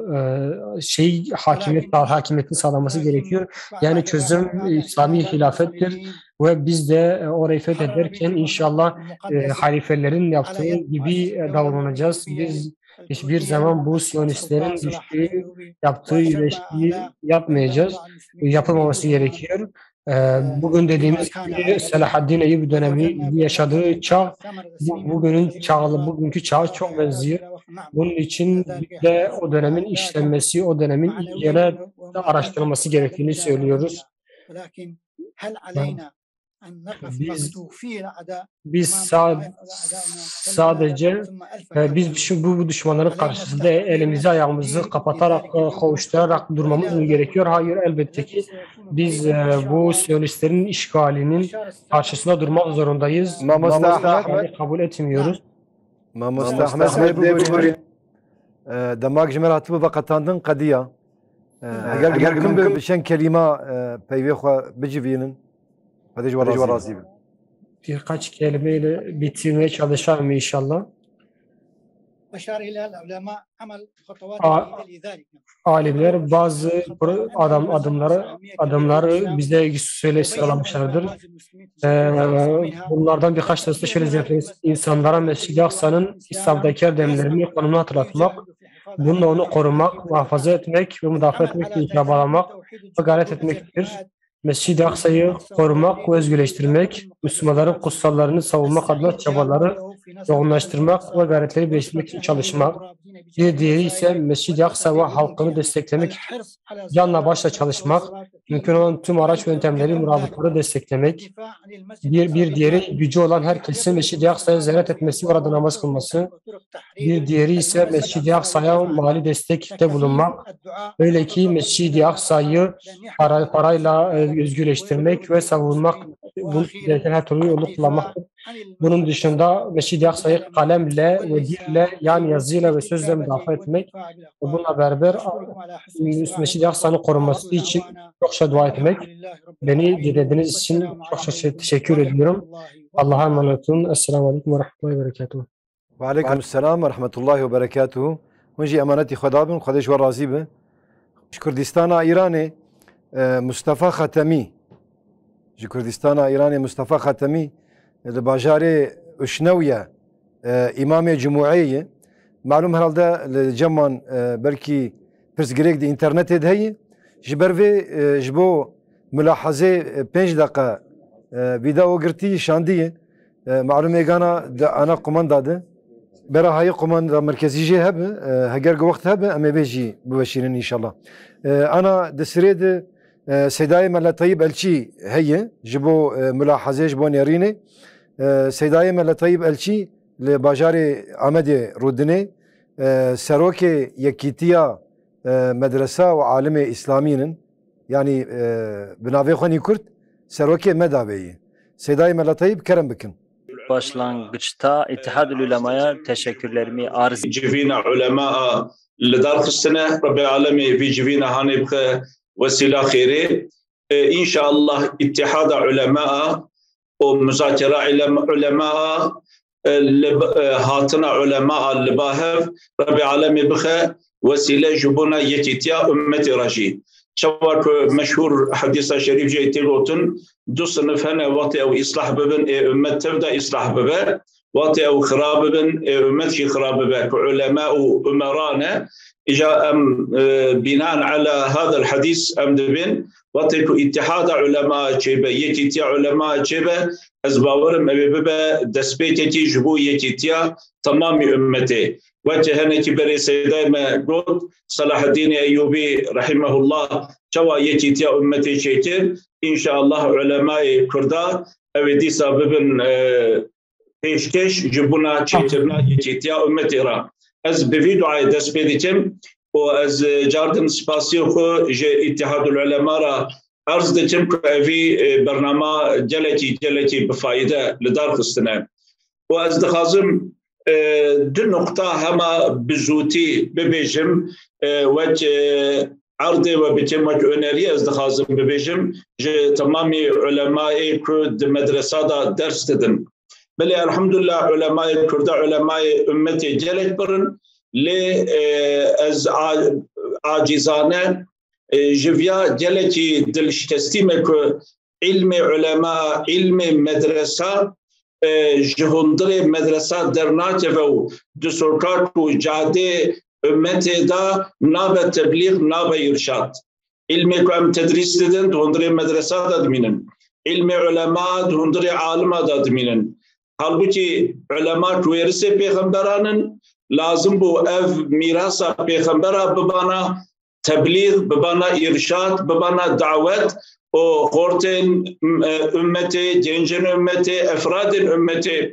jivan ulema he zedetir istifade bikrana makaben emdivi vareda kemasiye gidibinin buna viji az khazim arz ulema via bitim ku de barnameyi xuye medrese da دناوا علوم عربية وعلوم إسلامية كدرس ددن علم دعوة علم تبليغ علم إرشاد علم مسؤولية علماء وتورث بخبران في علم شي درس بدن ودهندري مفردات وهندري برنامج مدرسة دا برا محقق درس إرشاد درس دعوة درس تبليغ شي ودرس ورد جوان را جبنا كأفان فقای نو وان عالم نو وقت مدرسه اجازه خجرتنو دست به وظیفه خویا دینی چرن اوی مسئولیت خویا دعوی اوی مسئولیت خویا تبلیغ و ارشاد و دعوت الى الله بفي مسئولیت بفي شعور بن بفي وعي بن علم خو صرف بچن تنبا قرتو و نبا افراد امتی دا تبلیغ و ارشاد دا يدتوا هم علماء من موجود وهم طلبين من كهيد مدرسة دخولن از أفيا أرز علماء دكم لازم أفان هناكي إيدئولوجين كفرين نو إيرو جلتي جنجي أمتي جلتي مسلمان ما بوان مبتلابون بوان هاتنا خافندن ود دئيزمي ود آتئيزمي ود كومونيزمي از فان نوا بلكي بتركي دبيجم لهر حالة تفهم ترن ود kapitalizmi o geleki ideolojinin izmindin vana teveki akıme küfrene iro geleki genceme mekabın bana müteessir bune hususen em geleki civakada dibinin ki şikayeta heri zedetir jiddeizmi tekirin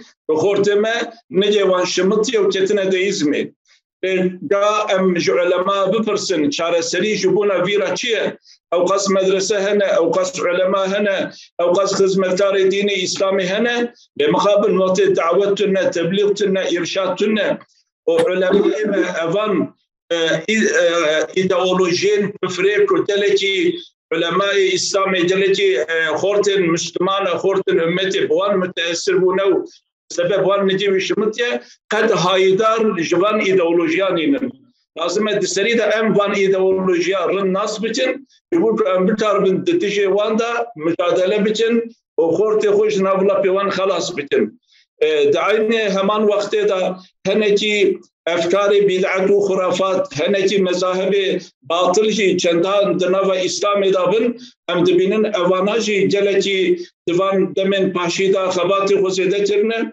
وجلت خورتن اسلامي بواناجي متاثر بونه وجهنكي كو ام جوانا دبن مالجي عربي بن قرانيون إنكار السنة ديتن وتشريع السنة إنكار ديتن وجهنكي بنابي سلفيتي هنكي وهابية نون وامثال وانجلتي مذاهب بدعته ومذاهب باطل هنن وجهنكي كان هاي زيادة البيش محشونه جوانا دبيجن تاريخيون تاريخ سلجي دبيجن احكام القرآن شو دما پیغمبر بتنه دابيه دما مدى احكام القرآن ايدي اوكاويتنا ايدي حكم وينين فيها جل خورت مخافندنا لازم علماء اسلامي لازم مدرسين ما هايدار جوانا تفت يابن وانا بخونن وانا رند هينچن وبتر من نتيجه وانا دا نقاش ومجادله بتن ولازم طلبين مدرساجي لسرفي هشياريه هاني لسرفي وعيه هاني لسرفي زانبونه هاني بدرس وان بفيها وبدن برنامج خو بفيها وجيتن وتاملجينا امام غزالي دبين رحمه الله تعالى ده المنقذ من الضلال ده امام غزالي او رساله بجلت جريده هذا سيدنا مهر عالم مجرد المنقذ من الضلال ببناء زمان خدا امام غزالي رحمه الله تعالى بيتيه كشخص انكي ايديولوجيين باطل انكي مذاهب باطل دوي وقت ده شخص ضرر ده امتي لامام غزالي رحمه الله جلت اوي فلسفه خوانديه او فلسفه فريق علماء اسلام جبر مبتلابيه حتى دباشيده تهافت الفلاسفه تاليف كريم وخطاي فيلسوفا خطاي فلاسفه دوي دريدا بونتي ورتيج ورانيه لهر عالم كيما يرو دلكوت امام غزالي تمام ايفان ايديولوجيين كفريه تمام ايفان مذاهب البدع والضلاله لازم فاناج منتسب وان هيك تر بزنبه جبر بكاربه تجي واندا بدل بتاع رفانا بطلبه بفقيه وجه ناصرين فقيه وجه من العربي بجن ليكون على بصيره في طريقه جبر بسبه دموي وخصمته هاد زانبه تجي بيدا شهيه وبشرا مجادله بتاع علي دنداجي ام مدرسه خدا از خلاص كم سيدة من خلاص كم كرتي كوا وعي دعوي كوا إرشاد تبليغي هنت جرى منهج تبليغي جنن منهج دعوتي جنن المدرسة جرت أبي درسهاني جبدن وهنتي علوم يرو جبو دعوته تبليغ إرشاد دابونا علوم ضروري وعلم الاجتماع سوسيولوجي كشخو أول تأسيس في علم الجريا ابن خلدون عالم إسلامي وعلم النفس بتعبير عربي أمجراد بجن بسيكولوجي وبداغوجي وإيرو عالم جبونا نشر إسلامي جبو حقائق إيمانية إسلامية وقرآنية تزاروت الخورتين إيرو رابي بجن لازمك أفان علوم هانيجي علوم خدمة كار دعوتنا لازم أفان علماجي بن از أفيا أرزي علماء دتم أرزي مدرسات دتم أهميتي زيادتر تحصيل المدرسة دا برنامج مدرسة دا مفردات المدرسة دا سرفي نقطة هاني زيادتر بساتنا دورة علمي مدرسة دا بمينو نتبه سلطات أمتي نتبه نوى خورت أمتي نزور ببال دعوة وتبليغ وإرشاد أو علم أو هم تحصيل ويجي مر ببيجة احتياجي بيتنا بلكي مبالغة جدبا داوود جاردن اتحاد العلماء جل سباستم جل تشكر دتم قد تعالى في اجتماع هاني بخي وسيلة اتحاد أمتي وبمن بخير وخشيدا. السلام عليكم ورحمة الله وبركاته. عليكم السلام ورحمة الله وبركاته. سيدا يمن الله طيب الشي أمجي سباسي وشكر وممنونيتا خد ياري دكن خدش ورازي بش بوبي أخافتنا واني قنج وبقيمات ومفيد خدش ورازي به Şu an ekranda gördüğüm çok kıymetli üstadlarıma hürmet eder. Ekranı başında bizleri izleyen tüm Müslüman kardeşlerime selam ve muhabbetlerimi sunuyorum. Birçok farklı coğrafyalardan ulemanın iştirak ettiği 6. alimler toplantısını Rabbimden hayırlara vesile olmasını niyaz ediyorum. Ümmetin alimleri, ümmetin içerisinde İslami bir bilincin oluşmasında her zaman en büyük görevi üstlenmişlerdir. Alimlerin üstlendiği bu görevi yerine getirmediği dönemlerde Müslümanlar maalesef çok sıkıntı yaşamışlar. Alimlerin bu görevi yerine getirmemesi durumunda Allah'a verecekleri hesabın da çok ağır olacağına inanıyorum.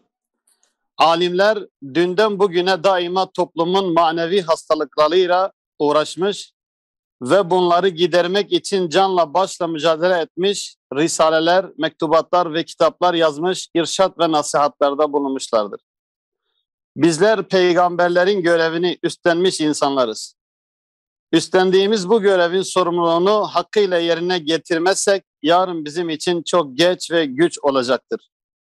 Bugün ümmetin içerisinde bulunduğu en büyük sıkıntı alimlerin sorumluluk almamalarıdır. Bugünkü alimlerimizin en büyük görevi toplumun içerisindeki yerini bir kez daha almaları ve ümmette imam, mürşid, önder olma sorumluluğunu üstlenmelidir. Biz ümmetin sıkıntılarını kendi sıkıntımız gibi görmedikçe eski alimlerin toplum içerisindeki konumlarını elde edemeyiz. Alimler vahye dayalı sünnet ışığında görsel ve yazılı olarak her mecrada ümmete yön vermeli ve onları fitneden haberdar etmeli.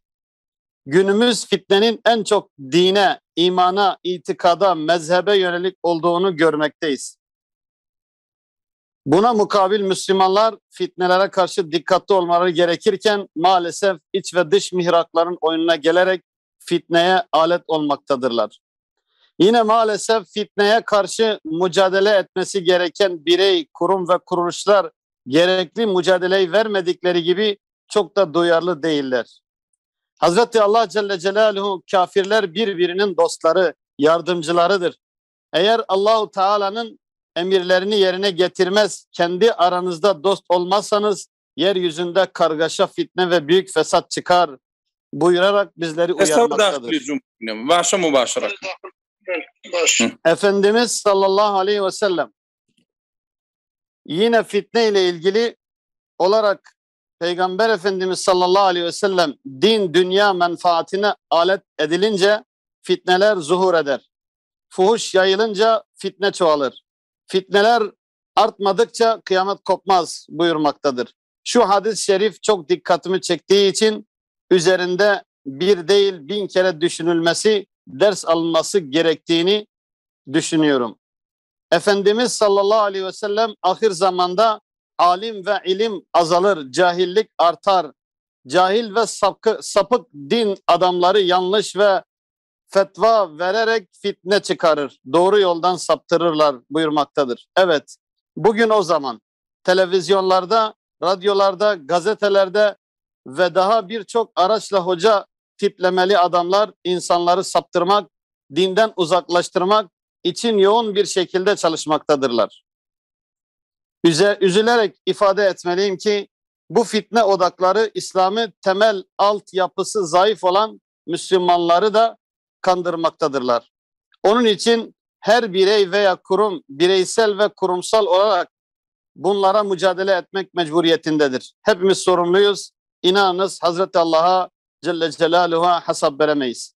Efendimiz sallallahu aleyhi ve sellem fitne yayıldığı zaman hakikati, doğruyu bilen başkalarına bildirsin. Bildirmezlerse Allah'ın, meleklerin ve bütün insanların laneti onun üzerine olsun buyurarak hepimize bu vazifenin ciddiyetini bildirmektedir.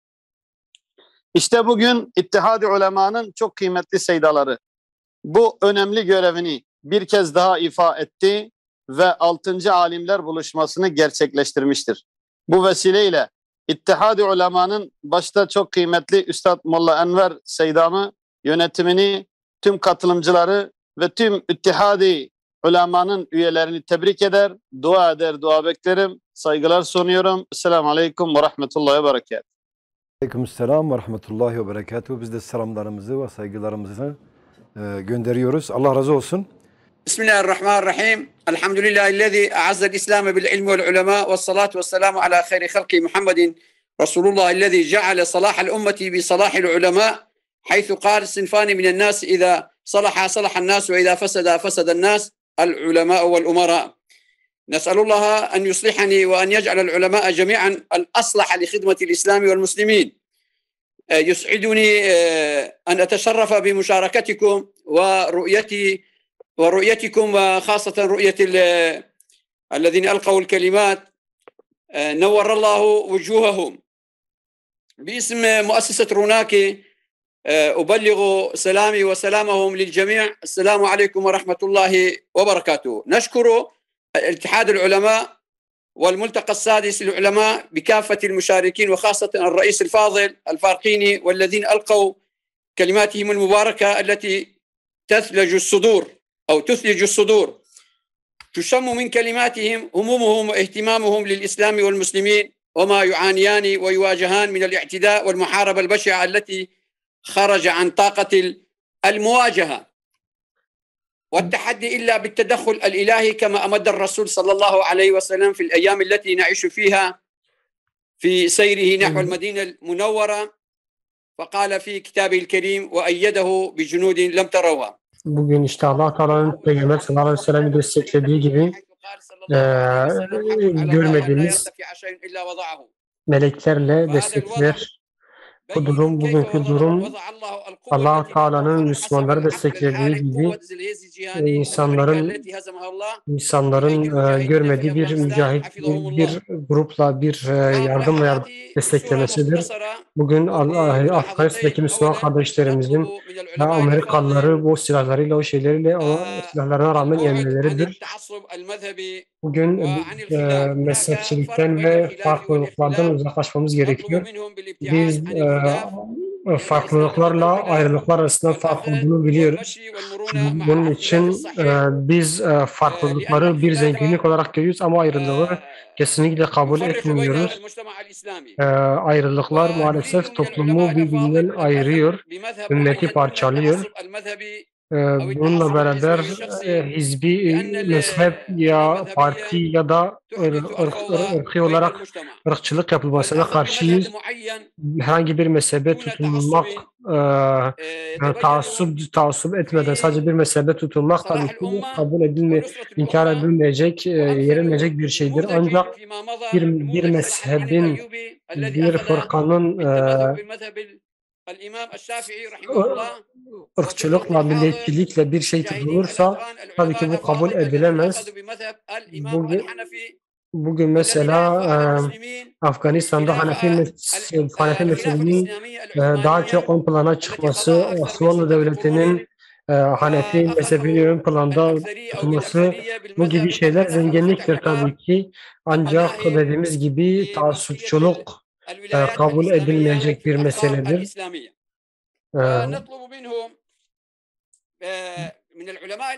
Bugün yine alimlerden yine şunu söylüyoruz ki koronaya karşı alınan önlemler arasında çok aşırı bir şekilde ileri gitmemek gerekiyor. Bugün dünyadaki insanlar emperyalistler, Müslümanların İslamiyet'teki bu meselesini birazcık zaaf olarak görüp alay etmeye başladılar. Biz Müslümanlar camilerde ve benzeri yerlerde saflarımızı parçalamamamız, ayırmamamız gerekiyor. Eğer biz orada saflarımızı birleştirmezsek nasıl birleştirebiliriz birbirimizi? Bunun için koronanın tedbirlerine karşı dikkatli olmamız gerekiyor. Buradaki bütün şeydalarıma teşekkür ediyorum katılımınız için. Allah razı olsun. Esselamu Aleyküm ve Rahmetullahi ve Berekatuhu. Ve Teala ve bername bu vesile yekbuna Müslümana ve Teala de amele me دفتر ما عمد خدا تعالى في برنامج بك خير ورجع قيامته امجي استفاده بكم بله ادخوازم بپیوک امام غزالی دز بپیوک خو بکم امام غزالی دبي جبو استراتيجية أمر بمعروف نهي عن المنكر شارتش لازمه يكجي استراتيجية پیغمبرة يعني أمبيجن پیغمبرة جبو أمر بالمعروف نهي عن المنكر شكرنا آدو دا استراتيجية آميرة أساسية سياسة يا استراتيجية عالمة أشارج واعظة براستي اف تقسيم امام غزالي كو فرخستي نابين عالم وواعظة اف جمر قالك بالكيش هات مخست از خصوصا دقات بقي نسلفي تشتياني معلوم يعني امام غزالي لقورا تقسيماوي عالم وواعظ جهدو قطان ديه دجوا كده بله جرك عالم جهبه لبله لهندا عالم اجي واعظ جرك هبه جبر في هاوي خصوصا مدرسه ما وقت ام تعليم وتدريسات ام دكن ممكن ام بفرق شيء بكن لورا هر انسان ممكن بو نكان بعالم ام بجنكي وصف عالمتيه شرط عالمتي جرانه لبله دنو تشاوا كدهلا عالمتيه لازم ام بجن انك طالبه مهبن دهلا وعسيه جده بله دوه نقطه جده جرك انكي استراتيجيا توبلم استراتيجيا عالم مهبه بله معلوم مدرسه ما حتى كي ام بجن هاتيفي سويا هاني مدرسه ما سيدالر ما دقلك شرط زور ده مدرسه ما محافظه كرن لسه نقاشتن خدای تعالی خیره قشا قبول بکه فقط ایدی مدرسه ما هاتی سویا کو گرک فایده وان زیده جوات رهبه جی انسان ملت مهبه دوه نقطه ده امکانı بجن yani medrese o seydalar me alim me yani ev dema ku liser niga xalas kiriye idi ketiye ev dema idi toplum o civak millet جوان زیده استفاده بکه لورا وظیفه ما لهمبر ملت ما گلکه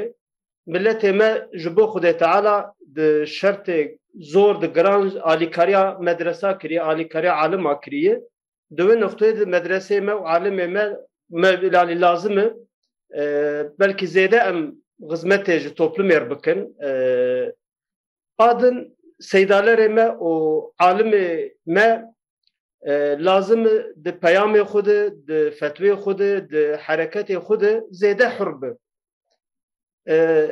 بنرن یلو ام بیجن ازهر ده عالم اسلامی ده üniversite kurumu gelek bir kıymet bu.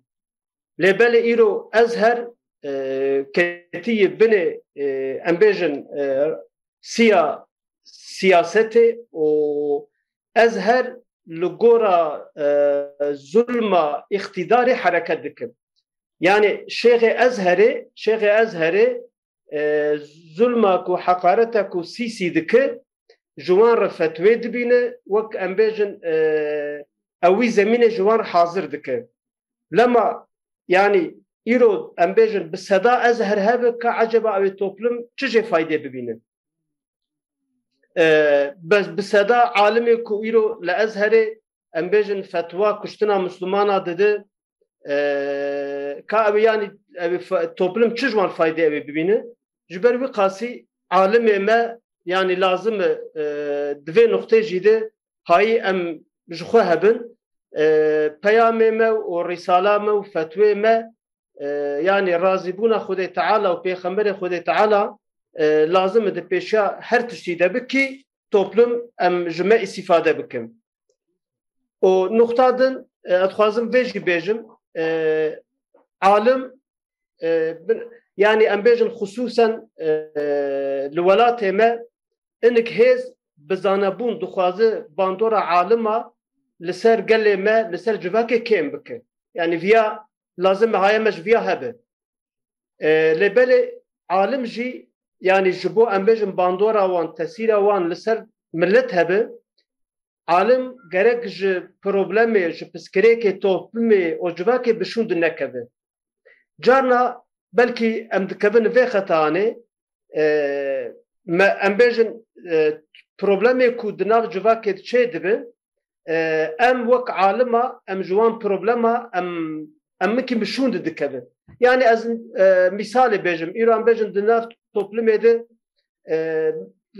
خصوصا الولاتي ما انك كافرام دخازن غلط بفهم كرم يعني ام بيجن جهاد شيء ام بيجن اختلافه ده حق سنت ده دفانتشتانا ده عالم ما لازم پیشکشی ملت ربك و اوان دفان مسألانا ده كو وقتا فكر نشه هبه مدرسه ما عالم ما دكبن هولي و اوان شبه كو ده ذهني خورته مده اوان شپانا رابك ازوي فكرت ما مستفكرت ازوي دبره بكم بقدينه بلد از ديسا تكرار بكم يعني انك هيز دخازن يعني باندورا عالم على السرجفات كيم بك لازم عالم مجي ام غزمته جفي ملتي ربك كو وقت انبياء بكن باذن الله تعالى اوان هزانا او سرفراز نبن او تاثير وحرمته وقيمته عالمه او السر ولا قال ما او ديسا او تشيب ان شاء الله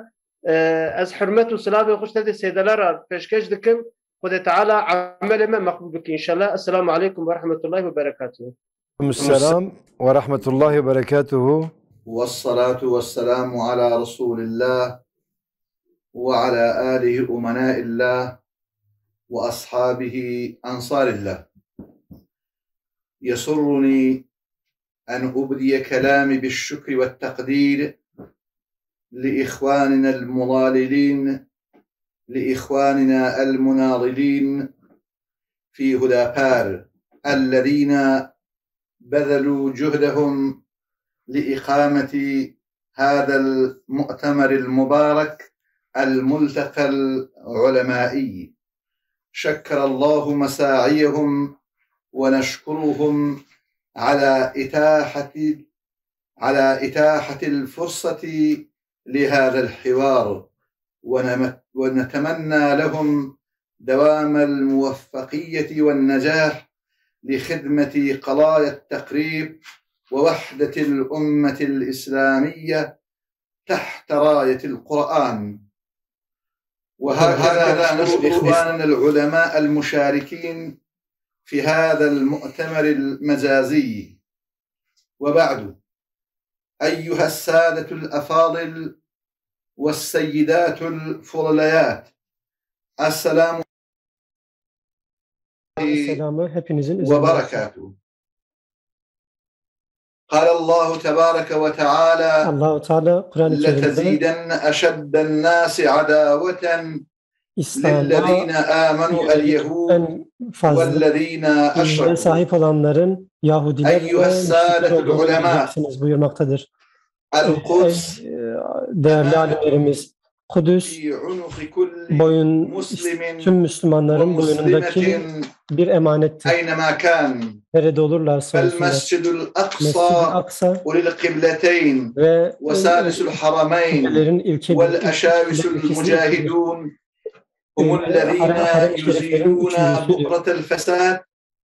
oradaki mücahitler ki Kudüs'ü korumakta ve Yahudilerin bütün çabalarını ve işgal arımlarını bozguna uğratmaktadırlar. İyi bilmekteyiz ki işgal güçleri hem İslam'ın hem Müslümanların haklarını yemiştir. İşgal güçleri normalleşme, resmi ve gayri resmi olarak siyasi, iktisadi, kültürel, ilmi ve istihbari açıdan onlarla normalleşmedir, birlikte hareket etmedir. Normalleşme, işgal güçlerine teslim olmaktır. Arap topraklarındaki onlara hak tanımaktır. Yerleşim yerleri konusunda onlara hak tanımaktır.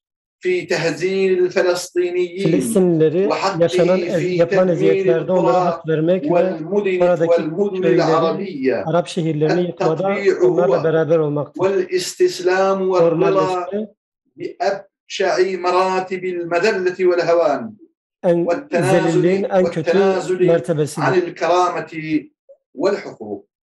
فالتطبيع مع الظالم ظلم. Zalim ile normalleşme zulümdür. Çünkü bu durumda onun zulmünü sayılmaktadır. Ki nitekim bu da birçok yerde de Kur'an-ı zikredilmektedir. Ey iman edenler! Benim düşmanımı ve kendi düşmanınızı kesinlikle dost edinmeyin buyurmaktadır. Ve onlara sevgi beslemeyin buyurmaktadır. Allah Teala aynı şekilde Rabbim bana sunmuş olduğun nimetlere kesinlikle sırt çevirmeyeceğim buyurmaktadır. Ve Peygamber Efendimiz her kim zalim birisiyle yürür ve onun zulmünde ona yardımcı olursa onun zalim olduğunu bile bile kesinlikle İslam'dan çıkmıştır. Allah muhafaza. Nitekim Kur'an'ı, ayetler ve nebevi hadisler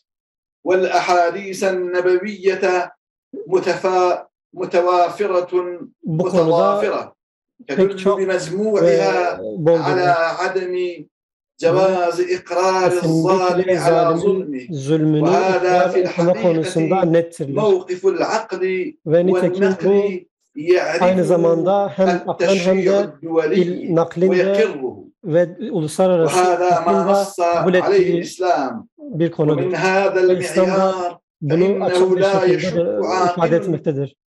Bu konuda hiçbir akıl sahibi kişi kesinlikle tereddüt etmeyecektir.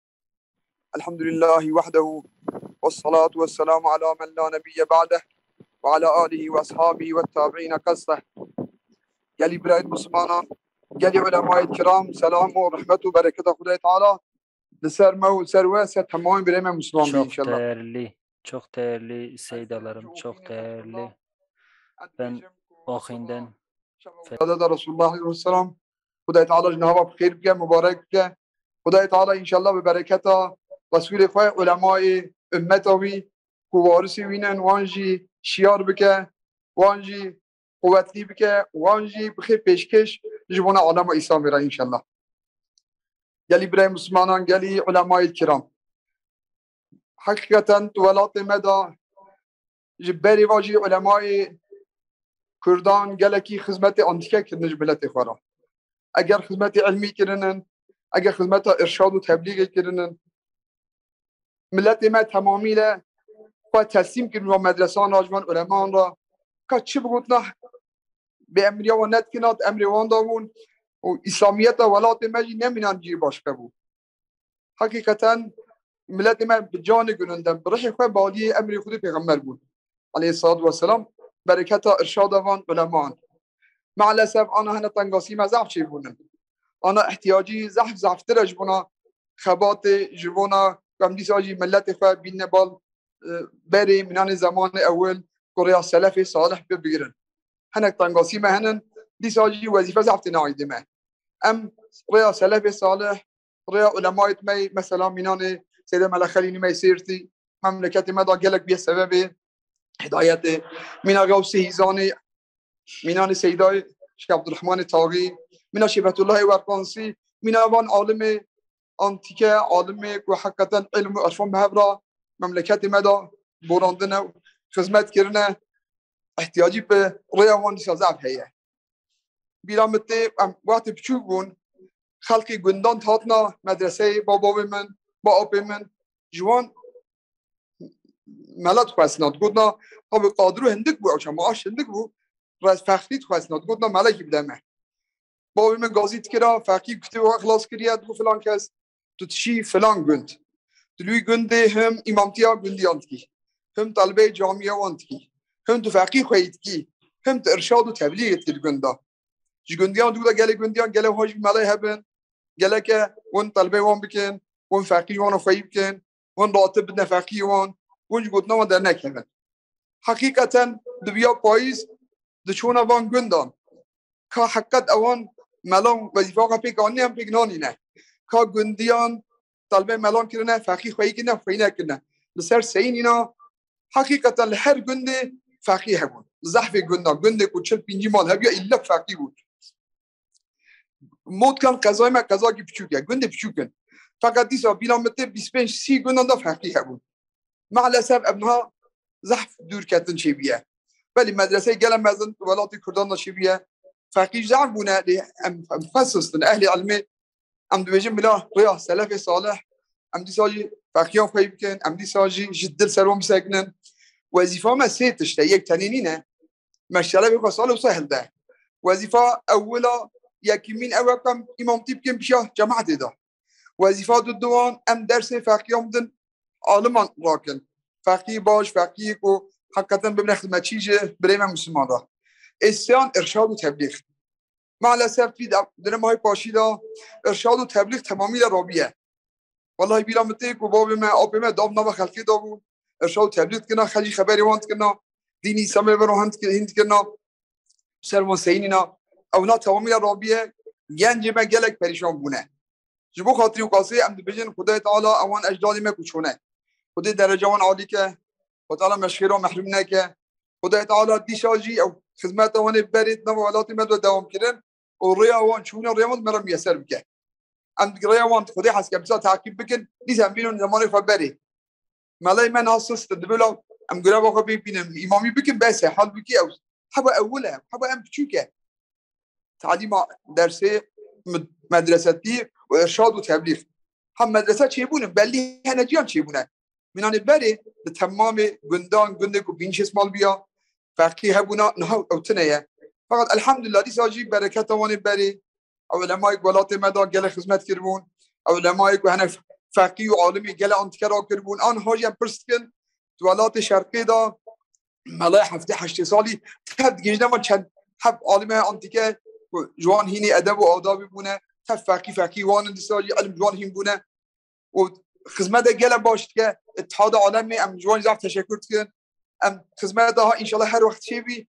خدای حس که ان شاء الله نخوشی خلاص بی ام بین آرکی ایجاد ام قارشی بسین ام بهرا مجول ببن هنکی تشتان ام جافیم ببن خدای تعالی امین نخوشی دفع بس تمام مسلمان سوالات ما مملکت ما بغیر سبب عبرت امین نخوشی در بکی مزن ده خدمت ما خدمت ولات ما مدرسه کردستانی خدای ان شاء الله امین نخوشی دفع بکه به سبب عبرت و شیاری خدای تعالی رئیس مجلس استاب که تحقیق خدمت چیز بنا وان مدرسه را جبوا خدمت علمی را زاب تشکر که خاطر و السلام علیکم و رحمت الله و برکاته وعليكم السلام ورحمة الله وبركاته سيداي شيخ فتح الله آيته باجاري بدليسي جي شيخي دمي أوخيني ده مدرس ومرشد خديش ترازي به خدي تعالى علمي وزانبونا وزيدا بك خدي تعالى توفيق مول سر خيري بدي إن شاء الله بري قال لي تماشفاني هجا قال لي ميفاني عزيز ام جهشتن داويا برنامه خو لي داويا برنامه ده دانزانا انجامنامه بلسان عربي وكردي وتركي بهرسي زمانا او يبي دياري كرن انا دانزانا انجامنامه يعني sonuç bildirgesi بزماني عربي املي حسبكن جهدار بكن ان شاء الله.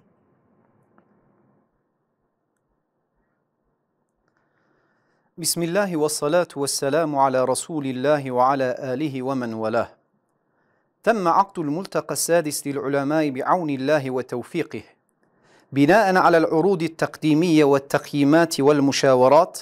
اتفق المشاركون الأجلاء على نقط تالية. أولا، كون هدف وحدة المسلمين ليس بسهل المنال حقيقة من نوع يفوق التفسير. بالتالي إنه من المعلوم لدينا أن الوحدة ليست من الأمور التي تتحقق على الفور، ومع ذلك لا ينبغي التساهل في اتخاذ الخطوات المتعينة، علما بأن كل مرحلة نتجاوزها تقربنا من الهدف. وفي هذا السياق، في حين أن محبة جميع المسلمين من القلب ستكون خطوة الأولى نحو الهدف، فإن القرار المشترك من الفئات الإسلامية بعدم العداوة لبعضهم البعض مهما كانت الظروف سيعد تغلبا على مشكلة أساسية. ثانيا، الوقوف ضد التطبيع مع الكيان الصهيوني ومعادته إلى أن ينسحب من الأراضي المحتلة واجب الأمة بأسرها. هذه المقاومة لديها القدرة على توحيد المسلمين حول القدس والمسجد الأقصى أيضا.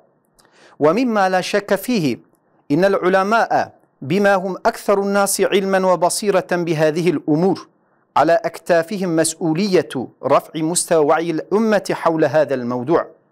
ثالثا، يدرك العالم الغربي أن الحضارة الإسلامية هي أكبر عقبة أمام تحقيق حلمي في أن يكون الحضارة الحية الوحيدة على وجه الأرض، مما يجعله لا يتردد في محاربة الإسلام والمسلمين بكل الوسائل المتاحة. ستكون مهمتنا الأكثر أهمية في مواجهة هذه الهجمات هي جعل هذه الهجمات مرئية للرأي العام العالمي، ومن ثم إظهار عزمة الحضارة الإسلامية للعالم كلها من خلال دعاية مضادة القوية. رابعا، أثر وباء كورونا بشكل عميق على العالم الإسلامي كما أثر على العالم أجمع. يبدو أن هذا التأثير وربما مع انضمام أوبية جديدة سيستمر لبضع سنوات أخرى. لذلك علينا التعود على التعايش مع مثل هذه الأوبئة، وأن لا نسمح لهذه الجائحة بإعاقة دون عباداتنا وتعليمنا ومسؤولياتنا الاجتماعية. خامسا، كما لا يمكن كتابة التاريخ القدسي دون إحياء ذكرى القائد العظيم صلاح الدين، لا يتأتى كتابته مع تجاهل الإنجازات وإسهامات الأكراد. فالأكراد كما حاولوا دوما الوفاء بمسؤولياتهم مع إدراكهم لواجباتهم تجاه القدس، فإنهم ما زالوا مدركين لها في عصر الراهن أيضا. سادسا، لقد قضت كتب العقدية والكلامية السابقة بأفضل الطريقة على الهجمات المتوجهة على الإسلام وعقيدته في حين تدوينها. اليوم يتم شن هجمات جديدة من اتجاهات مختلفة وبطريقة غير مألوفة تماما، مما يجعل الرد على هذه الهجمات الفكرية اكتفاء بتراث القديم شبه المستحيل. لذلك يجب إجراء دراسات جادة ضد الاعتداءات على العقيدة الإسلامية، وصد الهجمات بأدلة منطقية مقنعة في الجغرافية الكردية خاصة والعالم الإسلامي عموما. سابعا، تتطلب المسؤولية الدينية الدفاع عن حقوق كل ذي حق. في يومنا هذا الأكراد محرومون من العديد من حقوقهم الإنسانية، ولا شك أن الدفاع عن هذه الحقوق وبذل الجهد اللازم لاستعادتها واجب ديني وإنساني. سابعا، بينما يفتح التشتت والخلاف الباب أمام كل أنواع الشر، تفتح الوحدة والتدامن أيضا أبواب الخير العظيم. وبهذا المعنى فإن دور العلماء بالنسبة للأكراد لا يمكن الاستهانة به للوصول بالأكراد إلى نقطة يمكن فيها حل نزاعاتهم الداخلية من خلال التحاور. ولا شك أن أصحاب السلطة والقادة مسؤولية كبيرة لتفعيل دور العلماء هذا. تاسعا، لقد ساهم الأكراد بصفتهم عضوا مهما في الأمة الإسلامية في الحضارة الإسلامية وثقافتها عبر التاريخ. مئات العلماء من ابن صلاح إلى ابن أثير، ومن الآمدي إلى ابن تيمية، ومن أحمد نعيم بابان زادة إلى أستاذ سعيد النرسي، حملوا راية العلم وما زالوا أمثالهم يواصلون حملها بإذن الله تعالى. والسلام عليكم ورحمة الله وبركاته.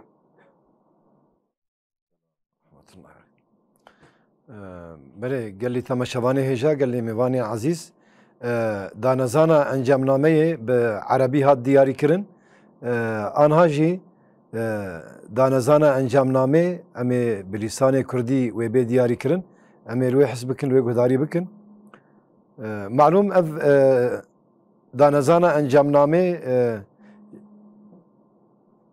بله کرمک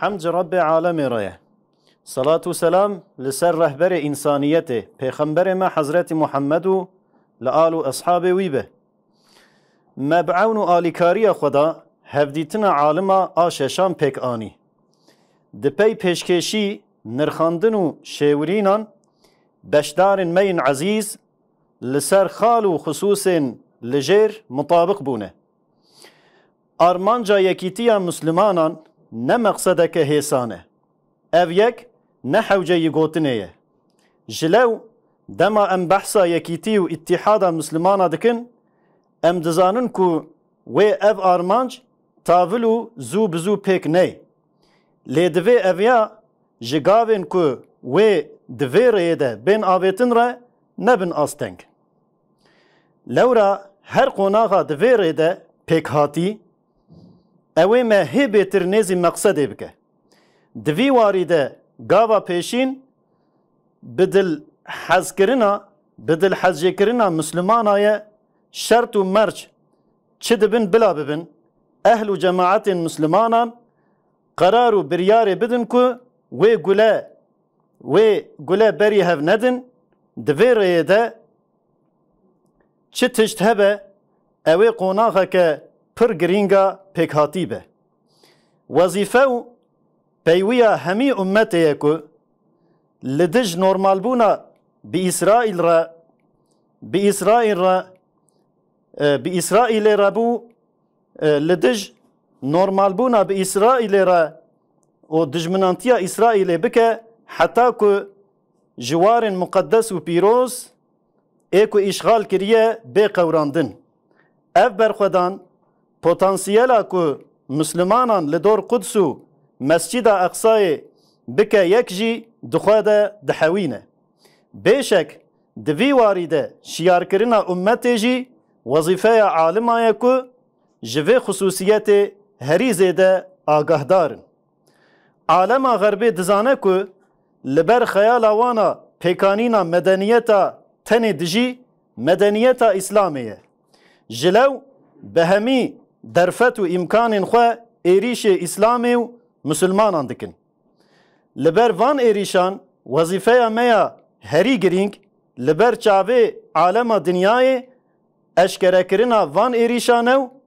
پاشه جی به پروپاگانده که قوی لهمی جهان نشاندایینا مزنانتیا مدنیتا اسلامیه پاندمیا کووید 19 چوا دنیای خستیه بن باندورا خواه به شکل کی دجوار لما و جواکا مجی تأثیر و باندوره دکه و ها خویاد بکو و اف باندور چند سالین دنجی بردوان بو بلکی به پاندمی نو اف روش دور و دریج ببه جبر و یکی دوی مرف خواه هینی جیانا به روشا پاندمی بکو مرف نهیله که اف پاندمی عبادت و علم و تدریس و مسئولیت مین جواکی لپاش بهیله چاوا بی بحثا فرماندار مزن صلاح الدین ایوبی نفساندنا تاریخ قدسی نممکنه بی بحثا کردان جی نفساندنا قدسی نممکنه کرد ده هر دوره ده جبو قدسی مسئولیت خواه دزانبونو هولا پیکانینا وان برپرسیارین خودانه ایرو جی دی ادراکا وان مسئولیت خودانه کتاب مین عقیده ای بری ده دورین خوده جواب و برسوین خوشک دانه ایریشین بسر اسلام و باوریا اسلامی ده لی ایرو بشکل کی پر جدا ایریشین نون تین کرن به کتاب مین کلاسیک نممکنه که مرف برسوی بده وان ایریش ایروین جلو وکا لهر در دنیای دویل جغرافیای کردان جی لبر وان ایریشن بسر باوریا اسلامی ده خبات جدی بین کرن اوان ایریشا بدلیل منطقی قانع دکن گرک بین برطرف کرن مسئولیت دینی پیوز دکه که مرف پاراستن و مدافع حقی هر کسی حقدار بکه îro Kurd ji gelek aliyan ve ji heqên însanî mehrumin. Parastina van heqan, hewldayîna hewceyiya ji bo lêvegerandina van heqan wacibeke dînî û însanî ye. Ji hev perçebûn û tefrîqa deriyê her xerabiyê vedike. Yekîtî û pevrebûn jî bi heman şiklî deriyê xêrên mezin vedikin. Ji lew ji bona Kurd bigihêjin asteke ku wê karibin di bendiyên navxweyî behs bikin û çareser bikin, roleke mezina aliman heye. Bêşek ji bo alim vê rola xwe pêk bînin, mesuliyetên ehlê rêber û riyasetê hene. Kurdan wek endamekî ummeta İslamê di tarîxê de xizmet û kedkariya İslamê û kulliyata kultura İslamê kirine. Ji İbn Salah heta İbn Esîr, ji Amidî heta İbn Teymiye û di wê dewra me de jî Babanzade Ehmed Naîm heta Ustadê Seîdê Nûrsî bi hezaran aliman ala ilmê hilgirtin û îro jî ew ê hilgirtina vê alayê bidomînin înşaallahu teala. Aleyküm selam. Belê danezana encamnameyê bi zimanê Erebî û Kurdî hat diyarî kirin. Ana jî bi zimanê Tirkî wê bê diyarî kirin. Em ê tev hevre lê guhdarî bikin înşallah. Şeytanirracim. Bismillahirrahmanirrahim. Elhamdülillahi Rabbil alemin. Vessalatu vesselamu ala Resulina Muhammedin ve ala alihi ve sahbihi ecma'in. Rabbimizin yardım ve tevfikiyle alimler buluşmasının 6.sını gerçekleştirdik. Yapılan sunum, değerlendirme ve istişareler sonucunda saygıdeğer katılımcılarımız aşağıdaki hususlarda mutabık kalmışlardır. 1. Müslümanların birliği gayesinin kolay bir hedef olmadığı gerçeği herkesin malumudur. Dolayısıyla Müslümanların birliği ve ittihadından bahsettiğimizde bu hedefin hemen gerçekleşmeyeceğini bilmekteyiz. Ancak bu durum o yolda atılacak adımlara engel olmamalıdır. Çünkü bu yolda aşılacak her merhale bizi hedefe daha da yaklaştıracaktır. Bu çerçevede tüm Müslümanları kalben sevmek bu yolda atılacak ilk adım olacak iken şartlar ne olursa olsun Müslüman kesimlerin birbirine düşman olmama konusunda alacakları ortak bir karar bu konuda aşılmış çok önemli bir merhale olacaktır. 2. Siyonist İsrail'le normalleşmeye karşı direnmek ve işgal ettiği mukaddes beldeleri terk edinceye kadar Siyonist İsrail ile düşmanlık tüm ümmetin görevidir. Bu direniş aynı zamanda Müslümanları Kudüs ve Mescid-i Aksa etrafında birleştirme potansiyeli de taşımaktadır. Hiç şüphesiz bu konuda ümmeti uyandırmak da bu hususların en çok farkında olan ulemanın görevidir. 3. Batı dünyası yaşayan tek medeniyet olma hayalini gerçekleştirme konusundaki en büyük engelin İslam medeniyeti olduğunu farkındadır. Bunun için de elindeki tüm imkanlarla İslam'a ve Müslümanlara saldırmaktadır. Bu saldırılar karşısındaki en önemli görevimiz bu saldırıları dünya kamuoyu nezdinde görünür kılmak ve sonra da güçlü karşı propagandalarla İslam medeniyetinin büyüklüğünü tüm dünyaya göstermek olacaktır.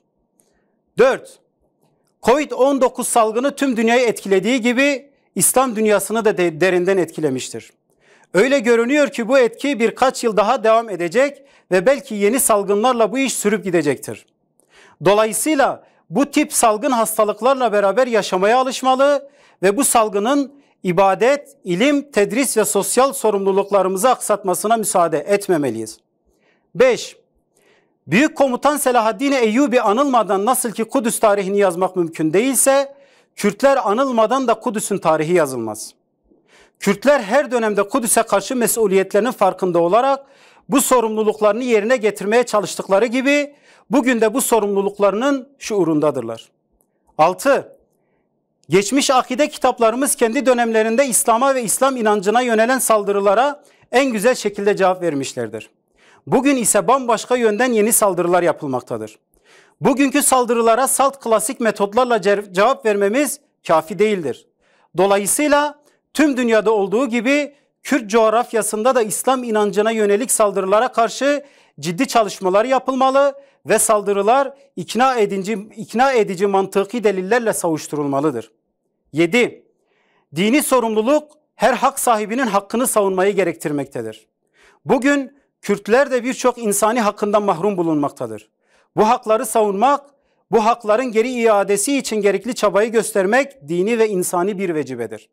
8. Parçalanma ve tefrika her türlü kötülüğün kapısını açarken birlik ve beraberlik de aynı şekilde büyük hayırların kapısını açmaktadır. Bu anlamda Kürtlerin iç ihtilaflarını konuşarak çözebilecekleri bir noktaya ulaşmaları için ulemanın oynayacağı rol büyüktür. Şüphesiz ulemanın bu rolünü oynayabilmesi için de riyaset ehlinin sorumluluklarını bilmektedir. 9. Kürtler İslam ümmetinin önemli bir uzvu olarak tarih boyunca İslam'a ve İslam kültür külliyatına katkıda bulunmuşlardır. İbn-i Salah'tan İbn-i Esir'e, Amidi'den İbn-i Teymiye'ye ve çağımızda Babanzade Ahmet Naim'den Üstad Said Nursi'ye kadar binlerce alim ilim bayrağını taşımışlardır. Ve bugün de taşımaya devam edeceklerdir inşallah. Davamızın sonu alemlerin Rabbine hamd etmektir. Esselamu aleyküm ve rahmetullahi ve berekatuhu. قال لي تماشباني هجا قال لي ميباني عزيز وقال لك بيشدارة وقال لي تعقيب كري قول لسر يوتيوبي لسر زومي لسر شاشات تلفزيوني متشوبينن معلوم هفديتنا عالما يا شاشا إيصال جيل سر زومي هات كرن بسبب في نخشي وعلتها قدنا عالمي ده ما هي ربي عالمي في نخشيها كورونا دي زمانه كي برنيز دي جسر ما وسر تمامي عالم راكه ام بفي دعاء ديك يا رب يدفع عنا البلاء وادفع عنا الوباء ان شاء الله مهي دارنج ربي عالمي سالا بيش قبي ديسا دمها دهاد دمها جوت مهيده ده هفديتنا عالم ان شاء الله روبرو ام بين جم هفدو معلوم هفديتنا عالما يا ششامين إيصال كتس مها ربيع الأولي دماغ ربيع الأول تيغوتن شتي بيرامة دها بر علماء إسلامي ولادتها بيخنبري آخر زمان محمد مصطفى صلى الله عليه وسلم تي بيرامة بفي سبب سبا صار بقرة ولادتها بيخنبر عليه الصلاة والسلام جبر از في صار بقرة ولادتها بيخنبر عليه الصلاة والسلام آمه وإد في استوديو يده ويجانا دشاشة ده ما تعقيب دكن دشوبينن ويجري سر إنترنت ما تشوبينن السالفجرة ولادتها بيخمر عليه الصلاة والسلام جبوا ما وجبوا حمية وجبوا أمتها إسلامي وجبوا إنسانيتي أسبيروز دكم لورا محمد مصطفى صلى الله عليه وسلم جبوا ما نمونية امتثاله جبوا ما أسوأي حسنية محمد عليه الصلاة والسلام ده خطبة خوي خاطر خستني ده قوتي تركت فيكم أمرين لن تضلوا ما تمسكتم بهما كتاب الله وسنة رسول الله شبرفي خداي تعالى ما وتمام علماء أمتي بقري نجوان عالميك بعلمي خو عامل ومش خير وبركته محروم نكه معلوم أف دانزانا انجامنامه بزمانه عربي وكردي وتركي هاد دياري كرن ولكن غيري فان لسانا غيري فان زمانه بزمانه سوراني بزمانه فارسي وبزمانه زازاكي وبزمانه انجليزي جي هاتي برگراندن افجي لسر مديايو بي وشاندن ان شاء الله امهاتن داويا برنامه خو امي برنامه خو بدعاء امي ختام بكن ان شاء الله ودعايا في برنامه سيداي ملا عبد الرحمن اوزك انجيج مربوخينه سيدا كرم بكن خديج ورازي. السلام عليكم ورحمة الله وبركاته. بسم الله الرحمن الرحيم. الحمد لله الذي خلق السماوات والأرض وهو على كل شيء قدير. هو الله الذي لا إله إلا هو عالم الغيب والشهادة وهو الرحمن الرحيم. هو الله الذي لا إله إلا هو الملك القدوس السلام المؤمن المهيمن العزيز الجبار المتكبر سبحان الله عما يشركون. هو الله الخالق البارئ المصور له الأسماء الحسنى يسبح له ما في السماوات والأرض وهو العزيز الحكيم. وهو الذي قال ولا تهنوا ولا تحزنوا وأنتم الأعلون إن كنتم مؤمنين وإن تنصروا الله ينصركم ويثبت أقدامكم. والصلاة والسلام على المبعوث رحمة للعالمين محمد الهادي الأمين وعلى آله الأطهار الطيبين وصحابته الغر الميامين ومن تبعهم بإحسان إلى يوم الدين، عدد ما أحاط به علم الله وخط به قلمه وأحصاه كتابه. اللهم إنك قلت ادعوني أستجب لكم يا قاضي الحاجات ويا مجيب الدعوات، ندعوك بحق أسمائك الحسنى وصفاتك العليا وبحق اسمك الأعظم أن تغفر لنا ذنوبنا وسيئاتنا وترحمنا رحمة من عندك يا غفور يا رحمن. اللهم إننا ظلمنا أنفسنا باكتساب الذنوب والسيئات، نستغفرك ونتوب إليك فإنه لا يغفر الذنوب والخطيئات إلا أنت. اللهم لا تجعلنا فتنة للذين كفروا واغفر لنا ربنا إنك أنت العزيز الحكيم.